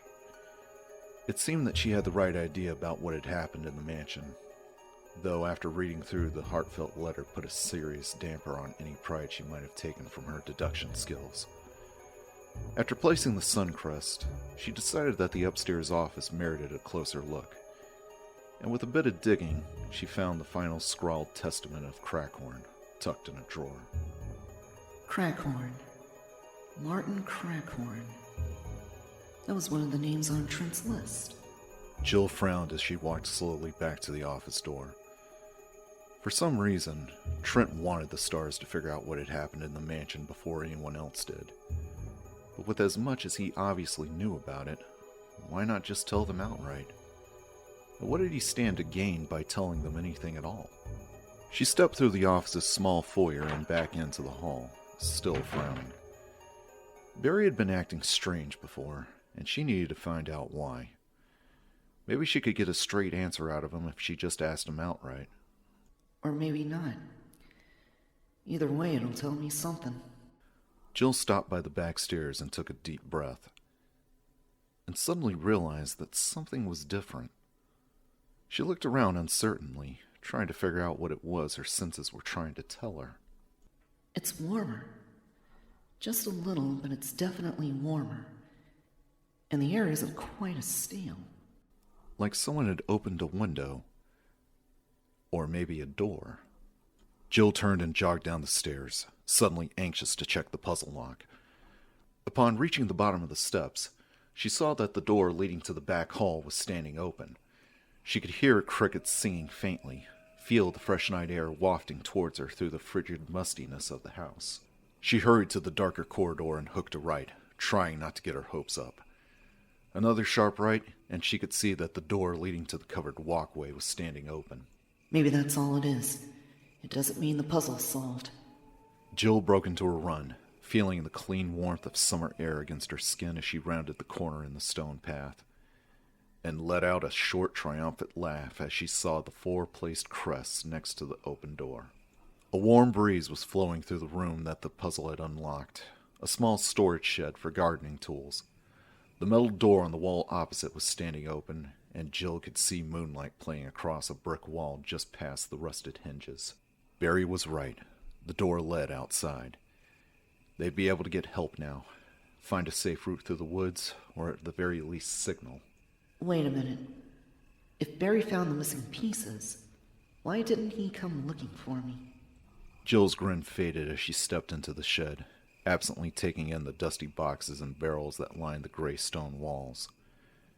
Barry had known where she was, had suggested himself that she take the second floor of the west wing. So maybe it wasn't Barry who opened the door. That was true enough. It could have been Chris, or Wesker, or one of the Bravos. And if that were the case, she should probably go back in and look for Barry. Or investigate a little first. Make sure it's even worth it. It was a bit of a rationalization, but she had to admit to herself that the thought of returning to the mansion with a possible escape right in front of her wasn't all that enticing. She unholstered her Beretta and walked towards the outer door, her decision made. The first thing she noticed was the sound of rushing water over the soft forest noises that filled the cooling air, like a waterfall. The second and third things were the bodies of the two dogs that lay across the irregular stone path, shot to death. Well, pretty safe to say that one of the stars came this way. Jill edged out into a high-walled courtyard, low hedges set into brick planters on either side. Dark clouds hung oppressively low overhead. Across the open space was a barred iron gate just past an island of shrubs. To her left, a straight path overshadowed by the 10-foot-high brick walls that bordered it. The gentle waterfall sound seemed to come from that direction, though the path ended abruptly in a metal gate a few feet high. Stairs going down, maybe? Jill hesitated, looking back at the arched, rusty gate in front of her, and then at the curled bodies of the mutant dogs. They were both closer to the gate than the walkway, and assuming they had been killed while attacking, the shooter would have been heading in that direction. There was a sudden sound of water splashing wildly, making the decision for her.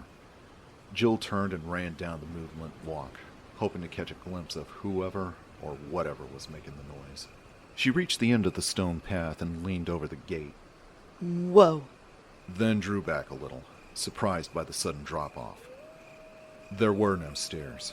The gate opened to a tiny platform elevator in a huge open courtyard, 20 feet below. The splashing was off to the right, and Jill looked down across the wide yard just in time to see a shadowy figure walk through the waterfall she heard, and disappearing behind the curtain of water that cascaded down the west wall. What the hell? She stared at the small waterfall, blinking, not sure if her eyes were playing tricks on her. The splashing had stopped as soon as the person disappeared, and she was fairly certain that she wasn't hearing things, which meant that the rushing water concealed a secret passage. Great. Just what this place needs. God knows I didn't get enough of that shit back inside. The controls for the one-man lift were on a metal bar next to the rusting gate. The platform itself was down in the courtyard. Jill toggled the power switch, but nothing happened. She'd have to get down another way, wasting time while the mysterious splasher got further away. Unless... Jill looked down the narrow elevator shaft, an inset square only 3 feet across and open on the side facing the yard. Coming up would be a bitch and a half, but descending? Cakewalk. She could crouch her way down in a minute or less, using her back and legs to support her weight. As she unstrapped the shotgun from her back in preparation for the climb, a disturbing thought occurred to her. If the person who had gone through the waterfall was one of the stars, how did they know that that passage was even there? Good question, and not one she wanted to linger over. Holding the shotgun tightly, Jill pushed the gate open and carefully started down the shaft.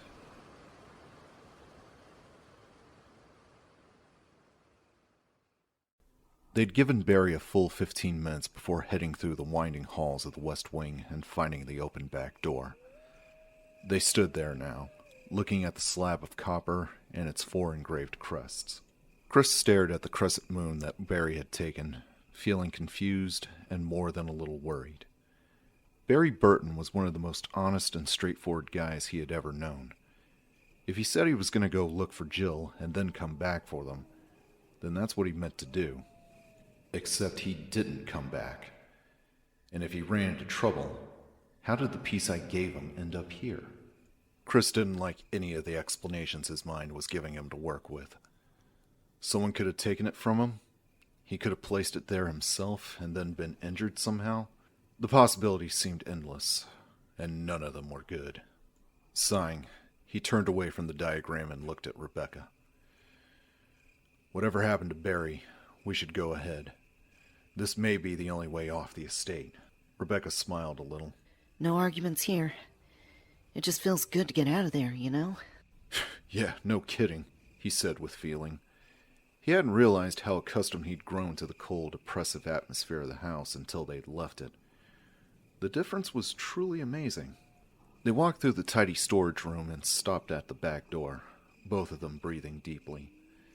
Rebecca checked her Beretta for about the 100th time since they left the main hall, chewing at her lower lip nervously. Chris could see how tightly wound she was, and tried to think if there was anything she needed to know, anything that would help her if they were forced into a combat situation. Star's training covered all the basics, but shooting at a video screen with a toy gun was a far cry from the real thing. He grinned suddenly, remembering the words of wisdom he'd gotten on his first operation, a standoff with a small group of whacked-out survivalists in upstate New York. He'd been terrified, and trying desperately not to show it. The captain for the mission had been a tough-as-nails explosives expert, an extremely short woman named Kaler. She pulled him aside just before they went in, looked him up and down, and given him the single best piece of advice he'd ever received. Son, no matter what happens, when the shooting starts, try not to piss your pants.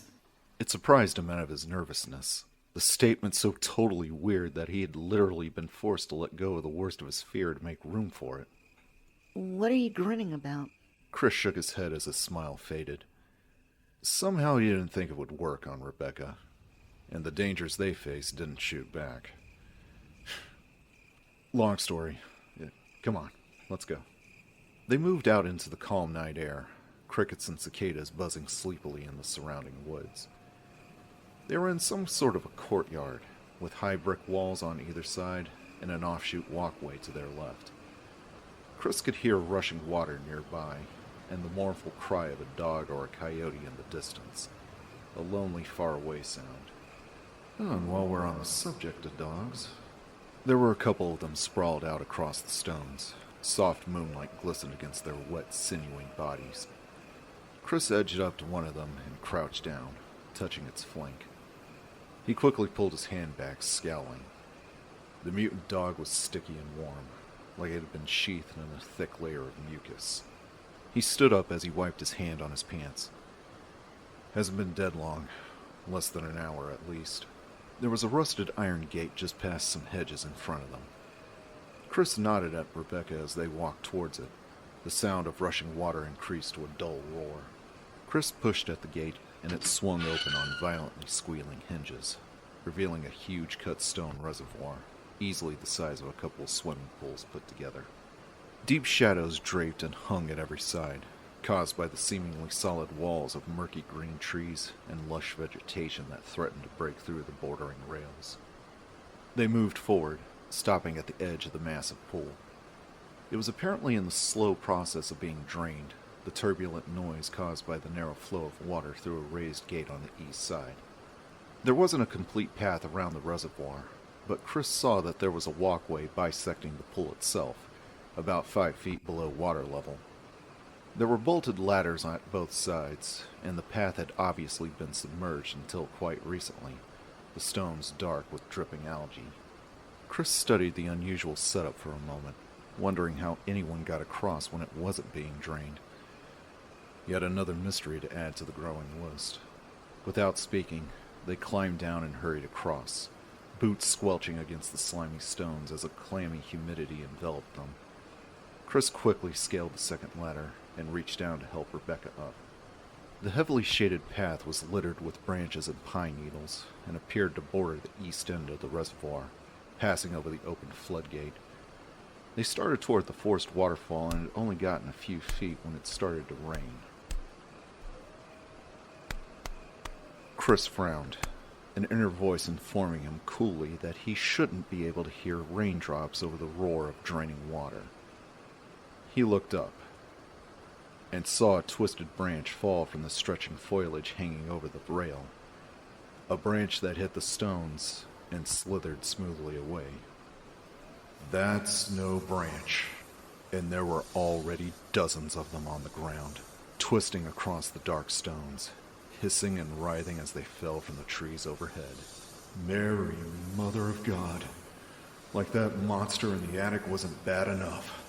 He and Rebecca were surrounded by snakes. Holy shit! Startled, Rebecca turned to look at Chris and felt cold terror shoot through her. Her heart squeezed in its icy grip as she took in the path behind him. The ground had come to life, black shapes coiling towards their feet and dropping from above like living rain. Rebecca started to raise her gun, realizing numbly that there were far too many of them, even as Chris roughly grabbed her arm. "Run!" They stumbled forward, Rebecca crying out involuntarily as a thick, writhing body fell across her shoulder.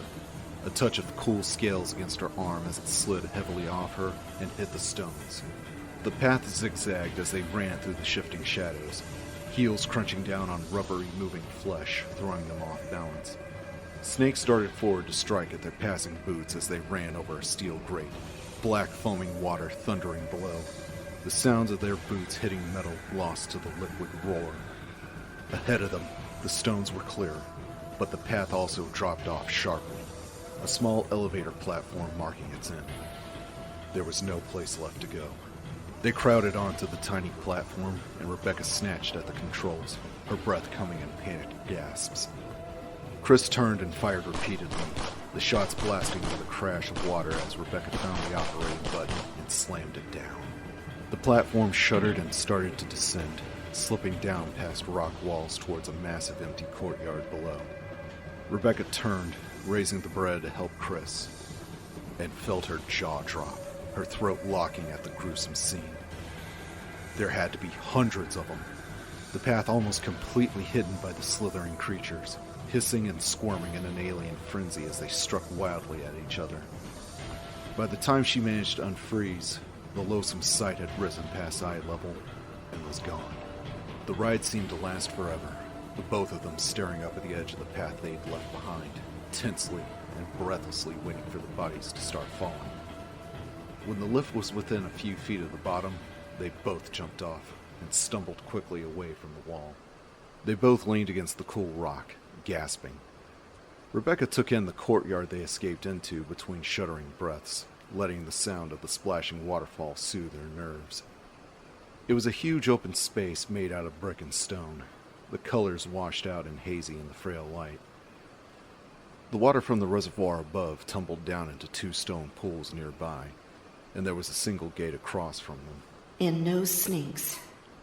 She took a final deep breath and blew it out, and then turned to Chris. Were you bit? He shook his head. No. You? No. Though if it's all the same to you, I'd rather not go back that way. I'm more of a cat person, really. Chris stared at her for a moment, and then grinned, pushing away from the wall. Funny. I would have figured you more for lab rats. The radio! Rebecca grabbed at the unit hooked to her belt, the snakes suddenly forgotten. It was the sound she had been hoping to hear ever since they found Richard. They were being hailed, maybe by searchers. She thumbed the receiver and held the radio up so they could both hear. Static crackled through the speaker along with the soft whine of a wavering signal. This is Brad. Alpha Team. Read. If... can hear this. His voice disappeared in a burst of static. Rebecca hit the transmit button and spoke quickly. Brad! Brad, come in! The signal was gone. They both listened for a moment longer, but nothing else came through. Damn it. He must have gotten out of range, Chris said. He sighed, walking further out into the open yard and gazing up at the dark, overcast sky. Rebecca clipped the silent radio back to her belt, still feeling more hopeful than she had all night. The pilot was out there somewhere, circling around and looking for them. And now that they were clear of the mansion, they'd be able to hear him signal. Assuming he comes back. Rebecca ignored the thought and walked over to join Chris, who had found another tiny elevator platform tucked in the corner across from the waterfall. A quick check showed it to be without power. Chris turned towards the gate and slapped a fresh clip into his Beretta. Well, let's see what's behind door number 1 over there. It was a rhetorical statement. Unless they wanted to go back through the snakes, it was their only option.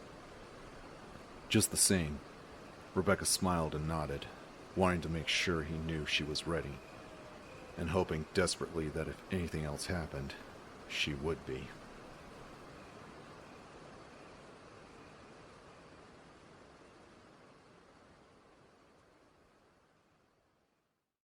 Chapter 14.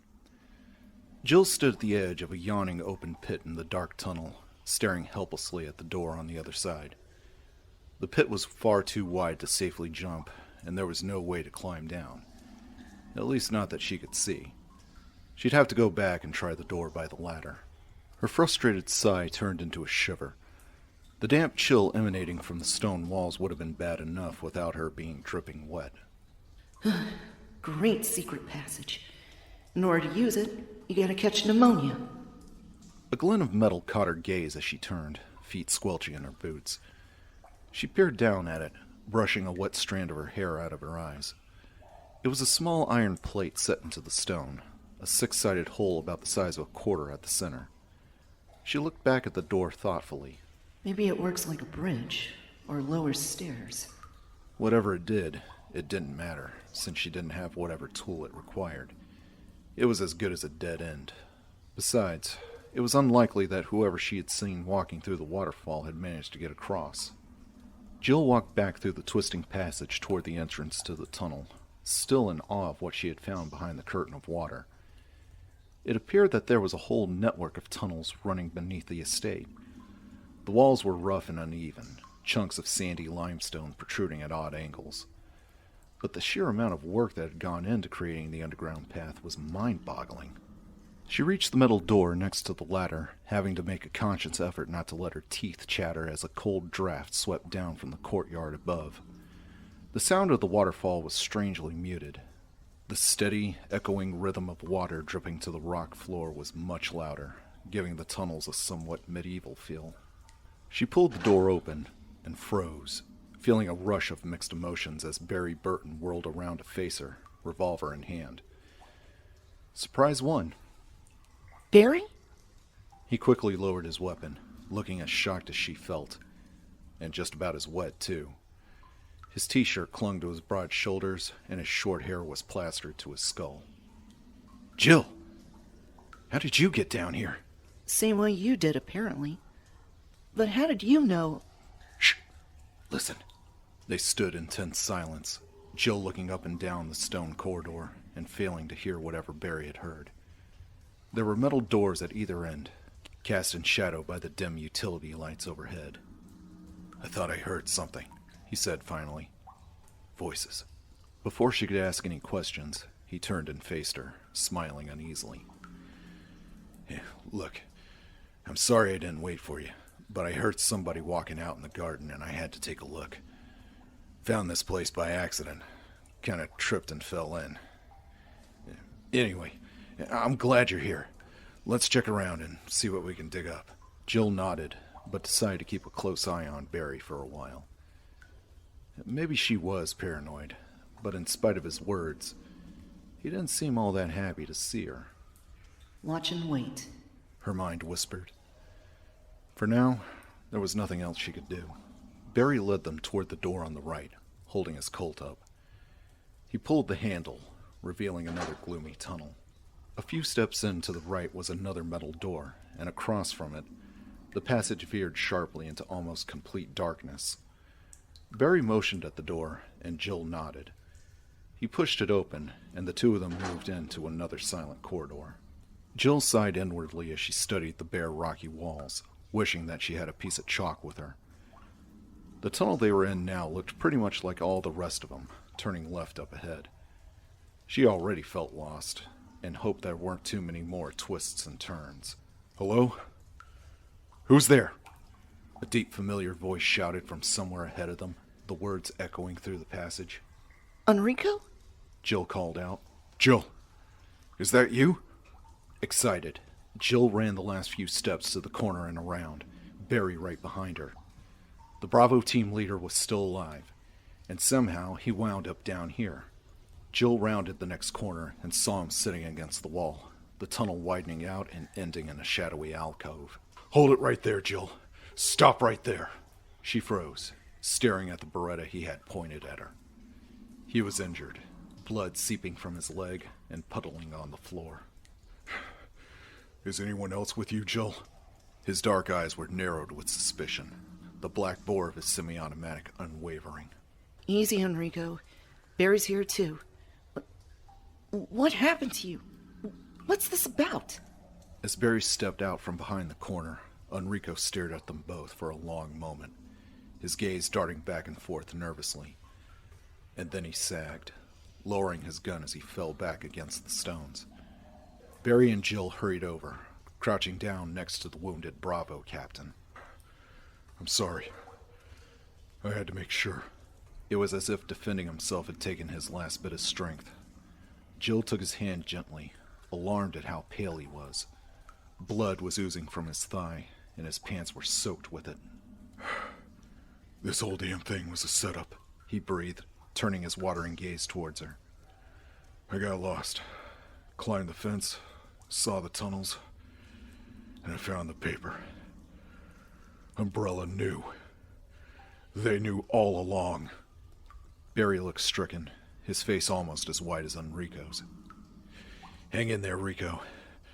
We'll get you out of here. You just have to lie still. Enrico shook his head, still looking at Jill. There's a traitor in the stars, he whispered. He told me... Enrico's body jumped as two holes suddenly appeared in his chest, blood pulsing out of them in violent spurts. Through the resounding echo of the shots, running footsteps clattered away down the corridor behind them. Barry launched to his feet and sprinted around the corner as Jill helplessly squeezed Enrico's twitching hand, her heart pounding and sick. The Bravo captain slumped over, dead before he even touched the cold stone floor. Jill's mind was flooded with questions as Barry's pursuing footsteps faded away, silence settling once again over the deep shadows. What paper had Enrico found? When he said traitor, she immediately thought of Barry and his strange behavior. But he had been right beside her when the shots had been fired. So who did this? Who was Trent talking about? Who did Enrico see? Feeling lost and alone, Jill held Enrico's cooling hand and waited for Barry to come back.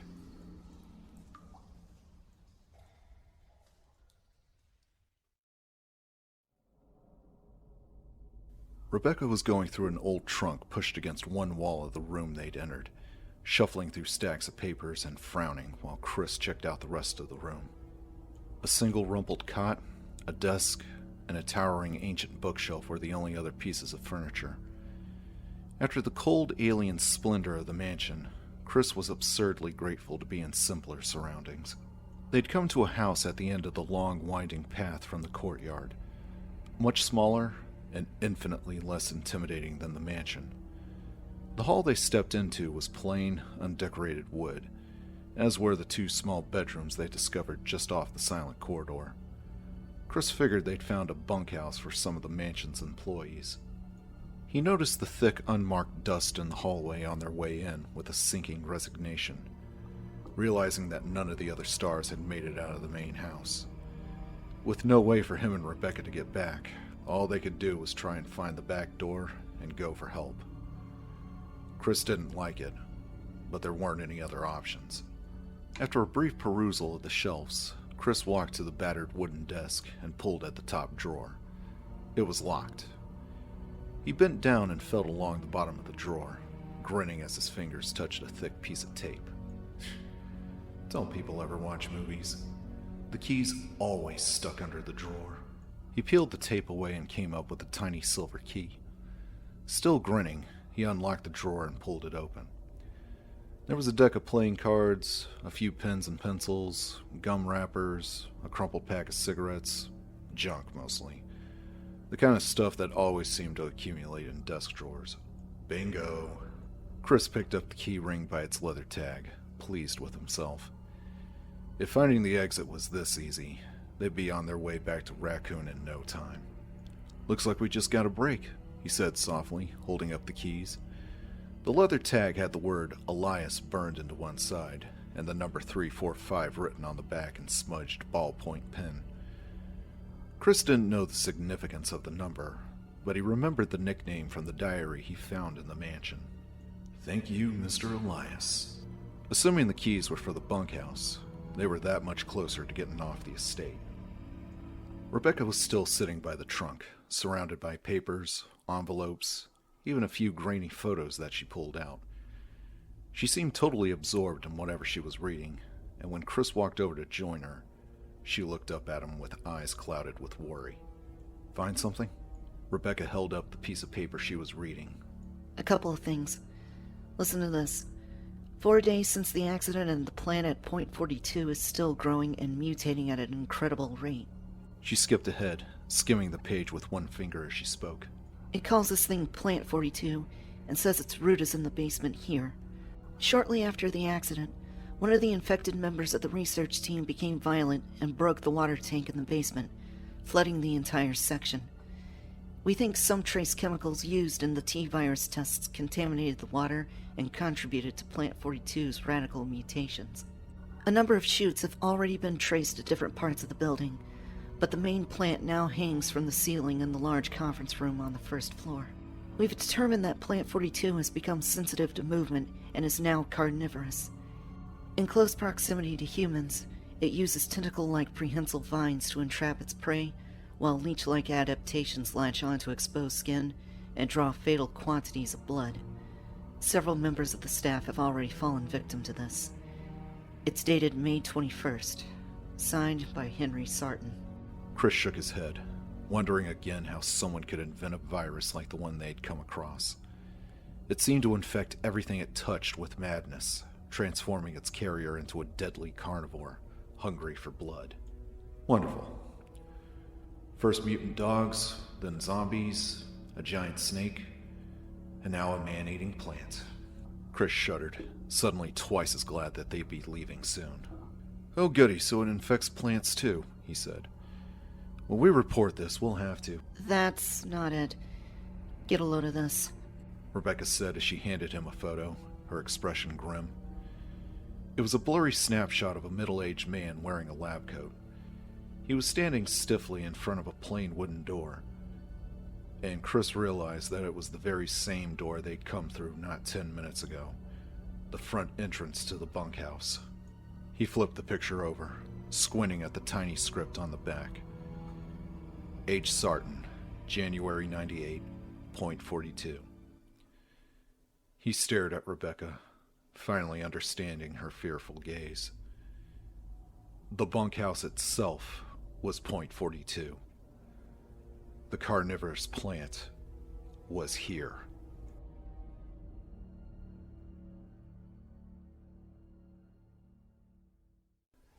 Wesker stood in the darkness of the unlit tunnel, his irritation growing as he listened to Barry stumble through the echoing darkness. Jill wouldn't wait around forever, and the raging Mr. Burton couldn't seem to grasp the fact that Enrico's killer had simply slid into the shadows just around the corner, the most obvious place there was. Come on, come on. Since they left the house, Wesker finally started to feel like things were going his way.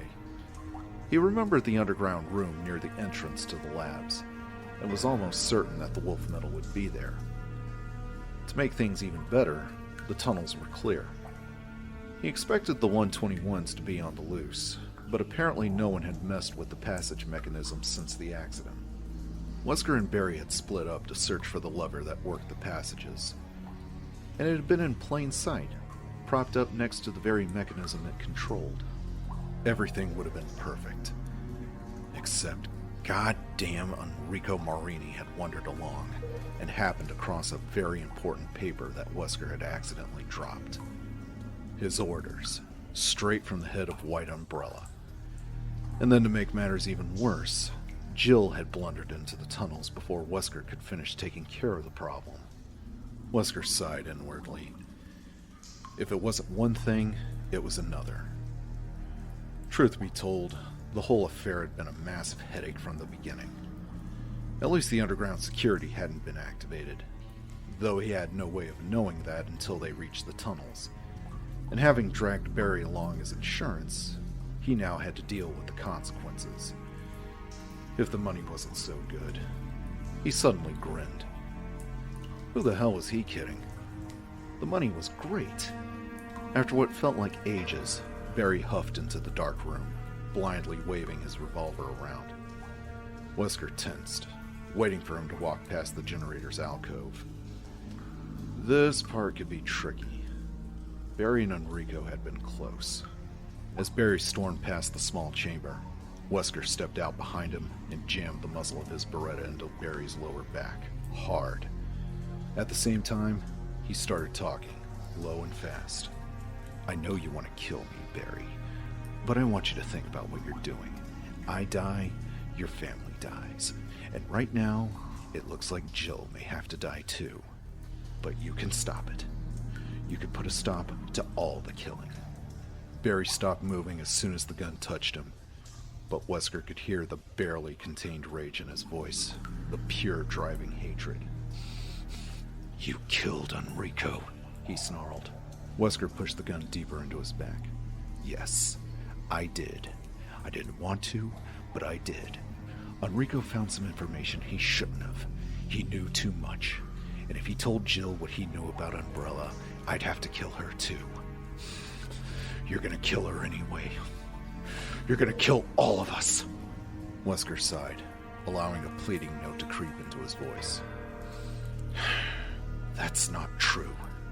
Don't you get it? I just want to get to the lab and get rid of the evidence before anyone finds it. Once that material is destroyed, there's no reason for anyone else to get hurt, all right? We can all just walk away. Barry was silent, and Wesker could tell he wanted to believe him. Wanted desperately to believe that things could be that simple. Wesker let him waver for a moment before pressing on. All I want you to do is keep Jill busy.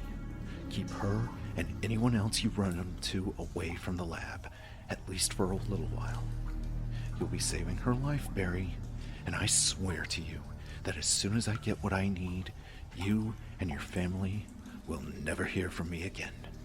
He waited, and when Barry finally spoke, Wesker knew he had him. Where are the labs? Good boy. Wesker lowered his gun, keeping his expression blank just in case Barry had good night vision. He pulled a folded piece of paper out of his vest and slipped it into Barry's hand. A map from the tunnels to the first basement floor. If for some reason you can't keep her away, at least go with her. There's a lot of doors with locks on the outside down there. Worst comes to worst, you can lock her up until it's over. I mean it, Barry. No one else has to get hurt. It's all up to you. Wesker stepped back quickly, reaching for the lever with the six-sided tip that he'd left next to the generator. He watched Barry for a few seconds longer, saw the sag in the big man's shoulders, the submissive hang of his head. Satisfied, Wesker turned and walked out of the room. On the very slight chance that any of the stars made it to the lab, Mr. Burton would ensure that there wouldn't be any more trouble. He hurried back through the entrance tunnel, silently congratulating himself on getting things back under control as he headed toward the first passage mechanism. He'd have to move fast from here on out. There were a few things he neglected to mention to Barry, like the experimental security detachment that would be released into the tunnels once he turned that lever for the first time. Sorry, Barry. Slipped my mind. It would be interesting to see how his team fared against the MA-121s, the Hunters. Watching the stars pit their strength and agility against the creatures would be quite a show. But sadly, it was one he'd have to miss. It was too bad, really. The Hunters had been caged for a long time. They'd be very, very hungry.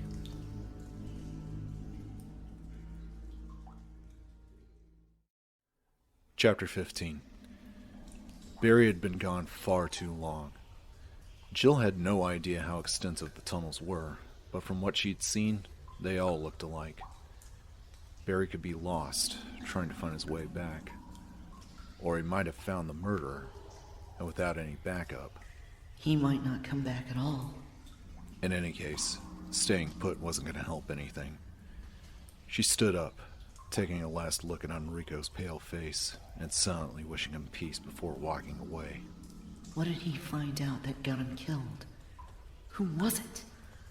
Enrico managed to get out that the traitor was a he, but that didn't exactly narrow things down. With the exception of herself and the rookie, the Raccoon Stars were all male. She could rule out Chris since he'd been convinced from the start that there was something weird going on, and now she could rule out Barry, who had been with her when Marini died. Brad Vickers simply wasn't the type to do anything dangerous, and Joseph and Kenneth were both dead. So that just leaves Richard Aiken, Forrest Speyer, and Wesker. Neither of them seemed likely, but she had to at least consider the possibility. Enrico was dead, and she no longer doubted that Umbrella had one of the stars in their pocket. When she got to the door, she quickly leaned down and tightened her damp boot laces, prepping herself. Whoever had shot the Bravo captain could have just as easily taken her and Barry out. And since he hadn't, she could only figure that he didn't want to kill anyone else, and wouldn't be looking for more targets. Assuming that he was still in the underground system, she'd have to be as quiet as possible if she wanted to find him. The tunnels were perfect sound conductors, amplifying even the tiniest sound.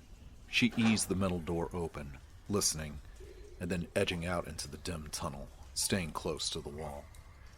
In front of her, the corridor was unlit. She opted to head back the way she came instead, the darkness being a perfect spot for an ambush. She didn't want to find out she was wrong about the killer's intentions the hard way by taking a bullet. Suddenly, a low grinding rumble reverberated through the heavy stone walls, a sound like something big moving. Jill instinctively used the sound as cover, taking several sliding steps forward and reaching the next metal door just as the rumbling stopped.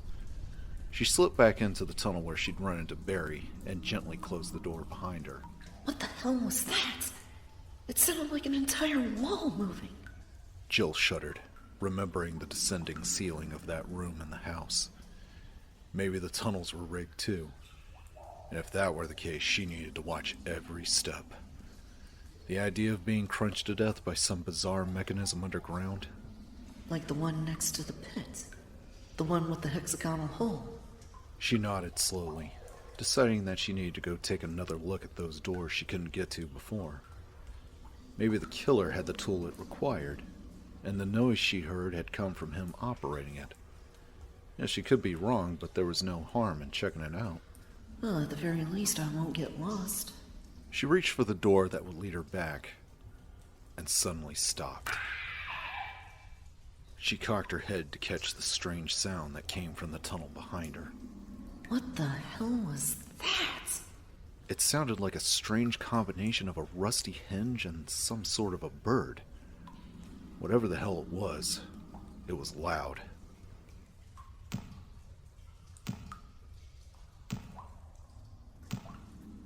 That sound she knew. Footsteps, heading in her direction. And it was either Barry or someone built like him. They were heavy, plodding, but too far apart. Too deliberate. Get out. Now! Jill grabbed at the metal latch and ran into the next tunnel, no longer caring how much noise she made. Although she sometimes misread them, her instincts were never wrong, and right now they were screaming at her that whoever or whatever was making that sound, she did not want to be there when it showed up.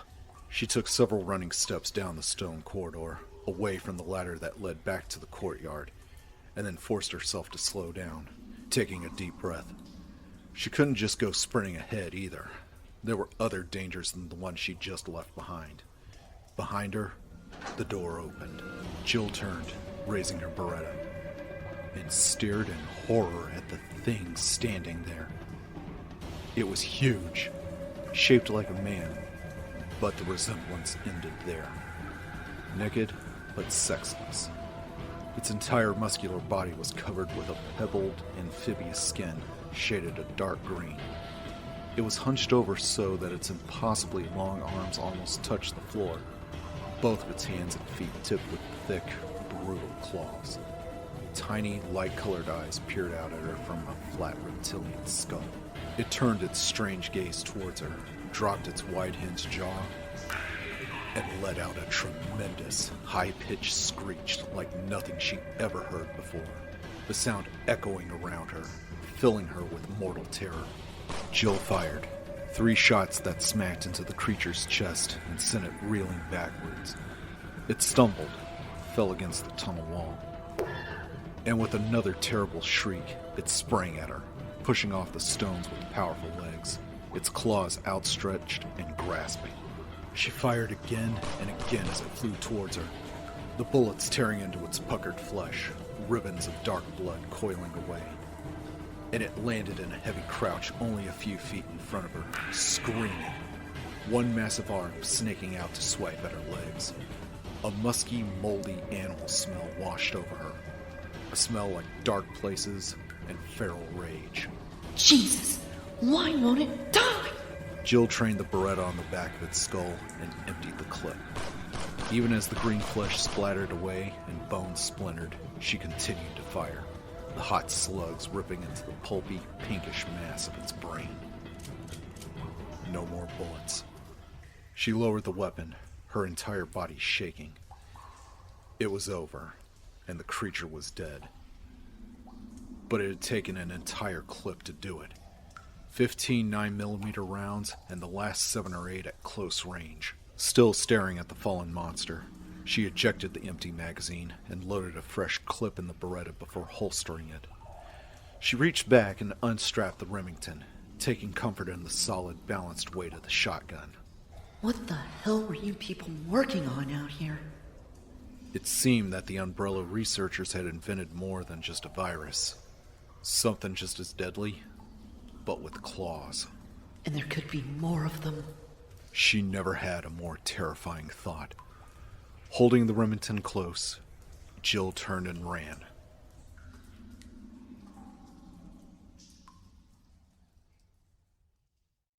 Chris and Rebecca walked down a long wooden hallway, wearily glancing up with every other step.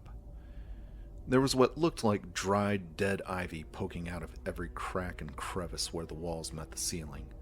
A bone-colored growth that scaled across the planks like a fungus. It looked harmless enough, but after what Rebecca had read to him about Plant 42, Chris kept himself ready to move quickly.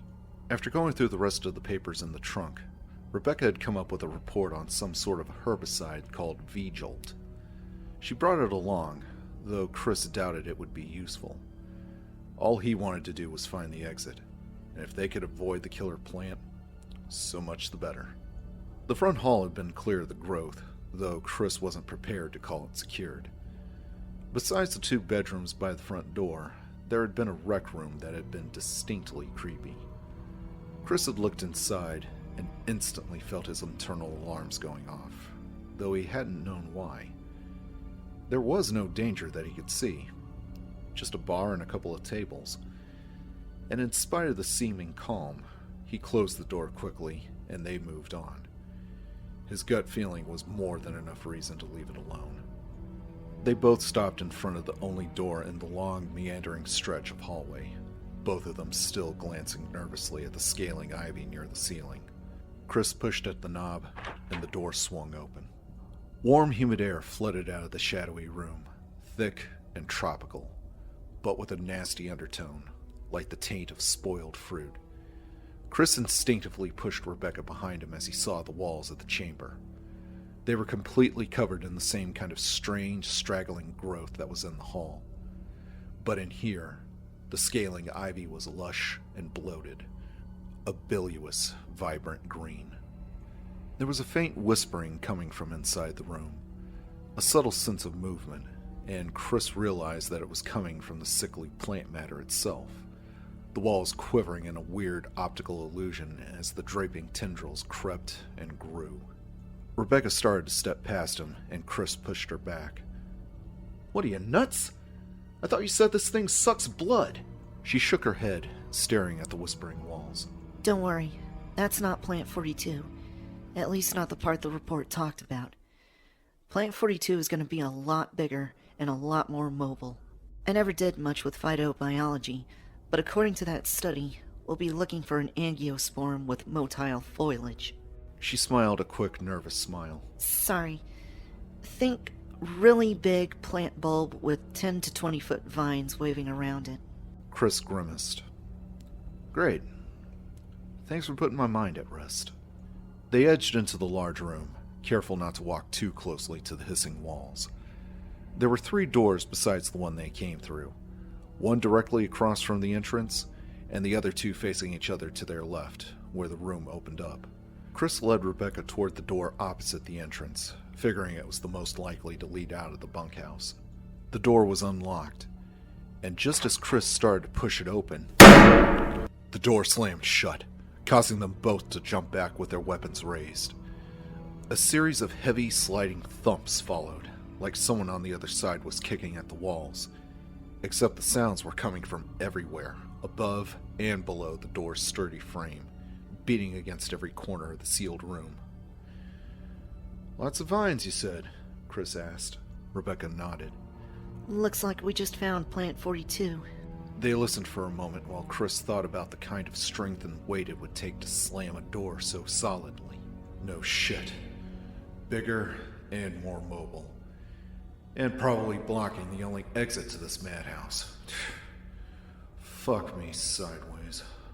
They backed away and turned to the open area and looked at the other 2 doors. The one on their right had the number 002 written above it. Chris fished out one of the keys that he'd found and flipped through them, finding one with a matching number. He unlocked the door and stepped inside, with Rebecca right behind him. There was a smaller door to the left that opened to a bathroom, quiet and dusty. The room itself was another bedroom, a bunk, a desk, a couple of shelves. Nothing of interest. Upon hearing another series of dull thumps from behind the far wall, they quickly moved back into the humid, whispering room. Chris was fighting with the growing certainty that in order to get off the estate, it seemed that he and Rebecca were going to have to deal with the killer plant after all. Maybe not. There could still be another way. Or at least I hope. With the way things were going thus far, he doubted it. From the shuffling zombies lurking around in the main house, to the run through the courtyard with snakes dropping from the trees, it seemed that every part of the Spencer estate seemed to be designed to keep them from leaving. Chris shook the negative thoughts aside as they approached the shadowy chamber's final door, but they came rushing back at the sight of the small green keypad set next to the frame. He rattled the knob, but there was no give. It was another dead end. "Security lock," he said, sighing. "No way to get in without the code." Rebecca frowned down at the pattern of tiny red lights set above the numbered buttons. We could just try numbers until we come across the right combination. Chris shook his head. "You know what our chances are of just stumbling across the right..." Wait a second. Chris fumbled the key ring out of his pocket. "Try 345, he said, watching eagerly as Rebecca dutifully punched in the number. "Come on, Mr. Elias, don't fail me now." The pattern of red lights flashed, then blinked out, one by one. As the last tiny light faded, there was a click from inside the door. Chris grinned, pushing the door open, and felt his hope dwindle as he glanced around the tiny room. Dusty shelves filled with tiny glass bottles and a rust-stained sink. Not the exit he was expecting. No, of course not. That would have been too easy. And God knows we can't have that. No, no, no. Rebecca walked quickly over to one of the shelves and looked over the glass bottles, mumbling to herself. After a few moments, she turned back to Chris and grinned widely. Chris, we may have hit pay dirt. The V-jolt, the phytotoxin, I can make it here. If we can get down to the basement and find the plant's root... Realization dawned on Chris as he smiled back. We can kill the damn thing without even having to fight it. Rebecca, you're brilliant. How long do you need? 10, 15 minutes tops. All right. You stay here and get to work on it. I'll go down to the basement and find the route. Rebecca was already pulling down bottles as Chris closed the door and jogged back towards the corridor, past the whispering walls of shadowy green. They were going to beat this place, and once they got out, Umbrella was going down hard. Barry was standing over Enrico's cold body, with Wesker's map crumpled in one hand. Jill had been gone when he'd returned, but rather than look for her, he found himself unable to move, to even tear his gaze away from the corpse of his murdered friend. It's all my fault. If I hadn't helped Wesker get out of the house, you'd still be alive. Barry stared miserably at Enrico's face, so filled with guilt and shame that he didn't know what to do anymore. He knew he had to find Jill, keep her from getting to Wesker, keep his family from being hurt. But still, he couldn't seem to force himself to walk away. What he wanted now more than anything was to be able to explain himself to Enrico, to make him understand how things had come to be the way they were. He's got Kathy and the babies, Rico. What else could I have done? What else can I do except follow his orders? The Bravo captain stared back at him with glazed, unseeing eyes. No accusation, no acceptance, no nothing. Forever. Even if Barry continued to help Wesker, and everything else turned out to be the way it was supposed to be, Rico Marini would still be dead. And Barry didn't know how he was going to have to live with the knowledge that he was responsible.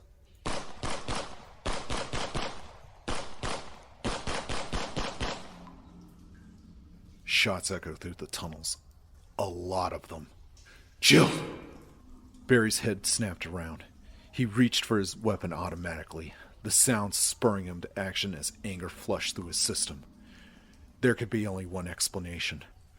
Wesker had found Jill. Barry turned and ran, sick at the thought of another STARS member dead by Wesker's treacherous hand, and furious with himself for believing the captain's lies. The door in front of him slammed open, and Barry stopped dead in his tracks. All thoughts of Wesker, Jill, and Enrico wiped away by the sight of the crouching creature in front of him. His mind couldn't grasp with what he was seeing, his stunned gaze feeding him bits and pieces of information that didn't make any sense at all. Green skin, piercing orange-white eyes, and talons. It let out a horrible squealing cry, and Barry didn't think anymore.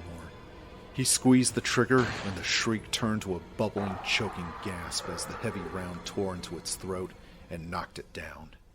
The thing flailed its limbs wildly as blood spurted from the smoking hole. Barry heard several sharp cracks like breaking bones, and saw more blood pour from its fists as long, thick claws snapped off against rock. Barry stared in mute astonishment as the creature continued to spasm violently, burbling through the ragged hole in its throat as if still trying to scream.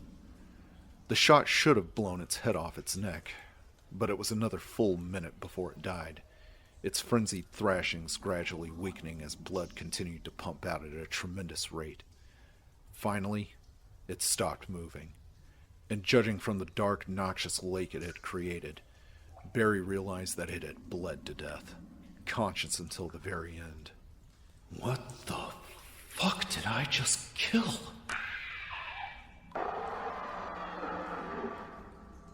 From the tunnel outside, another shrieking howl resounded through the clammy air, and was joined by even more. The animal cries rose up, furious and unnatural, the screams of creatures that shouldn't exist. Barry dug into his hip pack with shaking hands and pulled out more rounds for the Colt, praying to God that he had enough, and that those shots he'd heard before hadn't been Jill's last stand.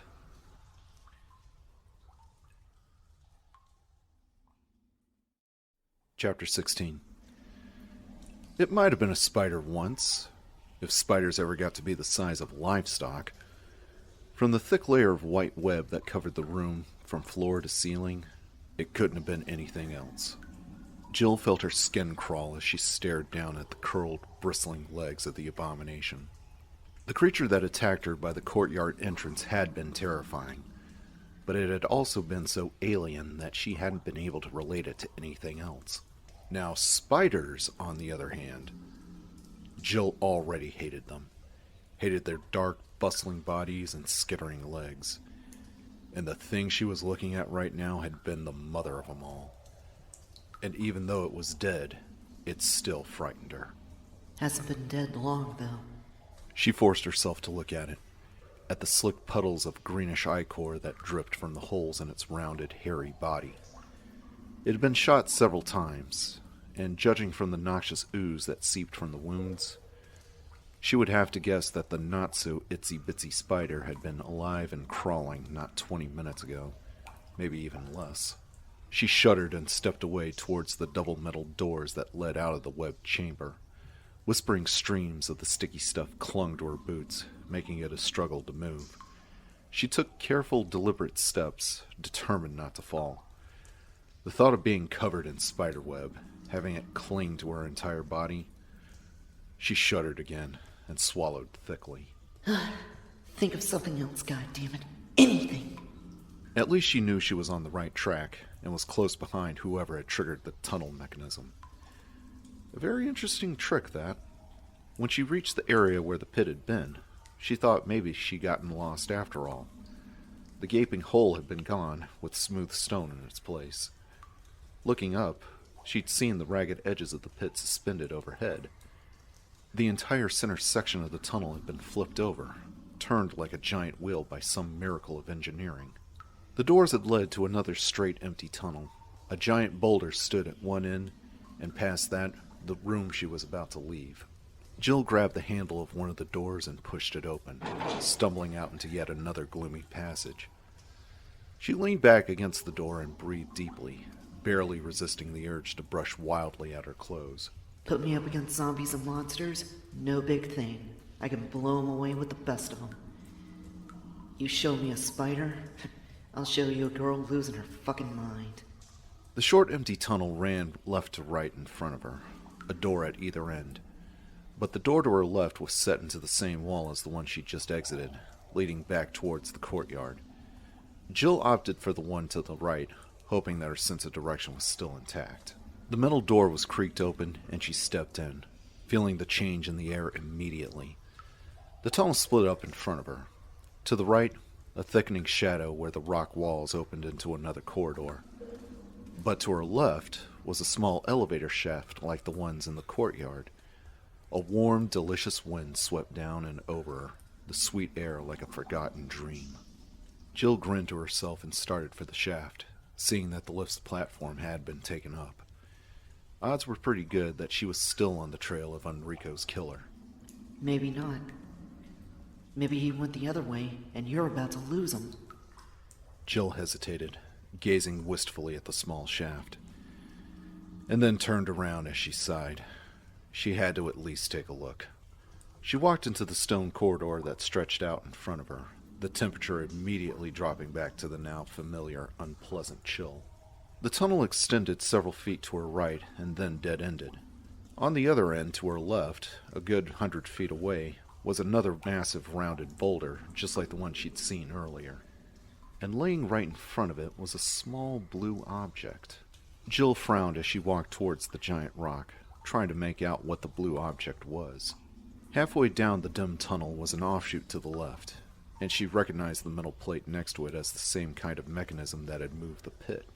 She stepped into the small offshoot and examined the worn stones as its opening. There was a small door to her right, and Jill realized that the passage and the room could be hidden by way of the mechanism. The walls turned to block the entrance. And to think I was impressed with the house. It must have taken them years to set all this up. She opened the door and looked inside. It was a mid-sized square room of rough stone, with a statue of a bird on a pedestal as the only decoration. There was no other exit, but Jill felt a sudden rush of relief as the implication sank in. She could finally get out of the underground tunnels. The killer had to have left already. Smiling, she stepped back out into the corridor and started towards the giant rock, still curious about the blue thing. As she got closer, she saw that the object was actually a book bound in blue dyed leather. It had been thrown carelessly against the base of the stone, laying face down and open. She slung the Remington across her back and crouched down to pick it up. It was a book box. Her father had told her about them, though she'd never actually seen one. There was a cutaway section of pages behind the cover where valuables could be hidden, though this one was empty. She flipped it closed, tracing the gold leaf letters of the title, Eagle of East, Wolf of West, as she started back towards the elevator. Didn't sound like much of a thriller, though it was nicely bound.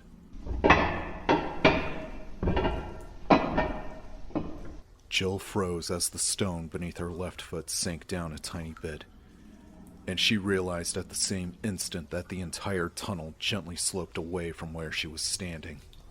Oh, shit. Behind her, there was the deep, thundering sound of rock grating against rock. Dropping the book, Jill sprinted for cover, her arms and legs pumping as the rumbling grew louder and the tripped boulder picked up momentum. The dark opening of the offshoot seemed miles away, and she could almost feel the tons of stone bearing down on her. She wanted desperately to look, but she knew the split-second difference would kill her. In a final desperate burst of speed, she dove for the opening, crashing to the floor and jerking her legs in. In that same instant, the massive rock rolled past, missing her by inches. Even as she drew in her next gasping breath, the boulder hit the end of the tunnel with an explosive, bone-jarring crunch that shook the underground passage. For a few moments, it was all she could do to huddle against the cold floor and not throw up. When that passed, she slowly got to her feet and dusted herself off. The heels of her hands were abraded, and both her knees were bruised from the running dive. But compared to being smashed flat by a big rock, she could definitely live with a few abrasions and bruises. Jill unstrapped the Remington and headed for the elevator shaft, very much looking forward to leaving the underground behind, and keeping her fingers crossed that whatever came next, it wouldn't be cold, there wouldn't be any boulders, and that there wouldn't be any spiders.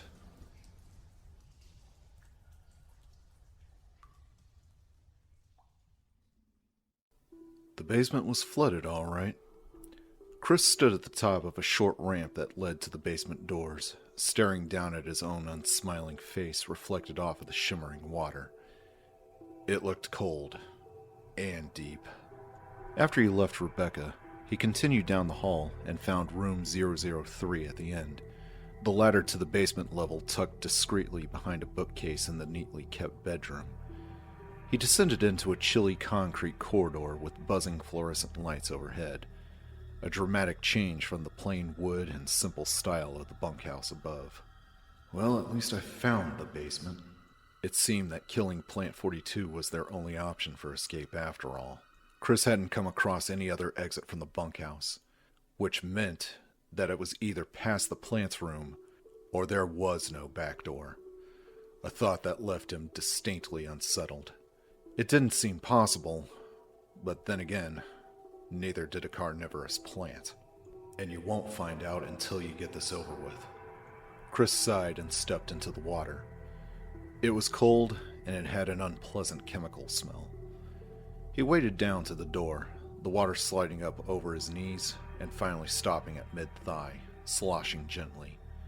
Shivering, he pushed the door open and moved inside.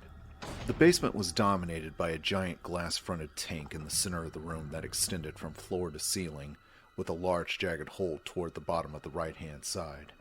Now, Chris wasn't that good at judging volume, but to fill the whole area with water, he figured that the tank had to have held several thousands of gallons. What the hell were they studying down here that they needed that much? Tidal waves? It didn't matter. He was cold, and he wanted to find what he needed to find and get back to dry land. He started off toward the left, slowly straining against the push and pull of the gently lapping waves. It was completely surreal, wading through a half-flooded, well-lit concrete room. though Chris supposed it was no stranger than anything else he experienced since the Alpha Copter had set down. Everything about the Spencer estate had a dreamlike feel to it, as if it existed in its own reality, far removed from the rest of the world. Try nightmare-like.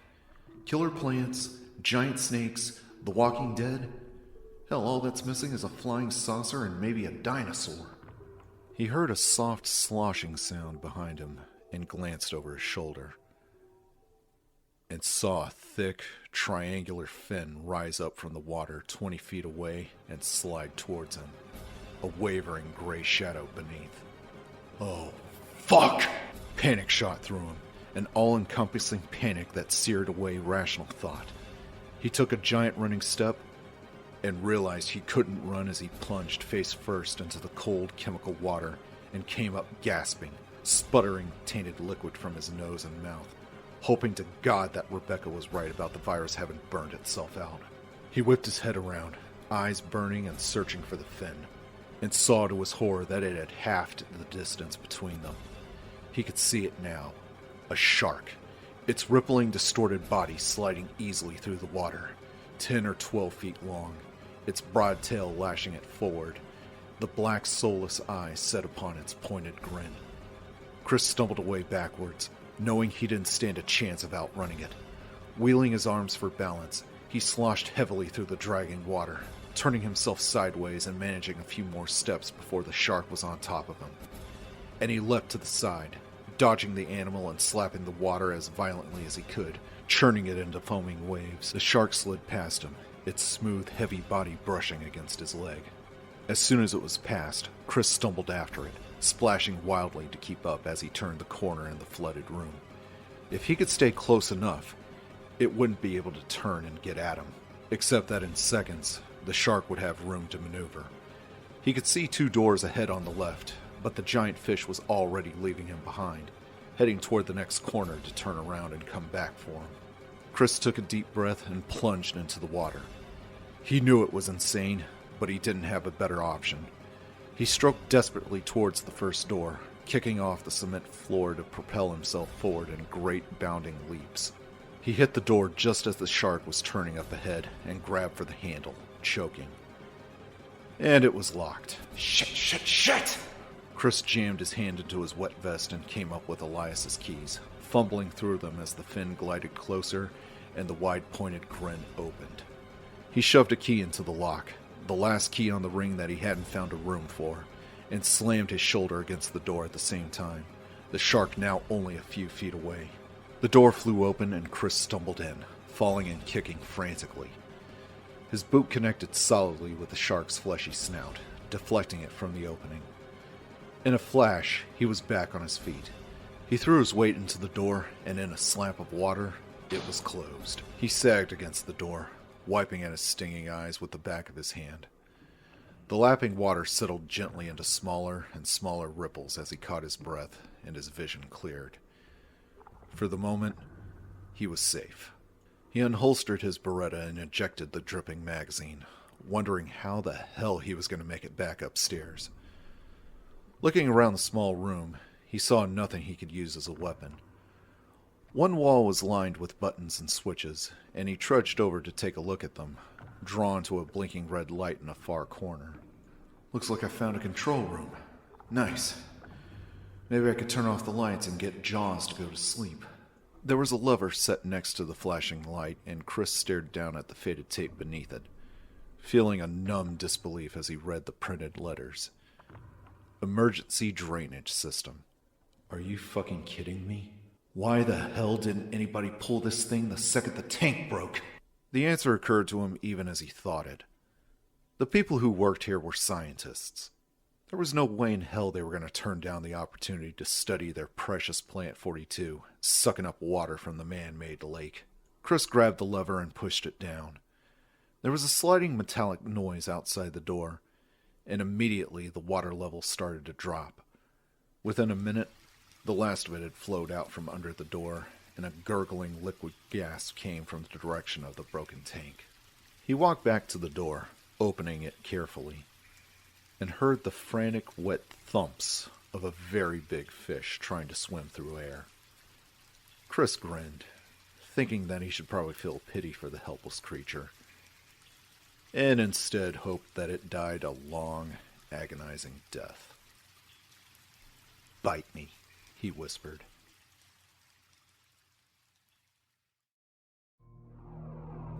Wesker had shot 4 of the shuffling, gasping umbrella workers on his way to the computer room on level 3. He hadn't recognized any of them, though he was pretty sure that the second one he'd taken out had been Steve Keller, one of the guys from Special Research. Steve always wore penny loafers, and the pallid, dried-up husk that reached for him by the stairs had been wearing Steve's brand. It seemed that the effects of the viral spill had been far harsher in the labs. Less messy, but no less disquieting. The creatures that roamed the halls outside seemed to have been totally dehydrated, their limbs withered and stringy, and their eyes like shriveled grapes. Wesker managed to avoid several of them, but the ones he had been forced to put down had scarcely bled at all. He sat at the computer in the cool, sterile room and waited for the system to boot up, feeling truly on top of things for the first time all day. He had earlier moments, of course. The way he handled Barry, finding the wolf metal in the tunnels, even shooting Ellen Smith in the face had given him a momentary sense of accomplishment, a feeling that he was in control of what was happening. But so much had gone wrong along the way that he hadn't had time to enjoy any of his successes. But now I'm here. If the stars aren't already dead, they soon will be. And assuming I don't suffer some massive lapse of skill, I'll be out of here within half an hour. Mission accomplished. There were still dangers ahead, but Wesker could handle them. The MA2s, the Chimeras, were undoubtedly loose in the power room, but they were easy enough to get past, provided of course he didn't stop running. Wesker should know, he had a sizable hand in designing the creatures. And then there was the big man, the tyrant, waiting one level down in his glass shell, sleeping the sweet, dreamless sleep of the damned, from which he'll surely never wake. Such a waste, though. So much power, crossed off as a failure by the boys at White Umbrella. A gentle musical tone informed him that the system was ready. Wesker pulled a notebook out of his vest and opened it to a list of codes, though he already knew them.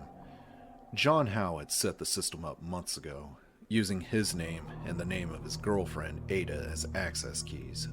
Wesker typed out the first of the passwords that would allow him to unlock the laboratory doors, feeling a sudden vague wistfulness for the excitement of the day. It would be over so soon, and there was no one around to witness his achievements, to share his fond memories after the fact. Now that he thought about it, it was actually a shame that none of the stars would be joining him. The only thing better than a grand finale was a grand finale with an audience. Chapter 17. Jill had taken the elevator into what seemed to be another part of the garden or courtyard, although the area had been isolated, surrounded by trees. She guessed as much from the few overgrown potted plants and the welcome sounds of the forest beyond the low metal railing. There had been nothing to see but a rusting metal door set into a nondescript overgrown wall that was welded shut, and a large open well, like a stone wading pool. Inside had been a short spiral staircase leading down to another small elevator. Which I took. But now where the hell am I? The room that the elevator had led to was unlike any part of the estate she had seen thus far. It lacked the strange, fetid charm of the mansion, or the dripping gloom of the underground tunnels. It was as if she'd walked out of a gothic horror story and into a military complex, a utilitarian's bleak paradise. She was standing in a large, steel-reinforced concrete room with the walls painted a muddy industrial orange. Metal ducts and overhead pipes lined the upper walls, and the words XDR-B1 was painted across the concrete in black, several feet high. Any sense she had of where she was in relation to the rest of the estate was totally gone. Although it's cold as everywhere else, so at least I know I'm still on the grounds. There was a heavy metal door on one side of the room that was firmly locked. The sign to the left of it stated that it was only to be opened in case of a first-class emergency. She figured that the B1 on the wall stood for basement level 1, and her theory was confirmed by the bolted ladder that led down through a narrow shaft in the concrete. Where there was B1, B2 naturally followed. And considering the alternative, it looks like that's where I'm heading. The only other option is to go back through the underground tunnels, and that ain't happening. She peered down the ladder shaft, only able to see a square of concrete at the bottom. Sighing, she held on to the Remington and started down. As soon as she hit the last rung, she turned anxiously and faced a much smaller room, just as bland and industrial as the first. Inset fluorescent lights on the ceiling, concrete walls and floor, and a gray metal door. She walked through quickly, starting to feel hopeful that there were no more creatures or traps. So far, the basement levels had offered nothing more dangerous than a lack of decoration. She opened the door and felt her hope fade away as the dry, dusty smell of long-dead flesh hit her. She stepped out onto a cement walkway that led over a flight of descending stairs with a metal railing circling the path. At the top of the steps was a crumpled zombie, so emaciated and shriveled that it appeared almost mummified.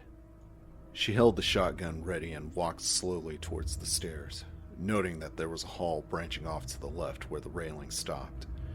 She darted a quick look around the corner and saw that it was clear.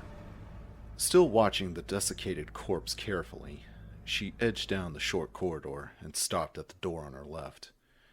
The sign next to the door read Visual Data Room, and the door itself was unlocked. It opened up into a still gray room with a long meeting table in the center and a slide projector set up in front of a portable screen at the far end. There was a phone on a small stand pushed up against the right wall, and Jill hurried over, knowing that it was too much to hope for, but having to check it just the same. It turned out that it wasn't even a phone at all, but an intercom system that didn't seem to work. Sighing, she stepped past an ornamental pillar and walked around the table, glancing at the empty slide projector. She let her gaze wander and looked for anything of interest. And it stopped on a flat, featureless square of metal set into the wall, about the size of a sheet of paper. Jill stepped over to take a closer look. There was a flat bar at the top. She touched it lightly, and the panel slid down into the wall, revealing a large red button. She looked around the quiet room, trying to imagine what kind of trap she'd run into this time, and then realized that there wouldn't be a trap at all. The mansion, the tunnels, all of it was rigged to keep people from getting this far, to these basement levels. They're not going to booby-trap the place where the real work gets done. She knew instinctively that her logic was sound. This was a boardroom, a place for drinking bad coffee and sitting through meetings with colleagues.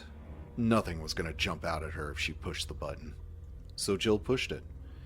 And behind her, the ornamental pillar slid to one side with a smooth mechanical hum. Behind the pillar were several shelves stacked with files, and something that glittered in the soft gray light of the room. She hurried over and picked up a metal key, the top of it imprinted with a tiny lightning bolt. Slipping it into her pocket, she flipped through a few of the files. They were all stamped with the Umbrella logo, and though most of them were too thick and ponderous to spend time sorting through, the title on one of the files told her what she needed to know, what she already suspected. Umbrella, Bioweapons Report, Research and Development. Nodding slowly, Jill put the file back. She found the real research facilities, and she knew that the STARS trader would be somewhere in these rooms. She was going to have to be very careful. With a final glance around, Jill decided to see if she could find the lock that the key belonged to. It was time to place the last few pieces of the puzzle that Umbrella had set up, and that the STARS had sacrificed themselves trying to solve. The twisted, gnarled root of Plant 42 took up a large corner of the basement room, the bulk of it hanging down in slender, fleshy tendrils that almost touched the floor. A few of the tiny, worm-like threads squirmed blindly around each other, twisting slowly back and forth as if looking for the water supply that Chris had drained. Good God, that's disgusting. Rebecca said as Chris nodded in agreement. Besides the control room he escaped into from the shark, there had been only 2 other chambers in the basement. One of them had been stacked with boxes of cartridges for all kinds of weapons, and although most of them had been uselessly wet, he did find a box of 9mm rounds on a high shelf, saving them both from running out of ammunition. The other room had been plain enough, containing only a wood table, a bench, and the massive creeping root of the carnivorous plant that lived upstairs. "So," Chris said, "so how do we do this?" Rebecca held up a small bottle of the purplish fluid and swirled it gently, still staring at the moving tendrils. Well, first, you stay back, and don't breathe too deeply. The stuff's got a few toxins in it that neither of us want to be ingesting, and it'll turn gaseous once it hits the infected cells. Chris nodded. "Fair enough. So how do we know it's working?" If that V-jolt report's on the mark, we'll know. Just watch," Rebecca said with a grin. She uncapped the bottle and stepped closer to the twisted root, then upended the glass vial, dousing the snaking tendrils with the watery fluid. Immediately, a billow of reddish smoke plumed up from the root as Rebecca emptied the bottle and quickly stepped away. There was a hissing, crackling sound, like wet wood thrown atop a blazing fire, and within seconds, the feebly twisting fibers started to break, pieces of them snapping off and flaking away. The knotted thickness at the center started to tighten and shrink, pulling into itself. Chris watched in amazement as the giant, terrible root suddenly shriveled up into a dripping ball of mush no bigger than a child's ball and hung there, dead. The entire process had taken less than 15 seconds. Rebecca nodded toward the door, and the both of them stepped out into the drying basement, Chris shaking his head. "Good God, what was in that stuff?" Trust me, you don't want to know. You ready to get out of here? Chris grinned. "I thought you'd never ask." They both jogged toward the basement doors, hurrying out into the cold corridor and back toward the ladder that led upstairs. Chris was already going over escape plans for when they left the bunkhouse. It really would depend on where the exit had led. If they wound up in the woods, he was thinking they should head toward the closest road and light a fire, then wait for help to come. Though maybe we'll get lucky and run across the goddamn parking lot for this place.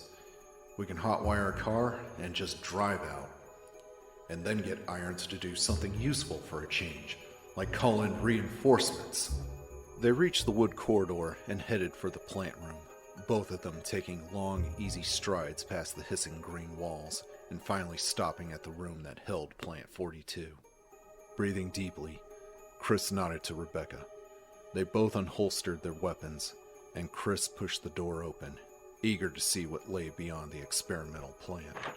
They stepped into a huge open room, the smell of rotting vegetation thick in the damp air.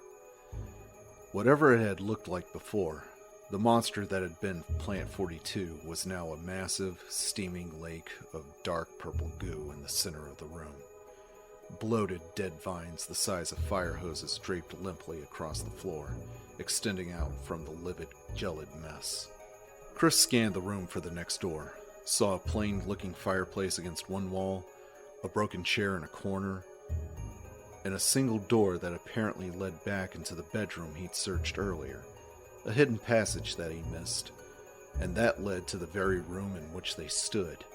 Must have been behind the bookcase. There was no other way out. Killing the plant had been a waste of time. It hadn't been blocking anything.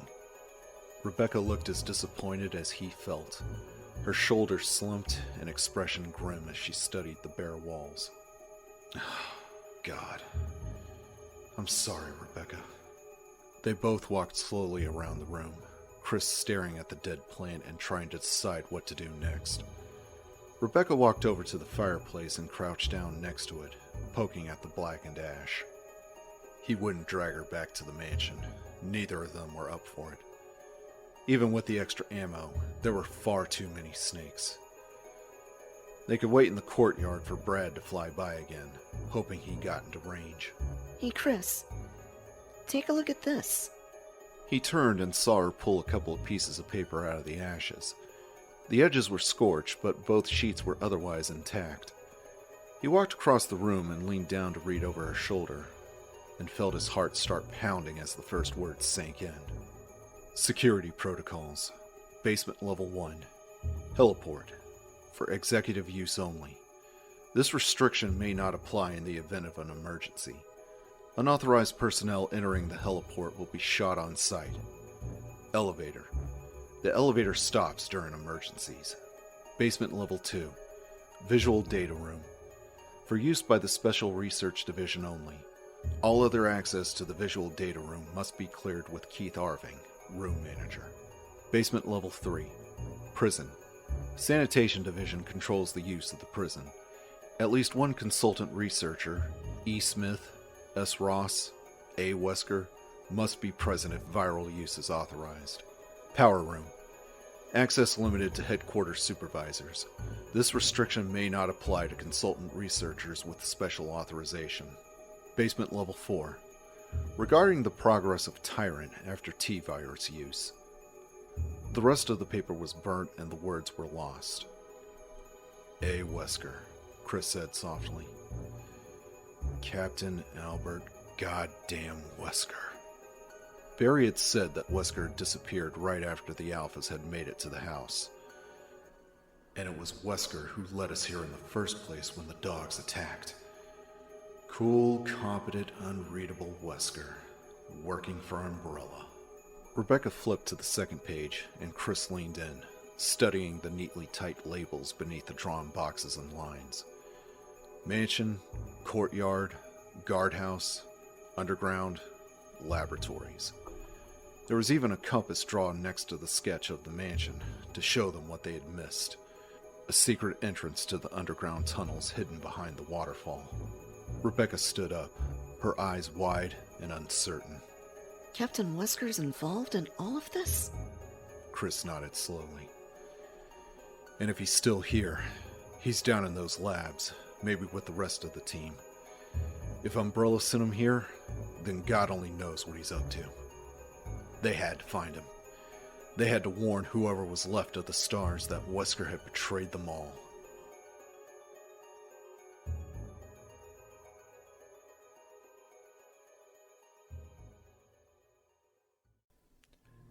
Everything was done.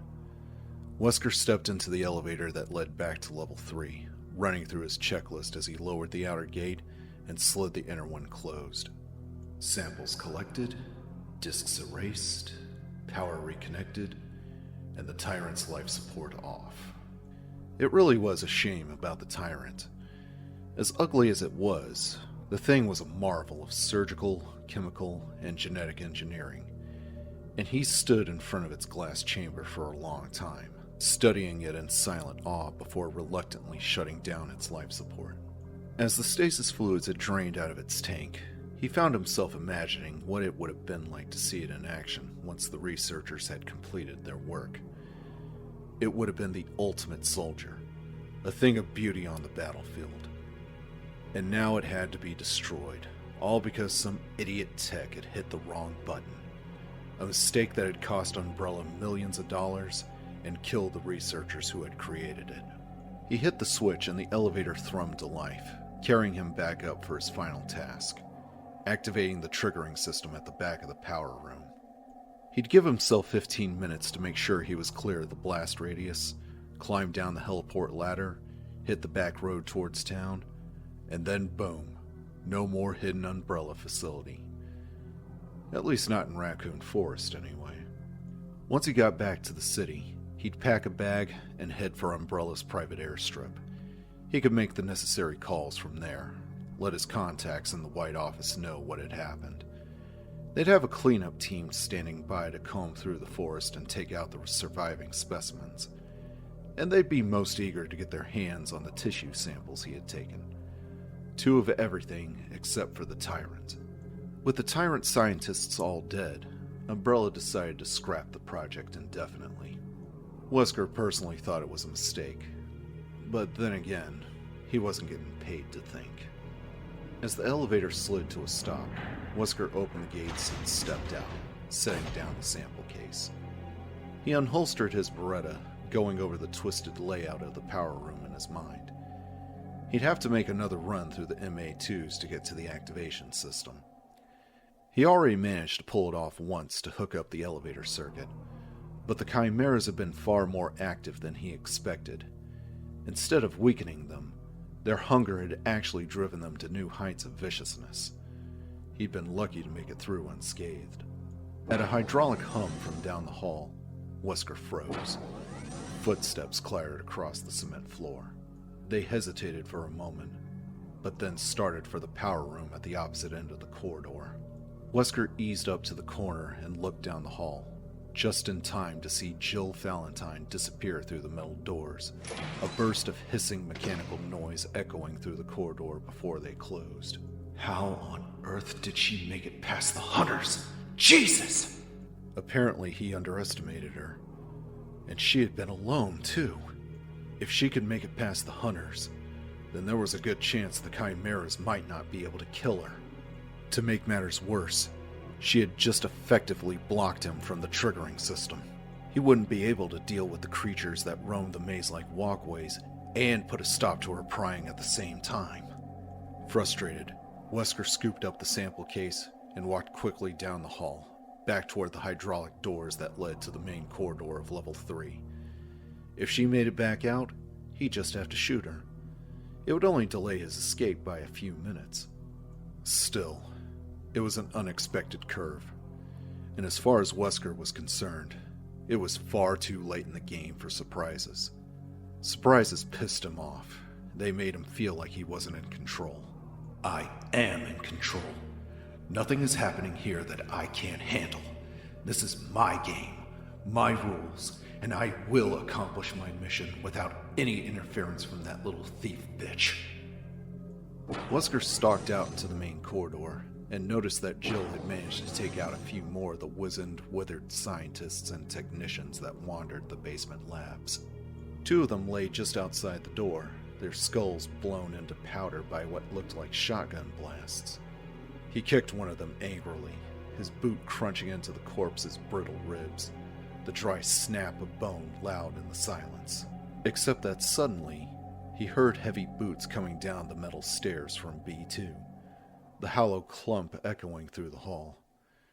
And then a rough, hesitant voice called out, "Jill?" Barry Burton, as I live and breathe. Wesker raised his weapon coolly, ready to fire when Barry stepped into view, and then lowered it thoughtfully. After a moment, a slow grin spread across his face. Chapter 18. Jill eased into the steaming, hissing room. A thick smell of grease hung in the heated air. It was some kind of a boiler room, and a big one at that. Heavy, thrumming machinery filled the large chamber, surrounded by winding catwalks. Massive turbines spun and pounded, generating power in a steady whine as hidden ducts spat out steam at short intervals. She moved slowly into the poorly lit chamber, peering down one of the railed walkways into the fluctuating shadows cast by the towering generators. From where she was, she could see that the place was a labyrinth of paths, twining around the giant blocks of noisy machinery. So this explains why they were able to keep the estate a secret for so long.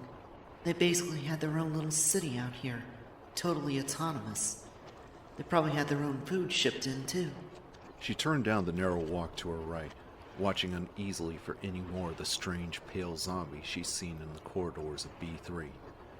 The path seemed clear, but with the movement and noise created by the turbines, something ripped at her left shoulder.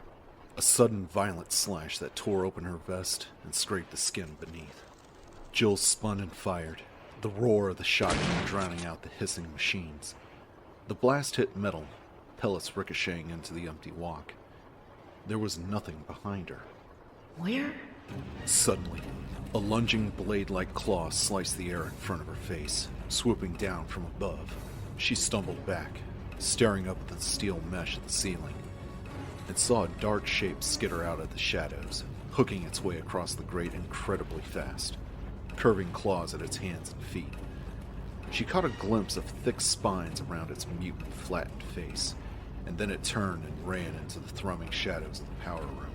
There was a door at the end of the walk, and Jill sprinted towards it, her heart racing, the pounding whine of the generators thundering in her ears. She was 5 feet from the door when she saw the moving shadow position itself in front of her. She raised the shotgun and leaned back. Shit! More of them! There were 2 more of the creatures overhead, squat, terrible things with vicious curving hooks instead of hands. One of them dropped down suddenly, hanging by clawed feet to swipe at her with its bladed arm. Jill fired, and the creature screeched, the blast hitting it in its chest. It fell from the ceiling with a clatter. Thick blood and what appeared to be maggots burst out of its ragged wound. She turned back towards the entrance and ran, hearing the patter of claws against the mesh overhead. Another of the aberrant monkey-like things swung down in front of her, and Jill ducked, afraid to stop running. The thing's strange arm whistled past her ear, missing her head by less than an inch. The metal doors were right in front of her. Jill crashed into them, slapping one handle down and stumbling back into the cold stillness of the corridor. The door closed on the furious shrill cry of one of the monsters, raising high above the sounds of the working machines. She sagged against the door, gasping, and saw Barry Burton standing midway down the chilled, silent hall. He hurried towards her, an expression of deep worry on his rugged, bearded face. Jill, are you all right? She pushed away from the door, surprised. God, Barry, where have you been?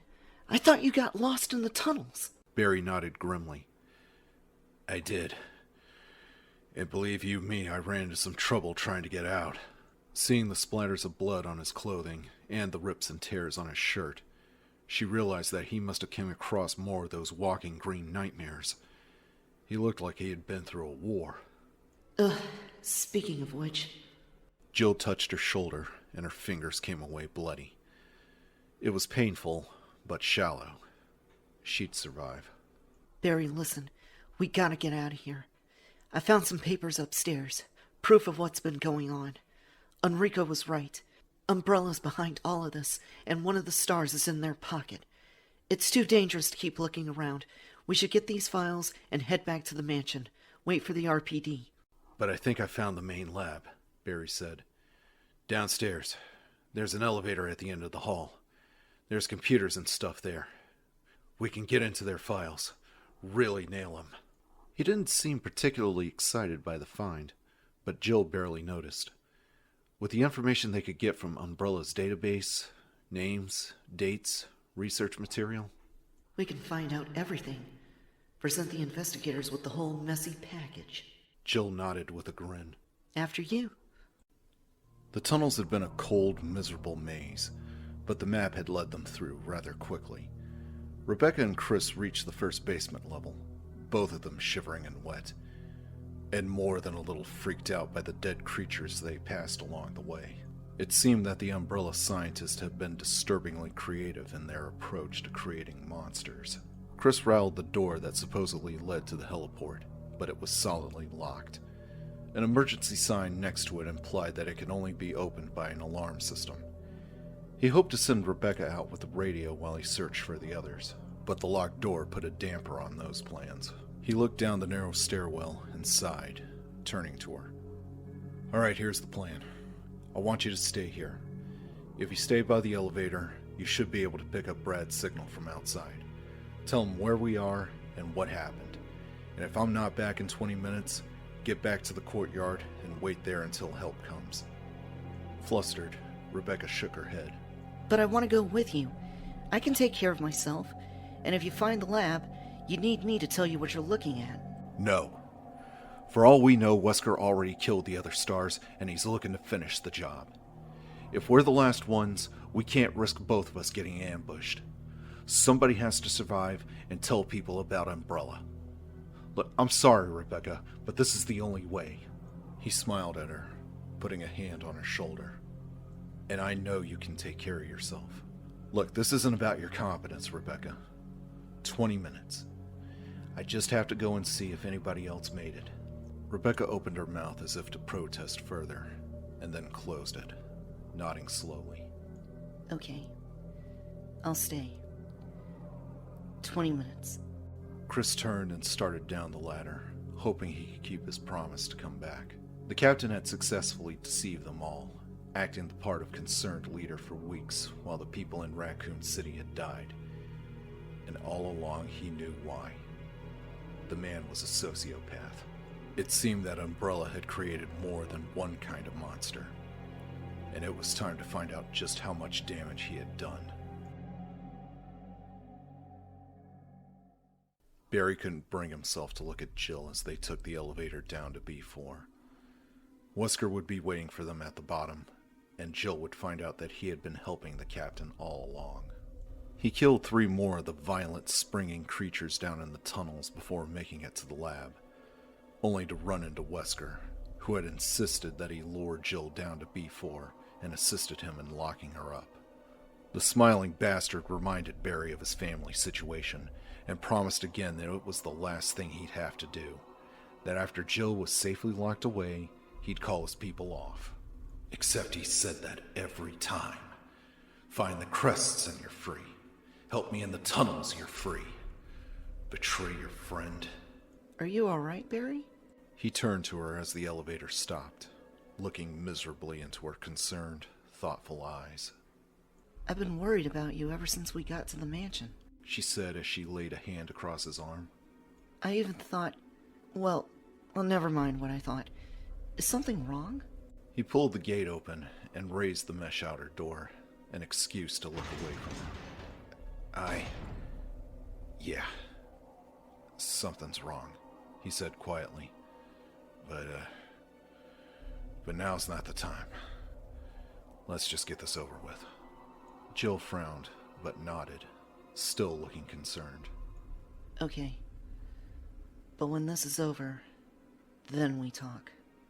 You won't want to talk to me when this is over. Barry stepped out into the short hallway, and Jill followed, their boots clanking across a steel grate. The hall turned to the left just ahead, and Barry slowed down on the pretense of checking his weapon, letting Jill get in front of him. They turned the corner, and Jill froze, staring into the muzzle of Wesker's raised Beretta. He grinned at them, his sunglasses hiding his eyes, and his smile smug and leering. "Hello, Jill. Nice of you to drop by," he said smoothly. "Good work, Barry. Take her weapons." She turned her startled gaze to him as he quickly plucked the shotgun from her hands, and then reached around to unholster her Beretta, his face burning. "Now get back up to B1 and wait for me by the exit. I'll be up in a few minutes." Barry stared at him. You said you wanted to just lock her up. Wesker shook his head. "Oh, don't worry. I'm not going to hurt her. I promise. Now get going." Jill looked at him, confusion, fear, and anger playing across her face. Barry. "I'm sorry, Jill." He turned and walked around the corner, feeling defeated and ashamed, not to mention terrified for Jill. Wesker had promised, but Wesker's word meant absolutely nothing. He'd probably kill her as soon as he heard the elevator doors close. But what if I'm not in the elevator? Maybe I can still do something to keep her alive.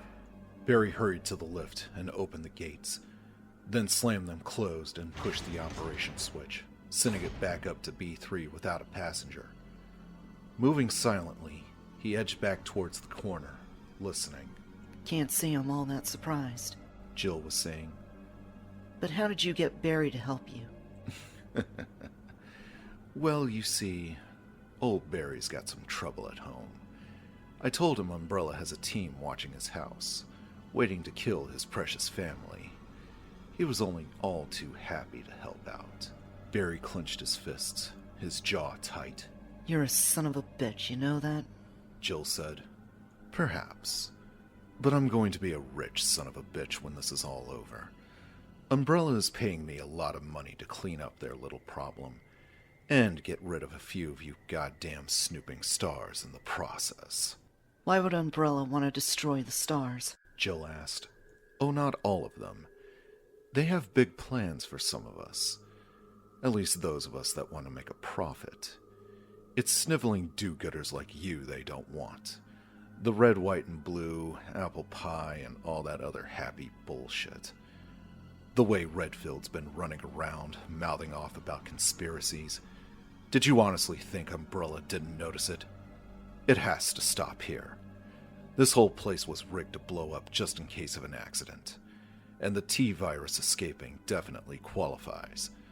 Once you're all dead and this facility's destroyed, no one will be able to get to the truth. The lion son of a bitch was gonna kill us all. But that's quite enough about Umbrella.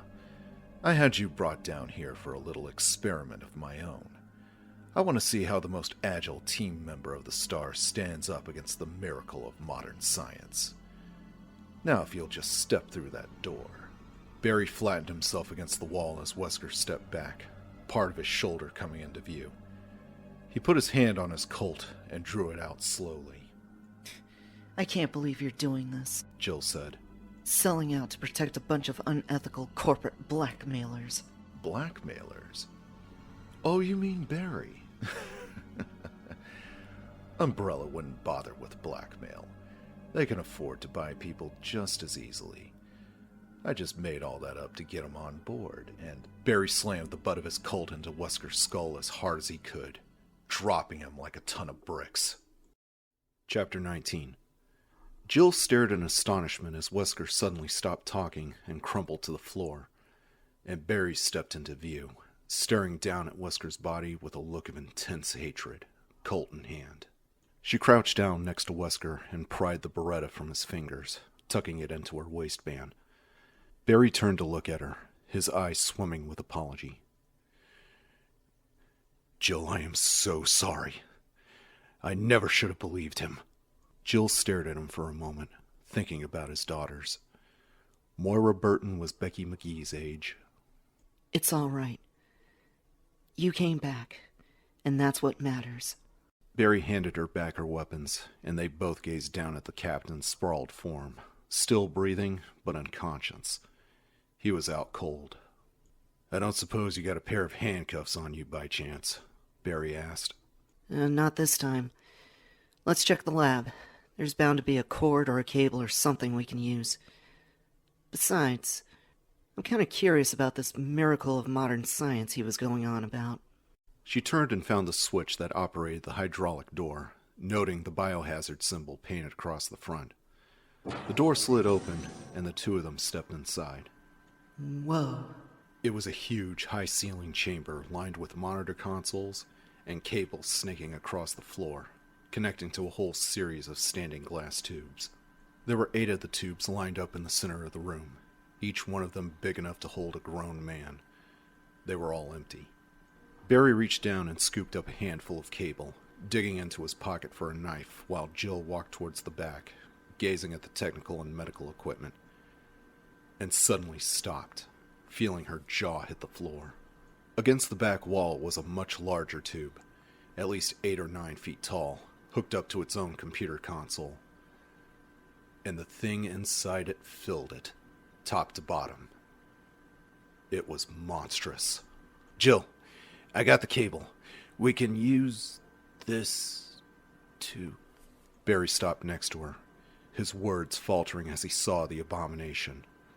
Silently, they both walked towards it, unable to resist a closer look. It was tall, but proportionally correct, at least through the broad, muscular torso and long legs. Those parts appeared human.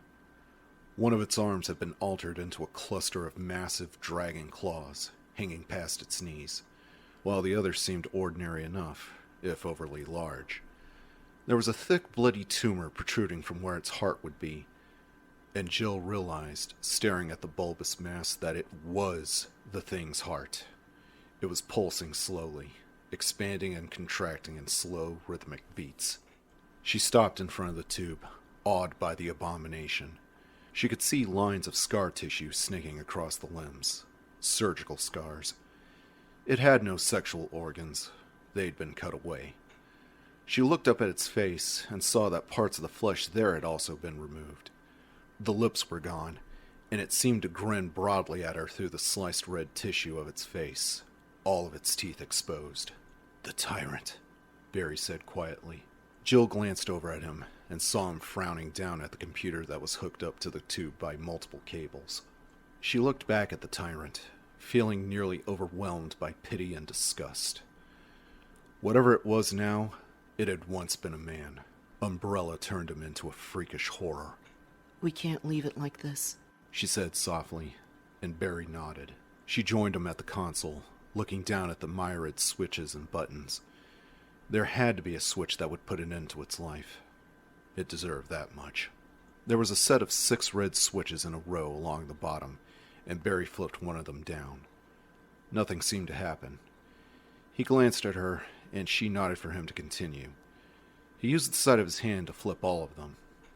And then, there was a sudden dull thump. They both whirled around, and saw the tyrant pull back its human hand and hit the glass again. Cracks webbed out from the impact, though the glass had to be several inches thick. Oh, shit! Barry grabbed her arm as the creature drew its bleeding knuckles back for another blow. "Run for it!" They ran, Jill wishing to God they'd left it alone, panic welling up from deep inside her. Barry slammed his hand down on the door control, and it slid open as behind them, glass shattered. They stumbled through the door, terrified. Barry turned to hit the lock, and saw that Wesker was gone.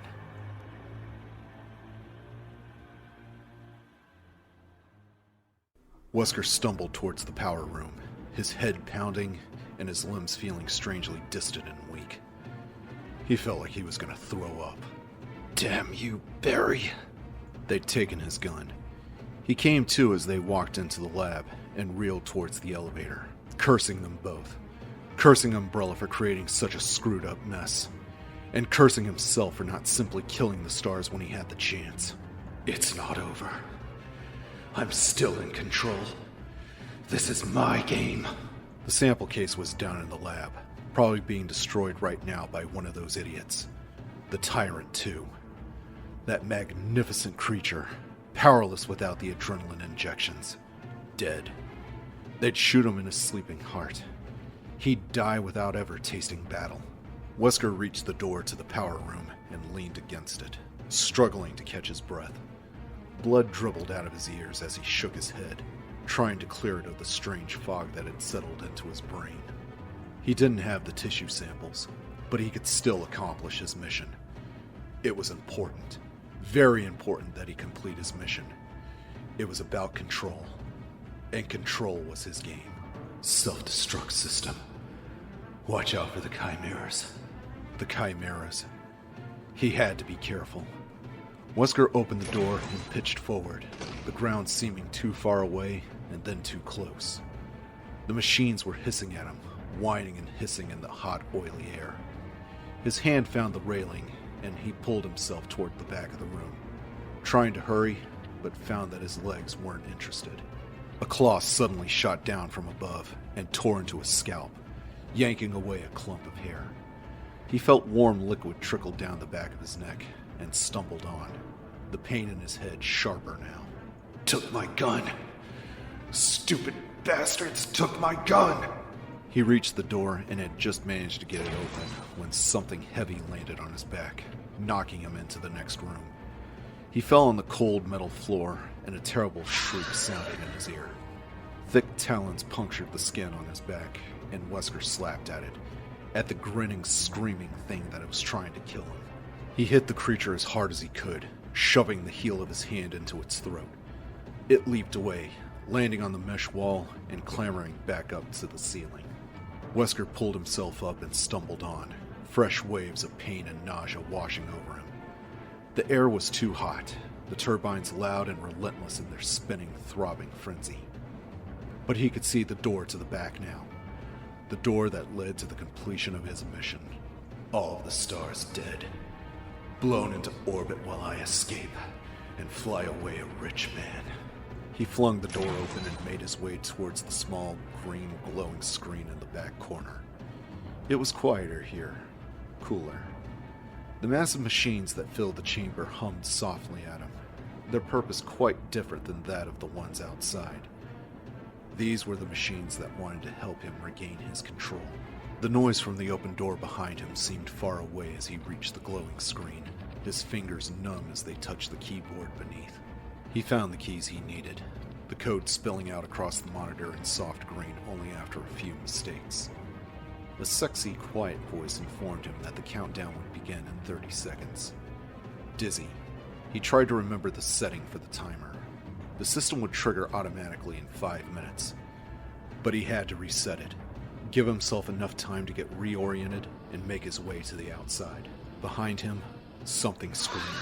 Wesker whirled around, confused, and saw 4 of the chimeras running at him, lashing out with long curved hands as they reached him. Terrible pain shot up through his legs, and he fell, crashing to the hard steel floor. This can't be happening. One of the chimeras jumped on his chest, and suddenly, Wesker couldn't breathe. Couldn't even raise his weak arms to push it away. Another tore into his left leg, ripping away a thick chunk of flesh with its hooked claw. The third and fourth screamed in savage glee, dancing around him like dark, vicious children, lifting their claws as they pranced around on squat legs. Somehow, there was blood in his eyes, and the world was spinning away. Screams, hisses, an incredible searing heat blurring his vision, his mind. The tyrant. The tyrant has come. Wesker could feel it. Could feel the presence of something vast and powerful touching him. Grinning through the pain, he searched for it through the red haze of his failing vision, wanting more than anything to see it slaughter his attackers in a glory of perfect motion. But he could only make out the immense shadow that seemed to flood over him, through him. Could only imagine that the powerful, magnificent warrior was reaching down to lift him from his torment. I control. Let me see. Darkness stole his hopes away, and Albert Wesker thought no more.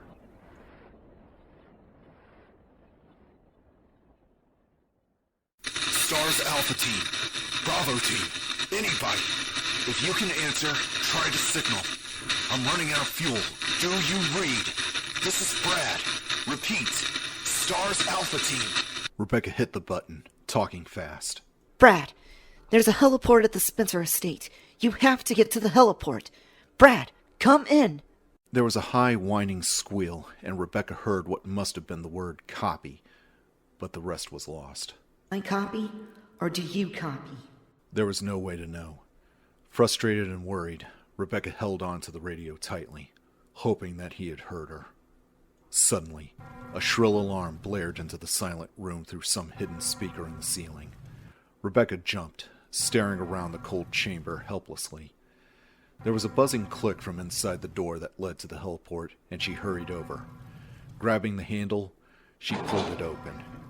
It unlocked.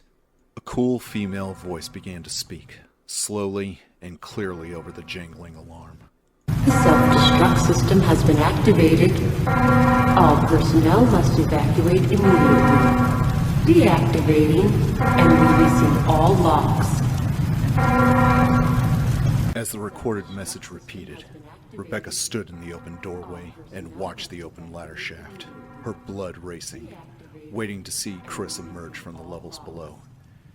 He'd only been gone a few minutes, but their time had just run out. All personnel must evacuate immediately. Deactivating and releasing all locks. Chapter 20. Jill and Barry ran from the elevator back toward the main hall of B3, the cool voice informing them that they had 4.5 minutes. They hit the open corridor at a dead run, sprinting around the corner, and saw Chris Redfield halfway up the metal stairs. Chris! Jill shouted. He spun around, his face lighting up as he saw them dashing towards him. "Hurry!" he shouted. "There's a heliport on B1! Thank God! Chris waited until they reached the base of the stairs and then ran ahead, rushing around the walkway and holding open the door that led to the ladder. Jill and Barry made it to the top and sped through, the computer telling them that they had 4 minutes and 15 seconds to get away. Barry went up the ladder first, and Jill followed, Chris right behind. They piled out into B1. Jill saw that Rebecca Chambers was standing at the emergency exit, her youthful face tight with anxiety. Chris hustled her through the door, and the 4 of them ran through a winding concrete hall. Jill praying silently that they'd have enough time to clear the estate. I hope you burn here, Wesker. There was a large elevator at the end of the corridor, and Barry slammed the gate open, holding it as they rushed inside. He jumped in after them. They had 4 minutes even.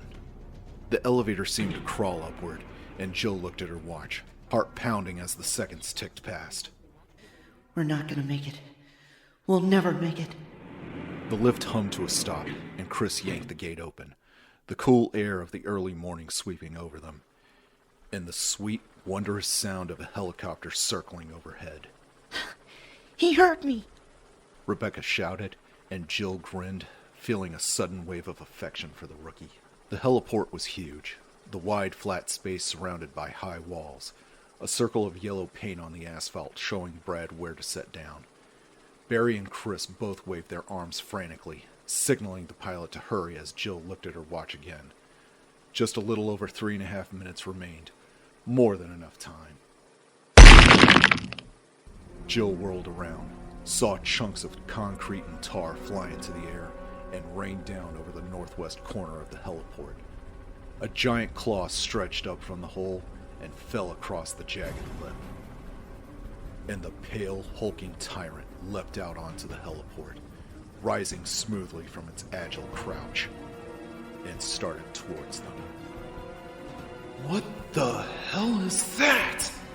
It had to be at least 8 feet tall, parts of its giant body mutilated and deformed, its grinning face focusing on them even as it stood up. It moved toward them in a slow walk, the massive claw on its left arm flexing. There's no time. Brad can't land. Chris targeted the dark, tumorous thing on its chest and fired, pulling the trigger 5 times in rapid succession, 3 of the rounds finding their mark.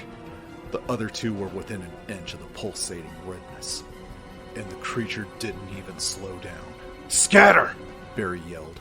The stars split, Jill pulling Rebecca to the furthest corner from the towering monster, Chris sprinting toward the southern wall, and Barry stood his ground, pointing his Colt at the approaching beast.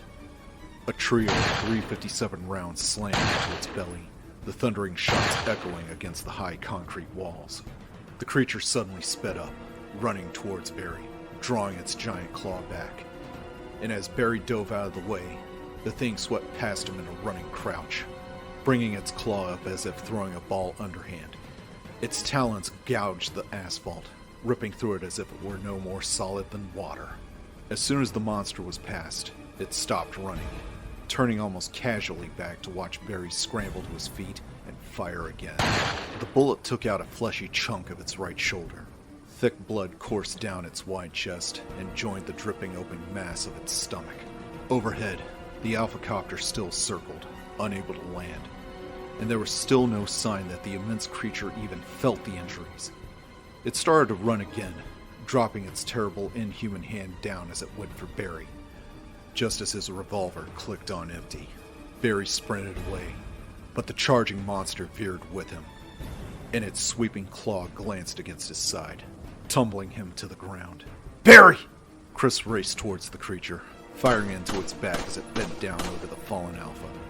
Barry was scrambling backwards, his vest shredded, and his eyes wide with terror.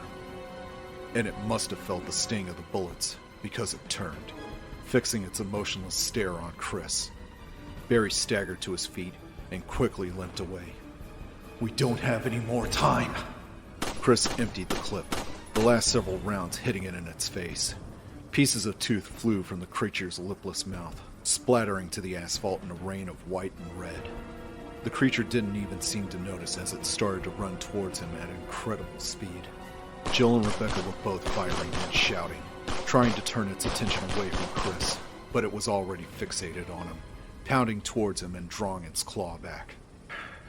Wait for it. He dove to the side at the last possible second, and the monster went flying past, its claws mulching the asphalt where he had just been standing. Chris ran, the horrible awareness dawning on him that the seconds were slipping past, and that they couldn't kill the monster in time. Barry felt blood seeping from his thigh, the top several layers of his skin sliced neatly away by the tyrant's brutal swipe. The pain was bearable, but the knowledge that they were going to die wasn't. We'll get blown to hell if we don't get chopped to pieces first. The tyrant turned its attention to Jill and Rebecca, both of them firing again and again at the seemingly invulnerable creature. It started its smooth, easy walk towards them, still indifferent to the bloody holes in its body. Shotgun blasts hit it in its legs and chest, while 9mm bullets speckled its pasty flesh, and it didn't even falter. Kept on walking. Wind whipped downward over Barry as the roar of the helicopter's blades suddenly got louder. He heard a screaming shout come from above. "Incoming!" Barry stared up at the copter, hovering only 20 feet from the ground, and saw a heavy black object fly out of the open door on the side, hitting the tar with an audible thud. Chris was the closest to it, and he ran for it. The tyrant had almost reached Jill and Rebecca. The two of them split, each heading in a different direction, and the creature turned its gaze towards Jill without even hesitating, tracking her with its strange, fixed gaze. "Jill, this way!" Chris screamed. Barry spun and saw that Chris had the bulky rocket launcher propped up on his shoulder. "Yes!" Jill veered towards Chris, the tyrant close behind. Clear! She leapt to one side and rolled as Chris fired. The whoosh of the rocket-propelled grenade almost lost to the thundering beat of the copter's rotors. The explosion wasn't. The grenade hit the tyrant square in the chest, and in a burst of incendiary light and deafening sound, it blew the monster into a million smoking pieces. Even as tattered shreds of flesh and bone hailed down over them, Brad lowered the copter back toward the ground, and the 4 stars ran for it. The rails hadn't touched yet as Jill dove into the open cabin, Chris and Rebecca and Barry all throwing themselves in after her. Go, Brad, go! Jill screamed. The bird lifted into the air and sped away. Chapter 21. The calm female voice fell only on inhuman ears. You have 5 seconds. 3, 2, 1. System activation now. A circuit that ran the length and width of the entire estate connected. With an earth-shaking thunderclap of motion and sound, the Spencer estate exploded. Devices went off simultaneously in the basement of the mansion, beneath the reservoir, behind a plain, uninteresting fireplace in the guardhouse, and in the 3rd level of the basement laboratories. Marble walls tumbled down over the disintegrating floors of the fine old mansion. Rock collapsed and concrete blew into a fine blackened dust. Massive fireballs rose up into the early morning sky and could be seen for miles away in their few brief seconds of brilliant life. As the incredible peal of booming sound rolled across the forest and died away, the wreckage started to burn. Epilogue. The 4 of them were quiet as Brad piloted the copter back towards Raccoon City. And though he had a million questions, something about their silence didn't invite conversation. Chris and Jill were both staring out the hatch window at the spreading fire that had been the estate, their expressions grim. Barry was slumped against the cabin wall, looking down at his hands like he'd never seen them before. The new girl was quietly moving among them, treating their wounds without saying a word. Brad kept his mouth shut, still feeling like shit after taking off earlier. He'd been through hell since then, flying around in circles and watching the fuel gauge slowly drop. It had been a total nightmare, and he had to take a piss like nobody's business. And that monster, what the hell was that? He shuddered. Whatever it had been, he was glad it was dead. It had taken all of his nerve not to fly away the second he laid eyes on it, and as far as he was concerned, he deserved a little consideration for managing to kick the launcher out the door. He glanced back at the silent foursome, wondering if he should tell them about the weird call he'd gotten over the radio. Right after the rookie screamed something about a heliport through the static, a clear, solid signal had come in. A male voice calmly giving him the exact coordinates. The guy had been listening in, which was weird. But the fact that he knew the location well enough to give Brad directions was downright spooky. He frowned, trying to remember the mystery man's name. Thad? Terrence? Trent? Yeah, that's it. He said his name was Trent. Brad decided it could wait for another day. For now, he just wanted to go home.